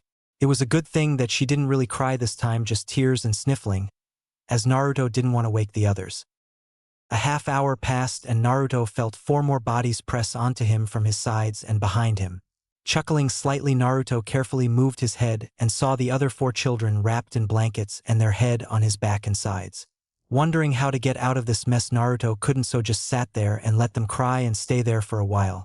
It wasn't too much longer and he felt their arms surround him and something wet met his back. He was careful not to breathe raggedly as he knew they were also crying. Speaking softly, he made an offer to the girls that seemed to idolize him. "Girls, what would you say to travel with me for a while? I know a few friends of mine that would love to meet a group of nice girls such as you all. And you all could keep this lonely guy some company," he whispered out. "Of course this would be a big change in your lives, so why don't you all tell me when you are ready? Okay?" The girl in front, though, was having none of that waiting and immediately started nodding into his shirt, barely whispering out, "I wanna come." Naruto put his hand on her head and rubbed it as he guessed an older brother could. It seemed to be the right thing as she looked back up at him with tear marks on her cheeks, grinning like it was the best thing in the world. Naruto grinned back, and for Nagako the world could end right there and she wouldn't have cared. GC. They had ended up staying like that for over an hour. The other 4 girls had come round during that time and had each spent their time in front of him, hugging him with a smile coming down on them. It was perfect for them. After they had gotten up, Naruto had made everyone breakfast. His summons were strangely absent during this period, but he ignored it. They were women, elemental women no less. They could hold their own if needed to. Naruto only focused on getting the slaves back to where they lived safely. After an hour of traveling, everyone made it to the village, and the slaves were not slow in running into town to alert everyone that they were back. Celebrations and shouts of joy were common for a few hours after that, and Naruto noticed the 5 girls hanging around him. Not in the town celebrating. Asking why, he got a terrible answer. "We're orphans, Nisan. We don't want to burden them again," they all said. "Don't you have any friends here?" he asked, getting a few shaky nods. "We don't want to bother them, though." It was Nagako now talking. "I take it that means you all want to come with me on my adventures?" Naruto asked, getting 5 nods. "Well then I'm going to have to get you all in shape then," he said, grinning a little bit. All the children had a shiver go down their backs at his grin, knowing something bad was coming. GC. I was right. This is fun. Naruto thought to himself as he watched the children train. It had been 3 months so far and they hadn't left Wave yet. He wanted them to have a good grasp at fighting before he went anywhere. It would be like having a genin team, sort of. Except on a technicality he was still a genin. And genin teams only have 3 of them. Meh, whatever. That never stopped me before. He thought with a shrug. He was going to make them strong. So far he had only been training them in physical stuff. He was going to get them physically fit before anything else. While jutsus were handy, if you didn't have any skills hand to hand, you could get in a lot of trouble when people close in on you. All of the girls were getting better, not at the same rate, but they were getting better. Nagako was at the top with fluid versions of whatever Naruto taught her, becoming a terror to fight for the other girls. Yuma and Mikiko focused on getting more power in their hits so a single hit could devastate an opponent instead of whittling them down slowly. Kyoko and Mutsumi were using exactly what Naruto taught them. From the stretches and the stances, their forms were perfect. It took them a while to get them right, but it was very impressive to see the 9-year-old girls do while he had clones teaching them personally. They were debate version clones, but clones nonetheless. Now Naruto was not done training in the slightest while he was having 5 shadow clones talk amongst each other to make a plan in regards to when to teach the girls what. He fought 3 more durable shadow clones while another 12 practiced higher forms of his elemental manipulation, 4 for each of his elements, and another 3 to study the effects of his chakra using different elements on different things, like combining a water dragon and a bunch of lightning chakra forced into it. both with small amounts and larger amounts. While some of the effects were rather explosive, he did manage to find a good amount for each elemental chakra before a mixture of the elements occurred, showing rather spectacular results. He had come up with a storm dragon by mixing a water dragon and lightning chakra. The dragon had torn through a good amount of trees, leaving scorch marks along its path. A mist taser by mixing the hidden mist jutsu while pumping lightning chakra into it. That jutsu had a definite effect on the plant life. It was impressive to see. And a freezing mist by doing the same jutsu while pumping wine chakra into it. Of course, the freezing mist clones figured something important out when they were practicing. Water expands when it freezes. Those clones did not last long, with miniature ice crystals everywhere. Extremely sharp ice crystals everywhere. Pop goes the shadow clone. Yes, Naruto learned his lesson that time, as he had to remember each and every tear in his clone's body from that rather spectacular failure and ensuing success. Naruto did find a good distance to cast the jutsu, though, after leaving a good-sized zone of ice crystal death that could probably catch any enemy by surprise. Though the after effect was wonderful to walk through. Very pretty. Apart from his failures, though, he was looking into different forms of elemental chakra training. He had so far been able to cut through a rock as soon as he picked it up, could hold an arc of electricity flowing from kunai a foot apart, and could make miniature shapes of things with water. He needed new exercises for his elements. He was also looking into new manipulation exercises for multiple elements as well. He had a goal for what he wanted to do for his summons with just control, but knew it would take time to master. He wanted to spend a few years here to get the children up to at least mid-genin before leaving with them. Of course, Naruto didn't want them to go without him being at least Jounin level, at least to keep them as safe as he could. GC. Naruto was now at the door of his cottage. He had built it with his bare hands, and shadow clones, always helpful. He really did have to find who was responsible for who invented them and thank them profusely. But back to the present, at his side was a clone. A true clone. Not a shadow clone like some of the others he had around the cottage waiting for some unseen or unheard signal. This clone was a practical duplicate of himself, though he would admit it was missing a few things for it to be the original. For one thing, it didn't have the summoning signs of his summons on its back. Another thing was that it was created through a physical medium. Most clones focus their chakra to produce the clone.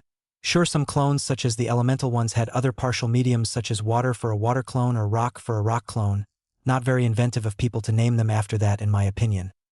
And that was why shadow clones were such good replacements and so costly as well.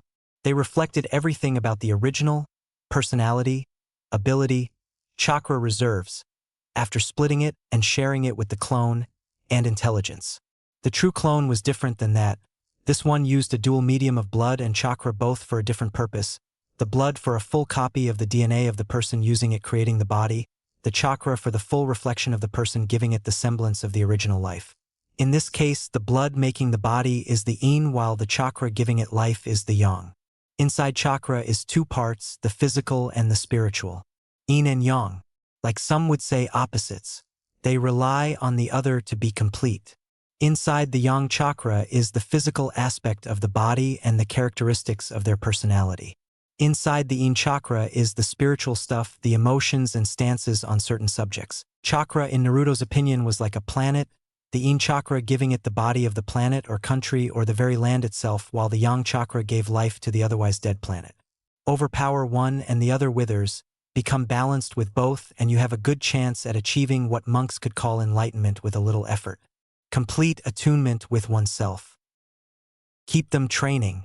I am going to scout out places for future study and to find out what had them so scared of our clan. Naruto said to his duplicate, I should be back in a few years. Since you were created to be me, I should get memories of when you dispel, but I will keep in contact, though the message seal. Plus, I want to visit the shrines of each of the elemental clans so that we don't have to go there with the kids later. He continued, Don't worry, I know what we have planned for them. They will be ready and they will be safe. Besides, it's not like an elemental dragon doesn't live nearby to help if things get hairy. You don't have to worry about their safety. They will live safely with me here. His duplicate said, calming the original. Closing his eyes, Naruto raised his face to the sky. For a moment nothing moved and no sounds were heard. Nature itself was waiting for something. After a moment, Naruto continued, "Those kids brought me a belief. They believe in me, a ghost child. They can see me and they believe in me. If anything harms them, call me and I will come running, flying if I have to get here quickly. They gave me something incredible, acceptance." Naruto said the last word quietly as a true small smile filled his eyes and his face shone for a moment with true joy unseen on his face since his early years. Only after so long it seemed to have condensed into a shining beacon of joy. Tears were trying to come. It was hard to leave them right now. He had grown attached to them. How could he not? They had helped him find something he thought was lost, a long-forgotten joy inside the small kids' hearts. It had led to a spark of sunshine on his barren wasteland of depression-filled mind. After all, why wouldn't he be a depressed person? His parents pretty much ignored him, and he was persecuted because of a false rumor started by someone in the shadows of civilization. He was going to make sure his adventures with the kids in the future were incredible. He was going to find hidden places and knowledge, add it to his already amassed library of what he could show them so he could fill their life with adventures until they were ready to retire. They would have a full life, he would train them, love them, bring them up when they were down, and help them through everything that stood in their way. That might be a bit much, but he wasn't about to let them be satisfied with a mediocre life after being imprisoned by some lame bandits. He would show them amazing things, sights, tastes, sounds, everything he could and more. He owed them that much. "Are Shuha, Awai, and Erashur coming with you?" the duplicate asked, breaking him from his thoughts. "Yes, their contract isn't on your back, so they will stick with me and help me find new places to take them," he replied. "But first, to Yuzu. GC." Walking to where he had first fought the bandits, he went down to where the docks should have been. Seeing nothing there, he nodded at his clone's job well done. Running through a few hand seals, he slammed his hand on the ground and waited. A moment later, a rippling happened in front of him. Like a heat wave was happening, but no flame was near. As the rippling raised, Naruto saw black lines and curves on the ground. A few moments later, his objective was in view. The ship that the bandits had most likely used to move around the island. It was in a little disrepair, but nothing truly bad. A few hours with shadow clones and it would be good as new. Going through a few more seals, Naruto put his hands down on the ground and whispered, "Summoning Jutsu."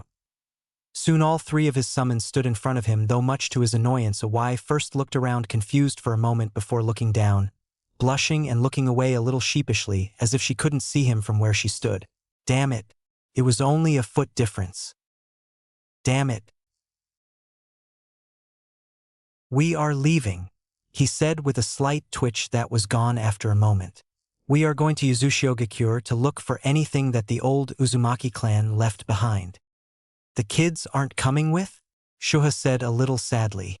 She, Awai, and Erashur had bonded with them over the few months they had stayed there. "No, I can't bring them with when I know they aren't ready yet. They have a true clone at the moment helping them with training, so when we come back they will be ready.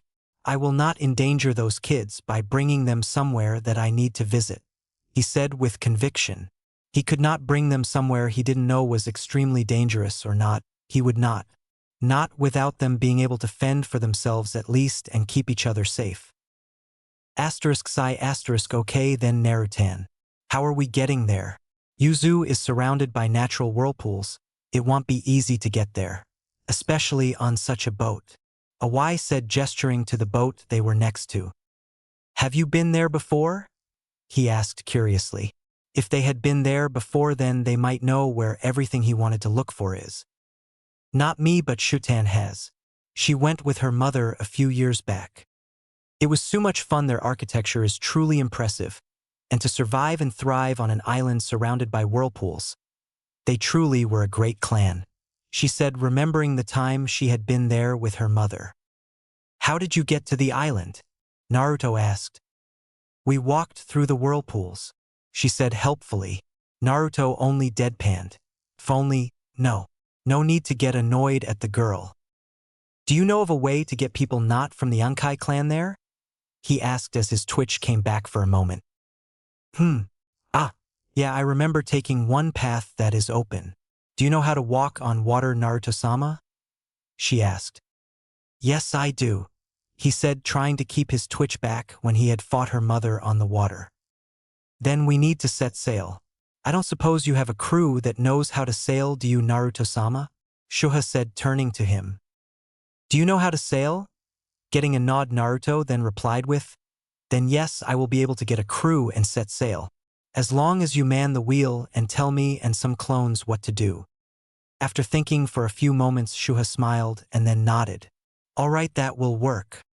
Good to hear. I don't want to rely on your mother if I don't have to. She must have problems and other responsibilities of her own to deal with than her daughter's summoner, he said, shaking his head slightly as he walked to the ship. Actually, I think she would love to help you out some more to look at your cuteness, Naruto-sama. Shuha thought with a sweat drop at her mother's behavior.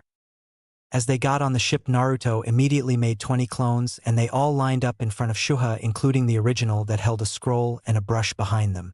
After blinking a few times, Shuha made 5 water clones that rose up out of the water and then climbed up the ship's side to her side. Not long after they joined, she started handing out their jobs on the ship, as some were on food, the sails, securing everything that was on the ship, which wasn't much to begin with. And I have no idea how to sail a ship, so don't ask for many details here, as I have no idea other than what I've seen during movies, which I didn't look for sailing details to begin with. 10 minutes later, they set sail after Naruto disabled the Genjutsu seal he had placed around the ship, allowing it to be seen. The water was smooth, so they had an easy time to hear what exactly Shuha was telling his clones as Naruto was speeding his brush along the scroll, writing everything down that he could. It seemed that Naruto liked to accumulate knowledge. The trip was quiet mostly as Naruto kept writing furiously on his scroll as he watched his clones and Shuha's clones go about their jobs on the ship. GC. How long did you suffer, Oniai-chan? That was the thought of one Narumi Uzumaki Namikaze as she walked through the now empty streets. It had been a few months since she had discovered Naruto's personal scroll. She had found many enlightening things in that scroll. Many surprises as well. She now stood at a proud 5 feet 2 inches, with her red hair flowing down to her shoulders. She wore a dark t-shirt with belts with writing on it wrapped around her torso.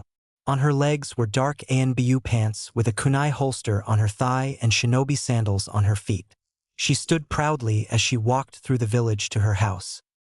Over the months, a few changes had happened with the Uzumaki Namikaze and her village. For one, Kushina had gone back into service and had destroyed the person that had tested her for her fitness. She had also taken to training Narumi more, saying that no one would take another one from her again. Minato had taken to secluding himself in his office for a while before he bounced back, trying to fix everything that had been destroyed because of the favoritism and neglect. Though Narumi knew the truth, the real truth about her Oniai-chan, she only truly called him that because despite some of his treatment of her, he was helping her the entire time. Even if she was a little bratty about it most of the time. Other than her and her family, others had changed a bit as well. Hinata had stayed the kind-hearted person, as always, though she was scarier now. She toyed with most of her opponents before destroying them.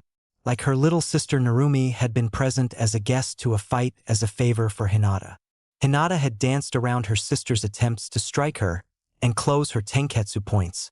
Except now, instead of being beaten because of her reluctance of fighting, she destroyed the elder's logic with her own straight afterward because of their trying to ruffle her newfound confidence.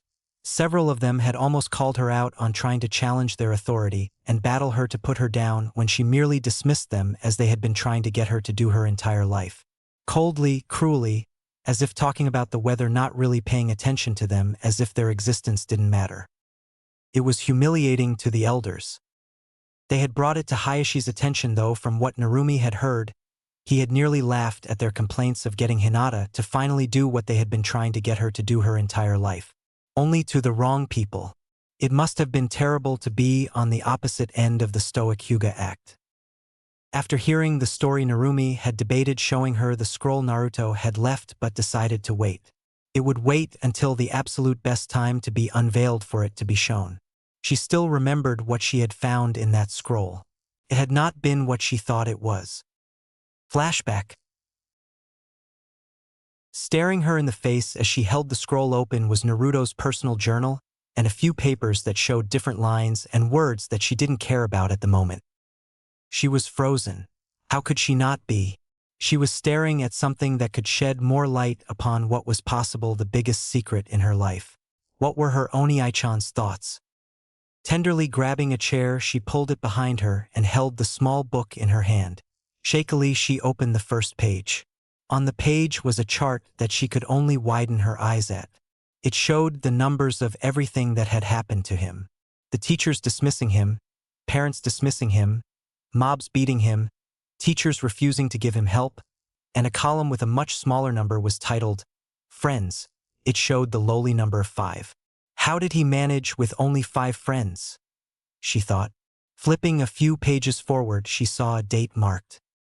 December 10th. Hinata-san's birthday is coming soon. I need to get her a gift. Despite if they let me inside of the compound or not, I can still give her a gift. On the other hand, starting this journal has proved helpful in keeping track of projects and theories. Though Terasan has been most helpful in teaching me how to read and giving me a safe place to learn. I should get her a gift of appreciation to show how much I appreciate her assistance. Minato-sama and Kushina-sama still train Narumi-san. She is progressing nicely as well. She just learned to walk on water in the pond in the backyard. I must admit I feel proud that she learned it in such a short time. Narumi could feel her cheeks heat up at her brother complimenting her in his journal, but pushed it back to learn what else he might have in here. I overheard that they plan to teach her the Rasengan soon. I must admit I am tempted to watch and see if I can reverse engineer it somehow from just seeing it. It must be the fact that I still feel I should learn beside her. But my recent discovery of who I am blows any chance of that out of the water completely. What?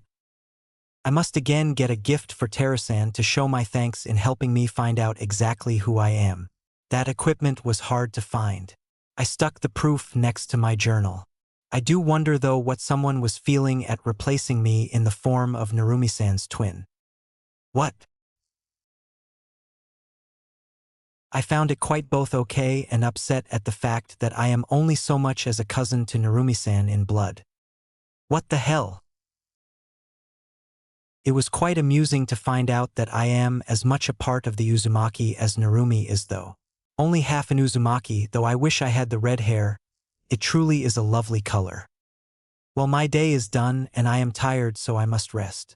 Tomorrow is sparring. Forgive me if I don't sound as excited as I should. Finding my identity can be such an exhausting experience sometimes. Oh well, it should surprise Minato-sama when he learns that I am not Narumi's sister. Oh, what a face he would make. Signing off for the night. Naruto Uzumaki Senju. What the hell? Flashback end. Ghost Child 8. Well, that went well. Shuha stated, looking at the wreck that was the ship they came in on. With a slight twitch, Naruto looked at her. And how exactly did that go well for us? We're now stuck here. Because we are still alive, Naruto-sama. Shuha stated, looking down at him a little. That caused his twitch to increase a bit. 4 feet 10 inches and 9 inches shorter than his summon. They had made it to the island barely. They had traveled through the whirlpools according to where Shuha said would be safe. Apparently it wasn't exactly safe, as they had nearly been pulled under a number of times and only gotten out because of Shuha's interference in her manipulation of the water around the ship that she had learned from her mother. Anyway, they had made it to the island, and once they were on the land, Shuha navigated it onto a reef. The ship didn't exactly play well with rocks. The giant holes in the side were testament to that. The island itself was rather large for just one big family living on it, from what Naruto had learned from history. Walking through the now untamed woods with animals racing away from the newcomers, they were awed by the height of some of the trees. For an island nation, Naruto didn't think the flora could get so big. He had found a fern that was much larger than what he saw back in Konoha when he went for walks. The fauna was also a bit larger, as he had seen some deer that were also larger than average and a few bears that they had ran away from. Not that they couldn't have killed it, but they didn't know much about it. The fact that it stood at a colossal 15 feet when it got up had nothing to do with it. So what's for dinner, Narutan? Awai asked as they traveled through the forest. She refused to look down at him and increase his eye twitch. Being a foot taller than her summoner was a bit of a curse for the woman, as she couldn't always find him when she looked for him. It didn't help that she had to look down a full foot to see his eyes, as she really liked looking at his eyes. They reminded her of a clear, still pond. Clear and crystal pools of amazingness. Naruto stilled for a moment, halting their movement forward. They were about to ask what he was doing before he spoke softly. "Don't move and be quiet." Not a moment later he vanished. They still followed his order even when they couldn't find him for a minute. So they stayed there. They had shifted to a more comfortable stance to stay at than the position they were in, but remained quiet. Not long after, they heard a thud off in the distance. Looking towards it, they saw Naruto coming back dragging a rather large deer. The deer was quite dead, as it had a small and precise hole going in through the head and out the back directly between its eyes. When he got to the where they were, he heaved the deer forward and simply said, "Dinner," he said as he looked around a bit for a clearing in the woods. "Dang, what did you do to the poor beast?" Awai said, looking at the small hole through its head. "Wind style. Sniper bullet. It's a smaller and more condensed version of the common air bullet. Kushinasama's training in chakra density piqued my curiosity on what its effects could do on other jutsu instead of pure chakra manipulation. This is the result. A smaller and longer range attack with more power behind it," Naruto said as he pulled the deer towards a rock for him to sit on as he brought out a knife. Skinning and cleaning the deer took quite a while for the blonde, as he sent out Shuha and Erishur for water, so only Awai stayed behind to make small talk with him as she set up a pit for a small fire to cook the deer in. Again, I have no details on skinning animals, so don't ask. After skinning and cleaning the poor beast, Naruto made a few clones to hang up the skin to dry while he got the deer stuck through to hang over the pit that Awai had made. "Awai-san, do you have any fire-style jutsu or any lightning jutsu to start a fire?" Naruto asked the tall girl sitting next to the pit with a bunch of kindling. Nodding her head, she dumped her load in the pit and put 2 of her fingers in the kindling. Making a half-hand sign, sparks started to appear on her fingers in the fire. The sparks collided with the kindling and reacted with a proper flame. "Lightning manipulation to create sparks to start the fire?" Naruto asked the tall woman, who smirked at the genius of her summoner to figure that out from just witnessing it. Awai nodded at him as she started explaining. "Yeah. It's a base form of manipulation used by some of my clan when we are out camping. It's a beginner trick that is taught to the children to help start their training." "Could you tell me more about your society, Awai?" Naruto asked, his curiosity getting the better of him. "Sure, Narutan. Our society is not much different than yours. We have different clans with different skill sets, like I am from the Ikazuchi clan, Shutan is from the Ankai clan, and Arashitan is from the Sora clan. We have our own leaders, as you know, called the Elemental Dragons, the Sky Dragon of the Sora clan, the Oceanic Dragon of the Enkai clan, the Thunder Dragon of the Ikazuchi clan, the Flame Dragon of the Kasai clan, and the Mountain Dragon of the Daichi clan. Each clan has its own characteristics that define it, like our hair and eye color. It even affects our personality. The Enkai clan is known for being the most mothering. They are very caring and more than usually helps anyone that asks for it. The Ikazuchi clan is a bit childish at times. We have our moments of seriousness, but we mostly like to stay as kids inside, as that is where we find our imagination. The Sora clan is usually the happiest of the bunch, free-spirited and carefree. The Daichi clan acts as our judges, as they are serious people with a respect of strength. The Kasai clan, more than usual, has a darker view of humans. Whenever they get a summoner, great destruction and havoc is caused in this world. 3 branches governed our ruling system. The true council that was made up of farmers, warriors, and the spouses of the elemental dragons. They ruled over the populace in general. Then the dragons were the next branch. They governed each individual clan. While the elder council was the 3rd branch, they were the ones that picked the summoner and were tasked to test their worthiness. Each elder is nominated by age and accomplishment every 50 years. Interesting. I know a few people that could fall into each clan. How are the summoners picked, if you don't mind me asking? He asked, looking at her, wondering how they picked him of all people. We don't really pick people, as it is the elders who do the picking. They don't tell us how they judge each person. Though once someone is picked, it's a free for all to get him or her. Normally, the summon is picked by a tournament. Alliances can be made between the contestants. Shutan, Arashitan, and me all teamed up to get you. The other 20-something contestants were not very open to alliances until they saw us beating them all up. Hee good times. Anyway, after we beat most of them, a few teamed up from others from the same clan. To fight alongside people they knew how to work with. Well, it turned out that it didn't work out as well as they hoped it would when our combination jutsus destroyed most of theirs. Shutan was our medic while Arashitan and me were the frontline fighters. Not that Shutan can't defend herself. No, she can handle herself quite well. She said, "As a medic, it is my job to keep people healthy. Can't do that if I'm hurt." The only team to truly give us trouble was the sons of the other dragons teaming up to create a lava field in their advantage. It was annoying to fight against that. At the end of the tournament, the elders tried to force us to fight each other for the position of your summon, but we all agreed to share you. The elders were not happy about our decision, but were quickly shut up by our parents saying it wasn't their right to decide the summons. It was only their right to decide the summoner. They were not happy about that. Not at all. They challenged us to a duel, the Elder Council against 3 13-year-old girls. We nearly died during that duel.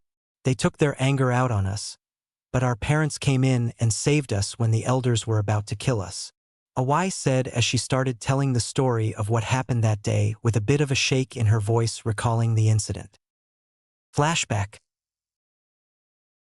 Ryu and Kai, what is the meaning of this? A red-haired elder snarled at the oceanic dragon, his blood-red eyes digging into the blue-haired woman. I believe this duel has reached its purpose, as it was never for the ruling of the council.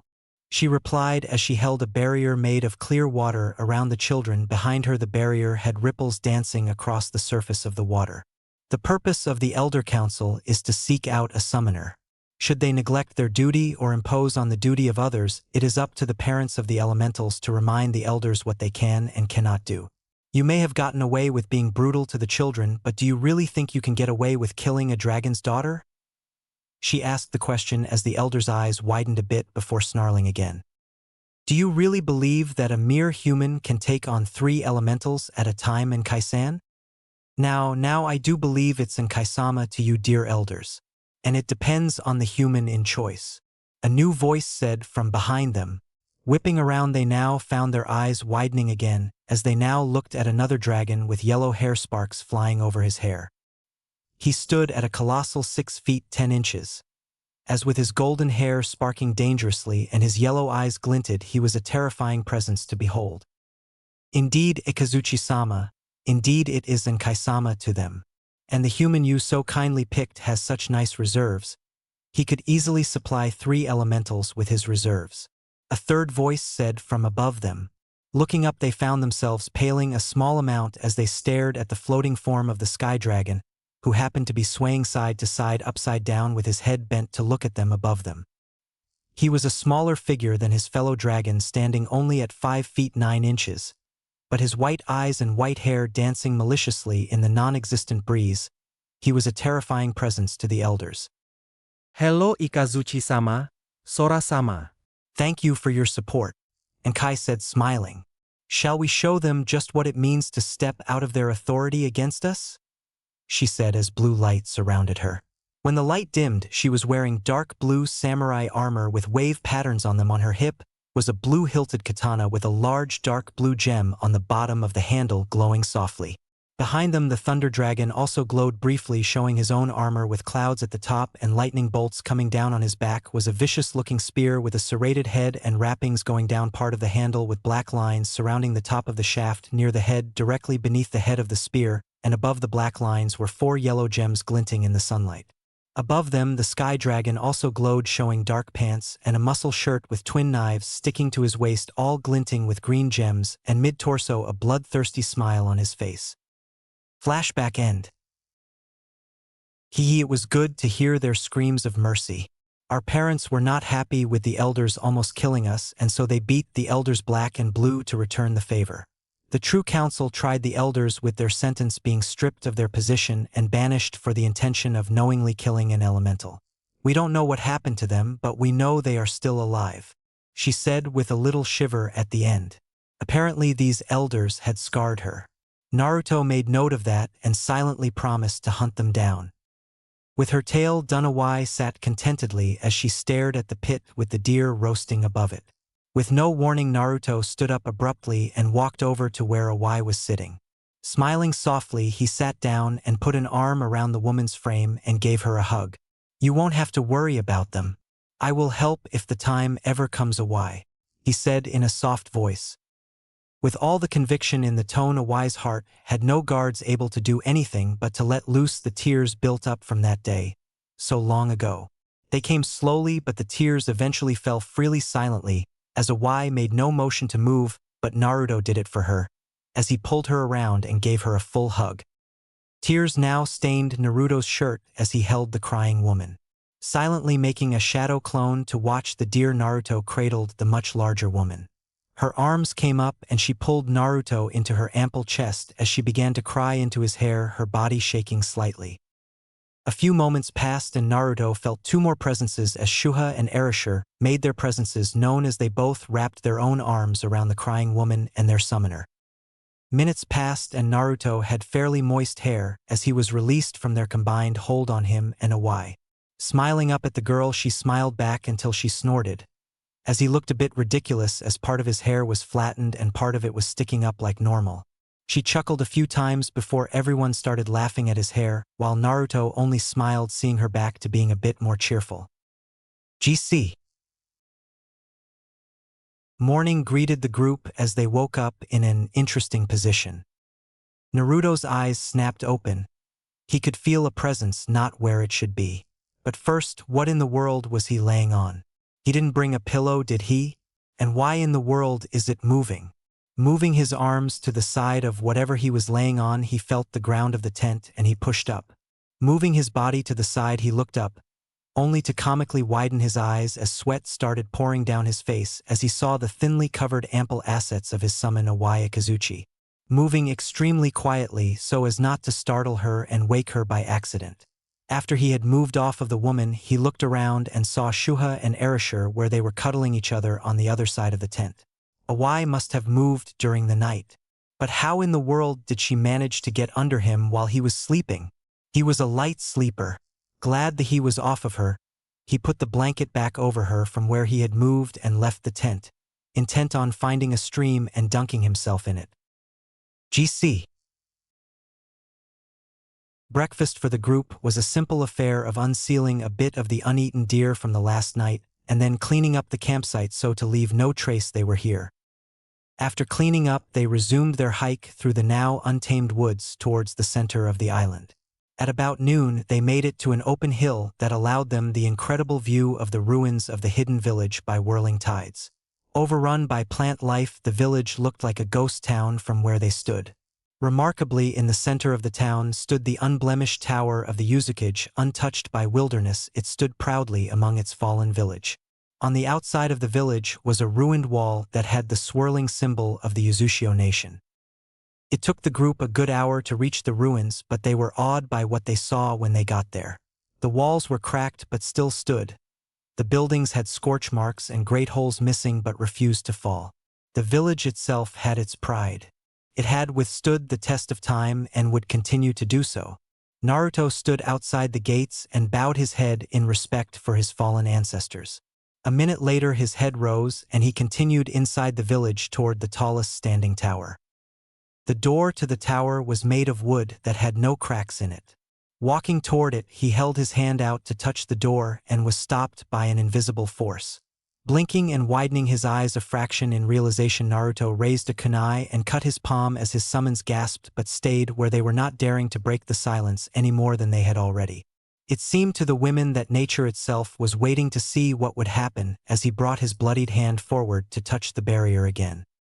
It seemed the barrier accepted him, for his hand was allowed through where it stopped him last, and he touched the door as black markings flew from the bottom to surround his hand.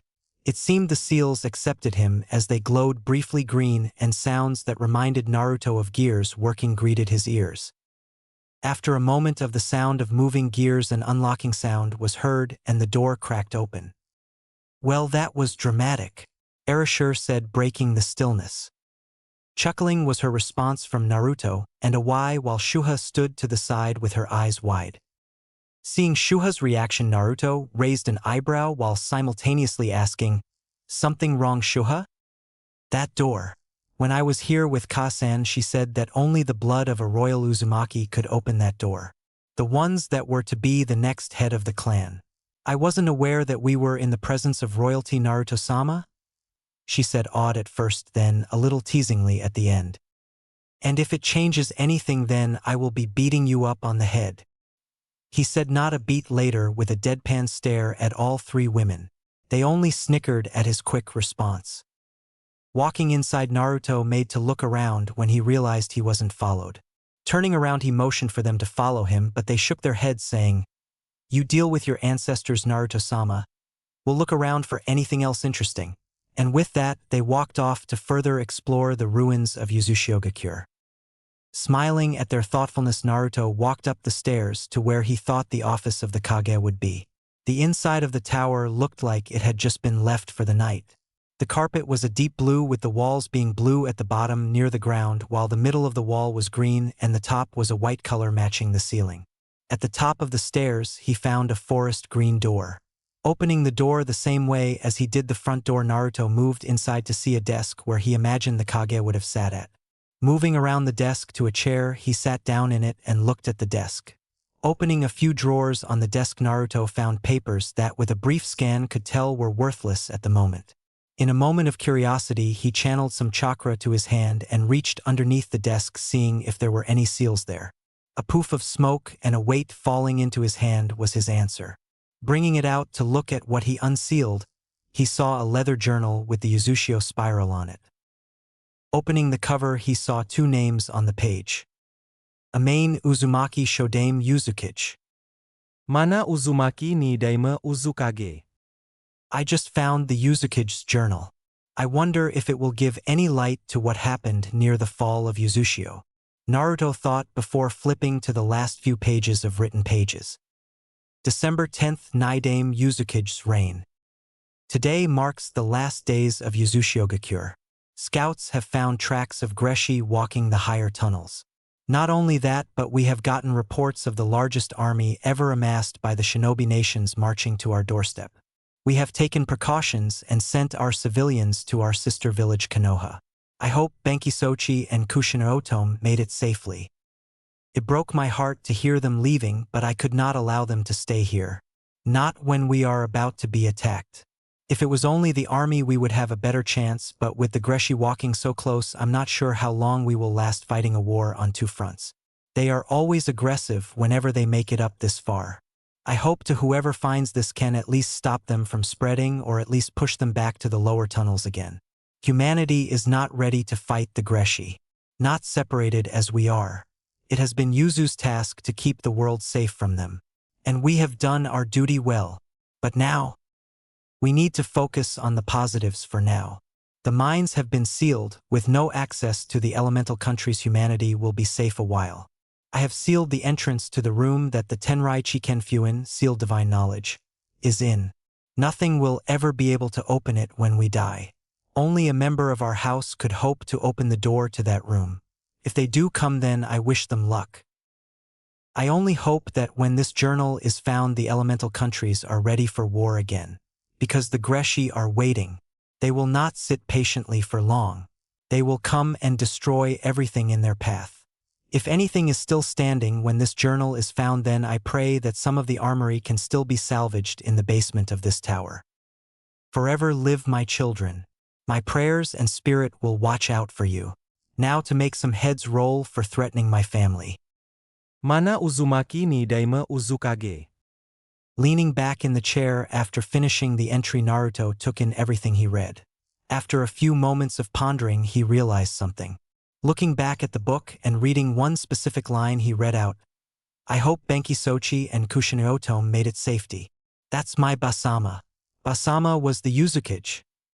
After his short moment of awe at his grandmother, he got back to the real world. He was sitting in the office of the Uzukage reading his grandmother's journal and had just read about a threat to the human population that no one knew about. Well, that's not good, he muttered out, thinking on his grandmother's words. Pocketing the journal for a later read, he decided it was time to get the girls and check out this armory. Walking out of the tower, he walked around a bit trying to find the girls. Shuha! Awai! Erishur! Time to meet up again, he yelled out, trying to find them. Crash! Snapping his head toward the sound, Naruto sprinted towards it. Around a few buildings, he saw what he hoped to never see. Shuha, Awai, and Erishur were all chased by something. They had pasty white skin with what looked to be leather as armor around their torso, arms, and legs. All of them were about 6 feet tall. Each of them was wielding a rusty-looking sword. And from what Naruto could see of their faces, they were set in a snarl, with menacing yellow eyes glaring at them with their teeth crooked and jutting out. Not wasting a moment, Naruto took out kunai, charged them with lightning chakra, making a ghostly yellow color surround them, and threw them at the figures. With 4 of them falling, Naruto yelled out, Shuha! Awai! Arashi! Time to go! He shouted with a tone of command. Not wasting any more time, the girls sprinted to Naruto, who was running back to the tower with the yellow-eyed figures chasing towards them, snarling and with weapons raised. Making it to the tower, Naruto held the door open for his girls, but slammed it shut in the pale people's faces. All of them were breathing raggedly and a little scared of what they just saw. Erishur was the first to talk. What the hell was those things? She asked in a panicked voice. Getting his breath under control, Naruto spoke. I have an idea, but I would love it if I was wrong. Now that got their attention. Just what could Naruto know about such things? Did he know before coming here? Naruto, what were they? Erishur asked, shaking a little, remembering their eyes on her. Have you ever heard of the Greshi? He asked in a calmer voice now that they were safer. They all paled. And no. They're ghost stories. Parents use them to scare kids. They can't be real, Erishur denied, shaking horribly. She remembered her father telling stories about the mean things that would eat you if you didn't behave. If they were real, there would be panic in the villages if they were the true Greshi. Like I said, I'm not sure if they are or not. They were mentioned in my grandmother's journal. She said that humanity wasn't ready to fight them in her time and hoped that whoever found it could finally get rid of them. Do you know about them? Naruto asked them before he noticed exactly how they were taking the news of just what they were being chased by. Erishur was shaking horribly while Awai and Shuha were holding each other together. Nodding silently, he walked forward and pulled them into a hug to help comfort the distraught girls. Though one thought was persistent in his head. If they are this scared at the mere mention of them, why are they here? He would have to get back to it as he felt Awai's shaking arms wrap around him and pull him closer. GC.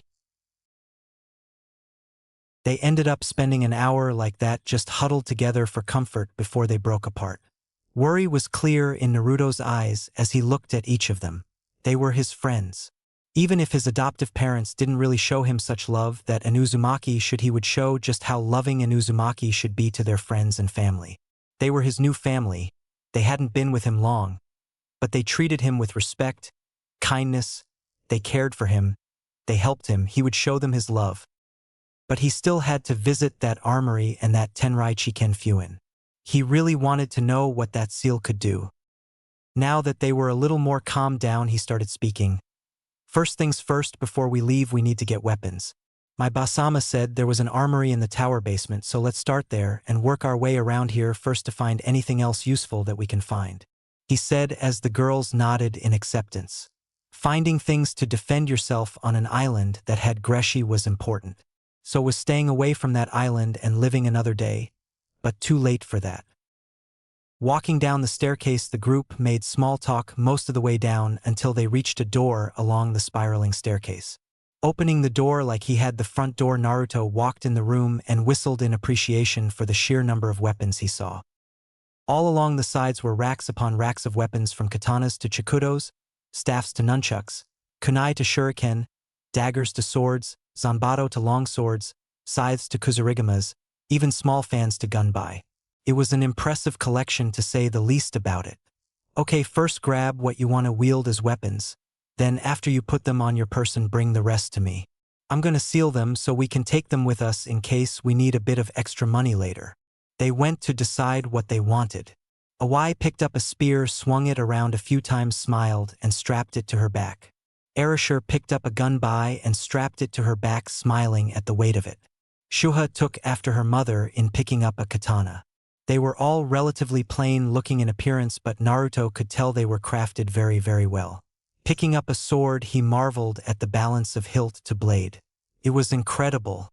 After sealing all the weapons and putting them away, Naruto stood up, smiling at the girls' happier faces than they had been when they were up the stairwell in the waiting room. Not many people could rebound so quickly after being scared for their lives. He was one to speak from experience after all. Walking to the door of the armory, he took one look at the empty racks and nodded in content that he had gotten everything he could have. Walking out of the room, Naruto saw that there was more to the basement than he thought there was as the stairs continued going down.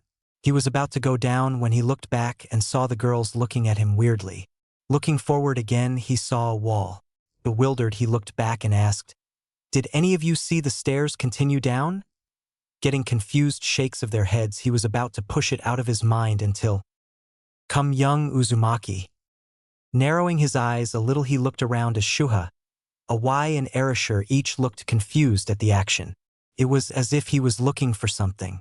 Looking around, they didn't notice anything out of the ordinary, so chalked it up to being nerves, as the place had been a little creepy to them, as if they had been watched the entire time they were here.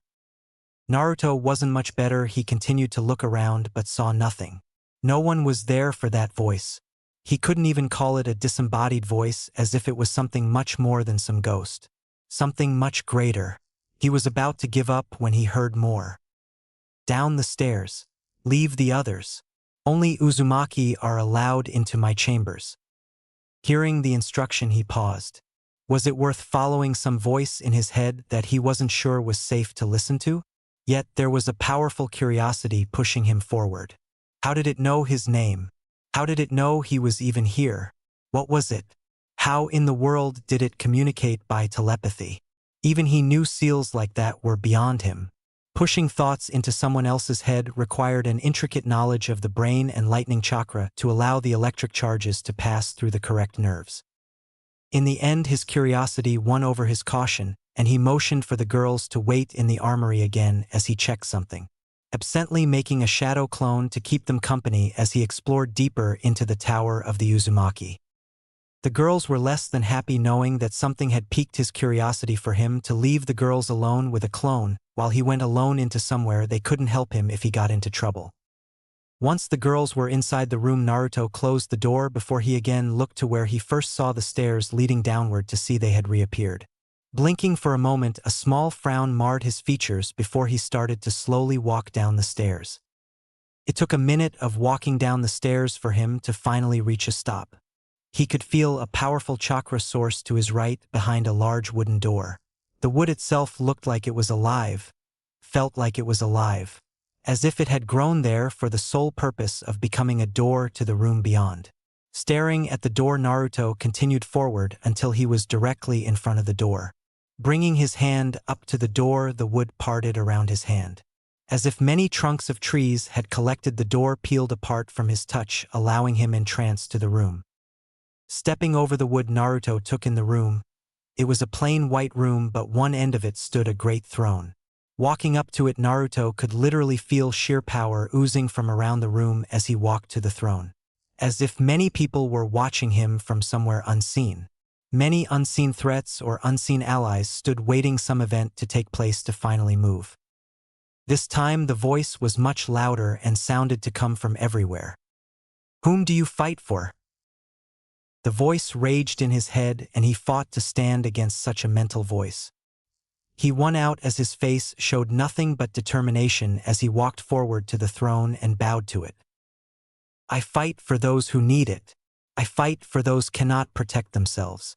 I fight because I know that whom I am fighting for wants to live. I fight for those I love. I fight for my family," he said before raising his voice as he kept speaking. The voices were quiet now, as if thinking over his answer. It wasn't long before he got an answer. "Then welcome, child, to the Tenrai Chiken Fuin. Right as the voice spoke, the throne disappeared and an orb took its place, glowing golden with its power. "No one is ever going to believe this," he muttered, barely whispering it out. It seemed as if the orb heard him as it bobbed gently up and down as if laughing. It glowed brighter for a moment before it took the shape of a red-haired female. She stood at 5 feet 8 inches, with a royal air about her person as she looked at him in kindness. That royal air dropped after a moment and the woman laughed at him before speaking in a melodious voice. "Well, it's about time you got here, grandson." Naruto only had a one-word answer to such an accusation. "Huh. Ghost Child 9. Ba-asama? Naruto asked the figure that came from the orb, blinking all sorts of confused. "No, it's Uchiha Madara. Of course it's me. Who else would I be, huh? Who do you think designed this thing?" she said, smiling proudly. "How? Wait. Give me a moment, please," he said, closing his eyes and concentrating with furrowed eyebrows. "So you designed the Tenrai Chiken Fuin." A nod. "Okay, I'm gonna guess you use seals to draw power for it in the surrounding area, air, whirlpools, the natural energy, I don't know. I'm guessing since you made it, the seal takes on your appearance?" he asked. "Right on the power, wrong on appearance. Good guess, though. Wanna try again?" she said a little cheekily. Who knew playing with your grandkids could be this much fun in the afterlife? She thought as to her poor situation after the attack happened. Nodding, Naruto took another moment before widening his eyes a small fraction. "The attack? You sealed your consciousness inside the seal for a personality for the seal. Is that why you're here, to stay alive after the attack on Yuzu?" She smiled. "Well, who would have thought? I got me a smart grandson," she said, praising him with a beaming grin. Sobering a little though, she was still smiling softly at him, she started speaking again. "I am only part of this seal. I sealed my body and consciousness inside the seal to survive the attack at the request of my people. It was going badly, we had nearly lost and were only holding up in a cave. The attack was much stronger than we anticipated. The Raikage, Tsuchikage, and Mizukage themselves came to make sure we died. Who knew a family protecting itself would be so scary to a couple of old men around the nations?" she asked rhetorically before continuing.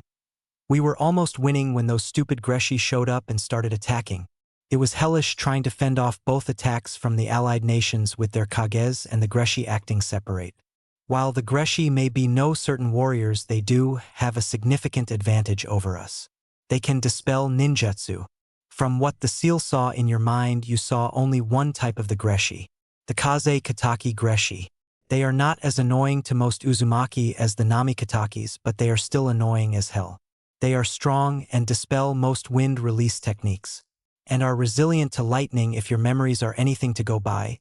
That may be why your kunai didn't go straight through them instead of only killing them," she said to his shocked and widened eyes as realization stormed through his mind. "Anyway, we managed to get to some of the intact buildings in the village and we talked through our options. Though above all, we needed a record of what happened. We needed someone to live to bring back the Uzumaki clan to new heights. Though I suppose you are already on your way to doing that, aren't you, fufu?" She laughed as Naruto blushed slightly and shouted, "Bei-sama." It took a minute for her laughter to calm down.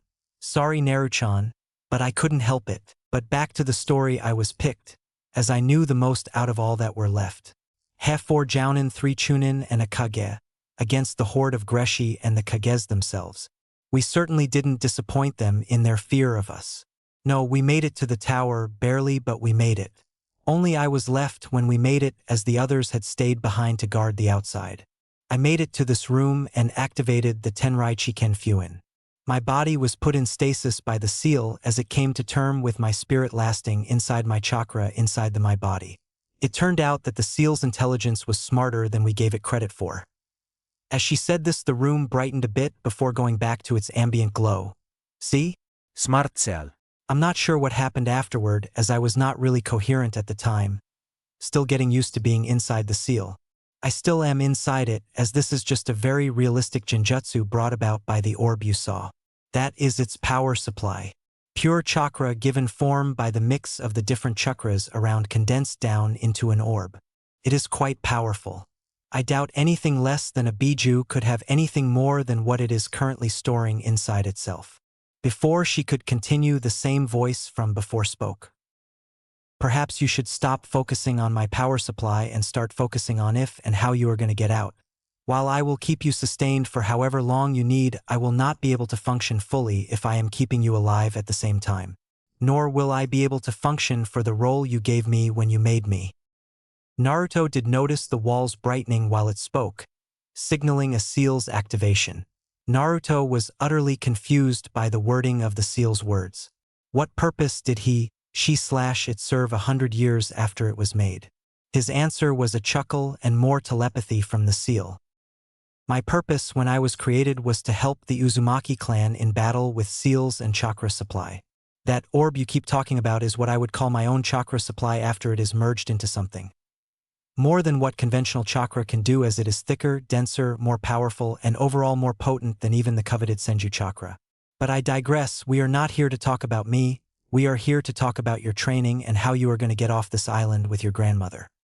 That is a good point, as my ship is currently wrecked. Even if I knew how to build one, it would take time and materials that we don't have. Naruto said, at a loss of what he could do. A realization came to mind after a few seconds, though. Do either of you know how to build ships? He asked, getting a shake of the head from his grandmother, while the room lit up, briefly signaling its response. I have the knowledge of how to Naruto Uzumaki Senju. But alas, the knowledge of sailing the ship I do not have. Smiling at the confirmation, Naruto spoke. Then would you tell me how to? If I was careful, I could collect the materials for a simple ship to be crafted. The question is, where will the materials come from? I know there are a lot of good trees for wood on the island, but I do not believe that I can process and get the lumber from the trees without some tools. Not to mention the fact that I don't believe the Greshi will ignore the fact that I am building a boat and wouldn't mind taking a shot at me while I'm working. He said, shaking his head. He didn't think it would, but the room lit up again as he raised his head to look at the ceiling. No need to worry about the where to build the ship. I shall take care of that with Mana's assistance. As for tools, I cannot help you with. Well then, it's a good thing that I'm still here, isn't it? Mana spoke again. What do you mean? Naruto asked, looking at his grandmother. What? Did you think you knew everything about the Uzumakis? She asked with a mischievous smile on her face and her eyes sparkling. Oh no, you still have so much to learn about what an Uzumaki can do, she added, seeing his questioning look. I have a bad feeling about this, was all he muttered, content to ignore the insane giggling he heard coming from his grandmother. It was as if she was about to watch something that would be extremely funny to the person watching and extremely painful for the one involved. Of course, it was a little harder to ignore the room brightening and dimming over and over, as if the seal itself was laughing at his misfortune. GC. What did I get myself into? Was the thought of one Naruto Uzumaki Senju. It was a few days after they had gotten to the village, and everyone was in a wide cavern with the girls lying on the floor, panting badly, with their weapons lying around in open hands with no grip on the weapons. If it wasn't for their chest raising and falling, Naruto was sure they would be dead with how ragged they looked. Come on now, you can't be that tired yet. I felt your chakra levels when you entered the village. Almost a third of my grandsons. So come on, you should have plenty for this little exercise. And there was Grandma, now out of the seal. It took her a day to come round and had eaten a lot afterward, but she proved herself being in shape after she mopped the floor with Naruto's summons. At the same time, with one hand behind her back, blindfolded. There they were. They twitched a little bit. Moments passed before Grandma lifted her head a little to look at them better, to see them still breathing, a question mark floating above her head. Grandma, you have to realize they aren't Uzumakis. They don't have our stamina.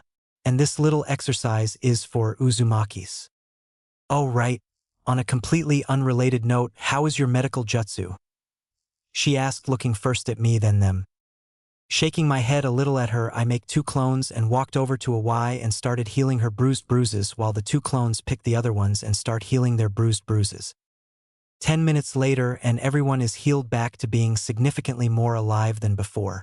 Their breathing is easier and they are all asleep on the ground. Naruto makes another clone for the 3 clones to take one of the girls each to a bed to rest. And now he is standing in the cave alone with his grandma. who is wearing a very sadistic grin on her face as she looks at Naruto. Oh dear, this is going to hurt in the morning, he thinks. Chuckling is heard through the cave as Mana gets closer to her grandson. GC. It continued like that for a month before part of the day was Naruto going out to collect wood for the ship he was building in a different part of the cave. After their naps to regain some strength, Arisher, Awai and Shuha all helped in making the ship as Shuha, with the seal's help, gave out orders to Naruto's clones on what goes where. Naruto during this time merely had a scroll out while his brush danced across it with his eyes seemingly everywhere. Clones were rushing everywhere, working in perfect harmony. It was impressive to say the least. To see around 30 blonde boys working in the cave as shouts passed through the air. Only the ones mentioned ever pay any attention to the orders, though, as it seems each clone knows what order goes to whom before the order is even finished. Right now Naruto was resting in his room in the tower, gathering his strength back for some personal training later in the evening. He didn't want his grandmother or the others knowing what he was going to do. This was his secret project for himself. After a few moments he opened his eyes, stood up and stretched his sore and slightly stiff muscles. Nodding to himself, seeing he had enough chakra for his training, Naruto nodded to himself and walked out of his room to his training area. Half-hour later Naruto stood in a clearing of trees with 2 shadow clones posted by the edge. One to heal him and drag him back when he was done, and one to guard him in case of attack while he was concentrating. He couldn't really defend himself when he did this training. Naruto sat down, closed his eyes, and balanced himself, reflecting on everything he now knew and what he was doing. Chakra training. Not just any training either. Yin Yang training. Naruto had seen the topic in a book in the library but had yet to try anything with it, so now would be a good place to start, for at least a better understanding of what he held. His head slightly bowed, Naruto dug into his chakra and felt it, immersing himself in it. Naruto felt his consciousness traveling around his body with his chakra current. Lifting his palms slightly so they rested palm up on his knees, Naruto focused on his chakra. Twin forces making up the energy used by an entire populace. And yet they barely knew what else it could do just by itself by picking it apart. Feeling the energies gather in his core, Naruto made the energy pull itself apart, bending to his will to break an incredible source of power for knowledge of that very power itself. Naruto was ready for the feedback this time. Last time it had knocked him out because of the amount of energy it took to tear the 2 apart. He was stuck in bed for the next day because his whole system was out of whack. Then it came. The surging of chaotic energies with no direction to take. Calmly he started to direct it. It was like the energies were blind. It didn't know where to go nor how to get there. You had to guide it along the correct path while scooping up any excess energy that was left over so it wouldn't harm him later. Hearing a gasp come from his clone and not sensing anything nearby, Naruto took it as a sign of success and continued guiding his now separate Yin and Yang chakra. Naruto could only continue to herd his chakra to where he wanted it. Yin to his left hand while Yang would go to his right hand. Naruto immediately felt the difference in the feel of the chakra in his arms. His right felt solid, alive, like it could topple a mountain and still go, while his left arm was faster and he felt more aware of the hand by itself. Bringing the chakra to the surface and amassing the huge amount he carried, Naruto could feel the sheer power he felt from both left and right arms. He did not feel this from normal chakra. It seemed Yin and Yang chakra was different by itself than as whole chakra. Now to work on the exercise, he thought as he slowly, ever so slowly, brought his hands down to the ground and channeled the chakra out of his body. Naruto's clones could only stand in shock at the display. The grass on his right side was growing. Just the feel of the chakra, and the clone could feel the life energy radiate through the surrounding grass. The grass on his left side flourished. It became greener. It grew a little but nowhere near the extent of the right side. The clone could feel something coming out of the grass on the left. Tuning his senses to it, he widened his eyes as he saw the grass bloom. The tip of the blade opened and bright green flower petals flourished on the tops. It wasn't long before the pretty flowers surrounded the clone on Naruto's left side with a sweet scent hanging in the air. It wasn't so strong it was hard to breathe, but it was very evident that it was there. The very ground was alive with his chakra flowing through it. Not much longer, and the trees were affected a small amount. The ones on his right side branches grew and flourished a small amount, while the left had flower petals sticking out of where the leaves had been, with the same sweet scent hanging through the air. It was very refreshing being where the left clone was. He looked very relaxed with his eyes closed and his arms hanging by his side. His face one of a child, as they finally got comfy in bed. It was extremely peaceful right up to the point where they saw Naruto bend forward like he had collapsed. Rushing over the pair of clones, sweat dropped slightly as they heard his snores coming from where his face lay between the now foot-long grass and the 9-foot green flowers. Flipping him over to get started on healing him, the clone that was on the right sat on the grass and started on healing him, while the clone on the left started patrolling around looking at the clearing. It was incredible. This was the first time he truly got started on the exercise, and he does this. A 12-foot clearing, exactly half in bloom and half with extra-length grass blades. It was impressive, to be sure. Unfortunately, all good things come to an end. Snapping his head to his left at the tree line, Naruto saw 3 of the snarling visages of the Greshi. Yo! Take boss back to safety. I'll stall them as long as I can. Hurry. No other words were necessary as Naruto stood strong in his 4 feet 10 inches. Stature, staring at the 6 feet 0 inches. Creatures with swords glaring back at him. No signal was given as the clone whipped out a kunai for one hand and the other hand in a half-seal. The Greshi only had smirking faces at the small dagger in their prey's hand before one charged forward to prove the difference in weapon grades. Something he did prove very well as his sword swung down at medium speeds, intent clear in its eyes. Naruto merely looked up and brought his kunai forth, charged with chakra to his muscles as he stood in defiance to the larger creature. Then something happened that made the other Greshi pause. Clang. The fact that a simple knife in the hands of this child was enough to completely stop a fully grown Greshi's strength was something they paused at for too long in Naruto's opinion, as he brought his free hand and struck the Greshi in the chest, sending him flying back to his brothers. Pack? Naruto wasn't sure what to call them, though that dense chakra thing was really quite handy. Little bit of dense chakra to the muscles and next thing you know you're Tsunade's equal in brute strength. Naruto held his ground as the 3 Greshi snarled at him for the damage done to one of them before the other 2 charged him in hopes to kill this impudent child. But alas, their hopes were dashed as he jumped back, making 2 one-handed seals before his cheeks bulged, and he spit out a fair-sized water bullet, sending one to the far side of the clearing and charging the other. The one that was sent back by the water jumped up, snarled and charged again as his yellow eyes glared at the small child that had bested 2 of them so far. The 2 charging forces met with a bang as Naruto ducked, dodged, and rolled out of the way of the 2 swords coming at him, meanwhile landing light blows on his opponents that seemed to do nothing upon impact. Not a minute passed like that before the 3rd one started to stir and shot up his face, snarling as he brought his sword up and charged the blonde brat. Naruto met his charge with one of his own, getting away from his other 2 opponents as he jumped away after dodging their blades once more. Naruto met his charge with his handy kunai, holding the sword tip up with chakra to make it stick. Then took a small step forward and sent his fist crashing directly into the Greshi's stomach area using his dense chakra. The Greshi could only grimace in the air as it was sent flying again by the no smaller force and ended up rolling on the ground away from where Naruto was. Naruto gave him no time to relax as he surged forward. He was not about to fight the 3 of them together. He managed to make it to his opponent right as he stood up. With the grace born of a warrior, he managed to make his blow high enough just to reach his opponent's chin. The blow wasn't pumped full of dense chakra but had a small enough amount to make sure it stayed down for the rest of the fight. Turning around, he saw the other 2 snarling more at him and jumped up through the air directly over the 2 Greshi. As he was descending, he noticed the Greshi had started swings so the blades would meet Naruto on his way down. I suppose that's enough time for them to escape. I'll pop after a few minutes after using this, but oh well. He thought before he acted. Using the air compression technique, he jumped again, only this time even higher before his hands blurred through multiple seals and his mouth bulged again.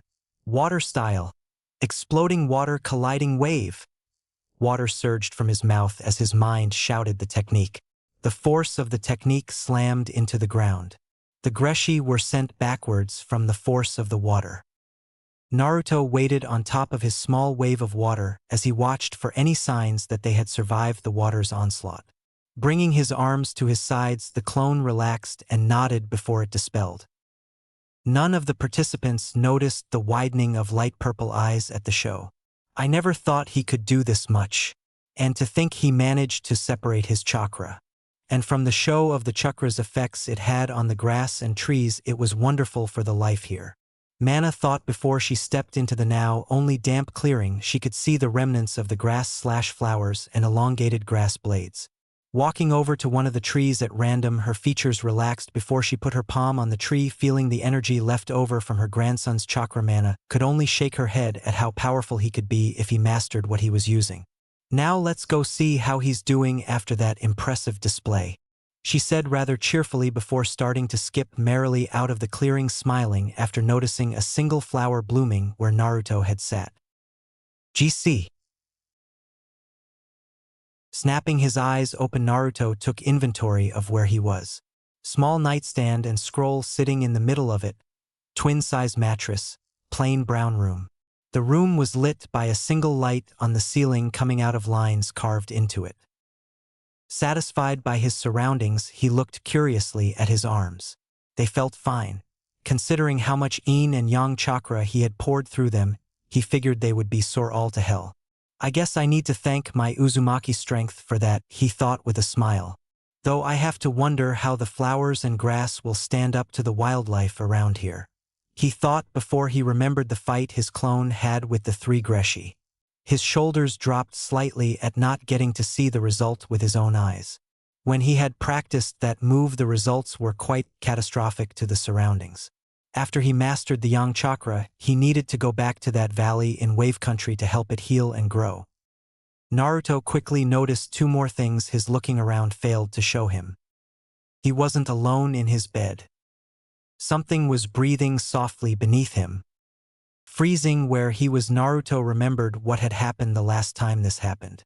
Looking around slowly to not disturb what was beneath him, he noticed a stray pillow on the ground. Perfect! His mind screamed as he silently did a substitution with the discarded pillow and stared at what was occupying the space beneath him. Awai was sleeping with her arms to her sides with a rather content smile on her face as she breathed slowly, twitching his brow slightly at Awai's constant new habit to sleep beneath him. While he had fewer nightmares the past few weeks, he knocked it up to coincidence and shook his head. He should have expected this. Honestly, every night they would play this game. Naruto would try to catch Awai getting beneath him, and Awai would try to get beneath him without him detecting her. He had yet to find out exactly how she did it. She would always just appear below him with his head tucked in her cleavage, and Awai with a content smile on her face. He did admit they were nice pillows, but he would not support this type of activity, especially with grandmother out of stasis. She would tease him all to hell for this. After all, wasn't it all mothers and grandmothers' wish to have more grandkids and great-grandkids to spoil and tease? GC. In a different room, Mana Uzumaki suddenly felt a rush of excitement and joy for no obvious reason. GC. Naruto shivered at the vision of Mana Uzumaki jumping for joy about the prospect of great-grandkids running around as she spoiled them with candies and other junk food.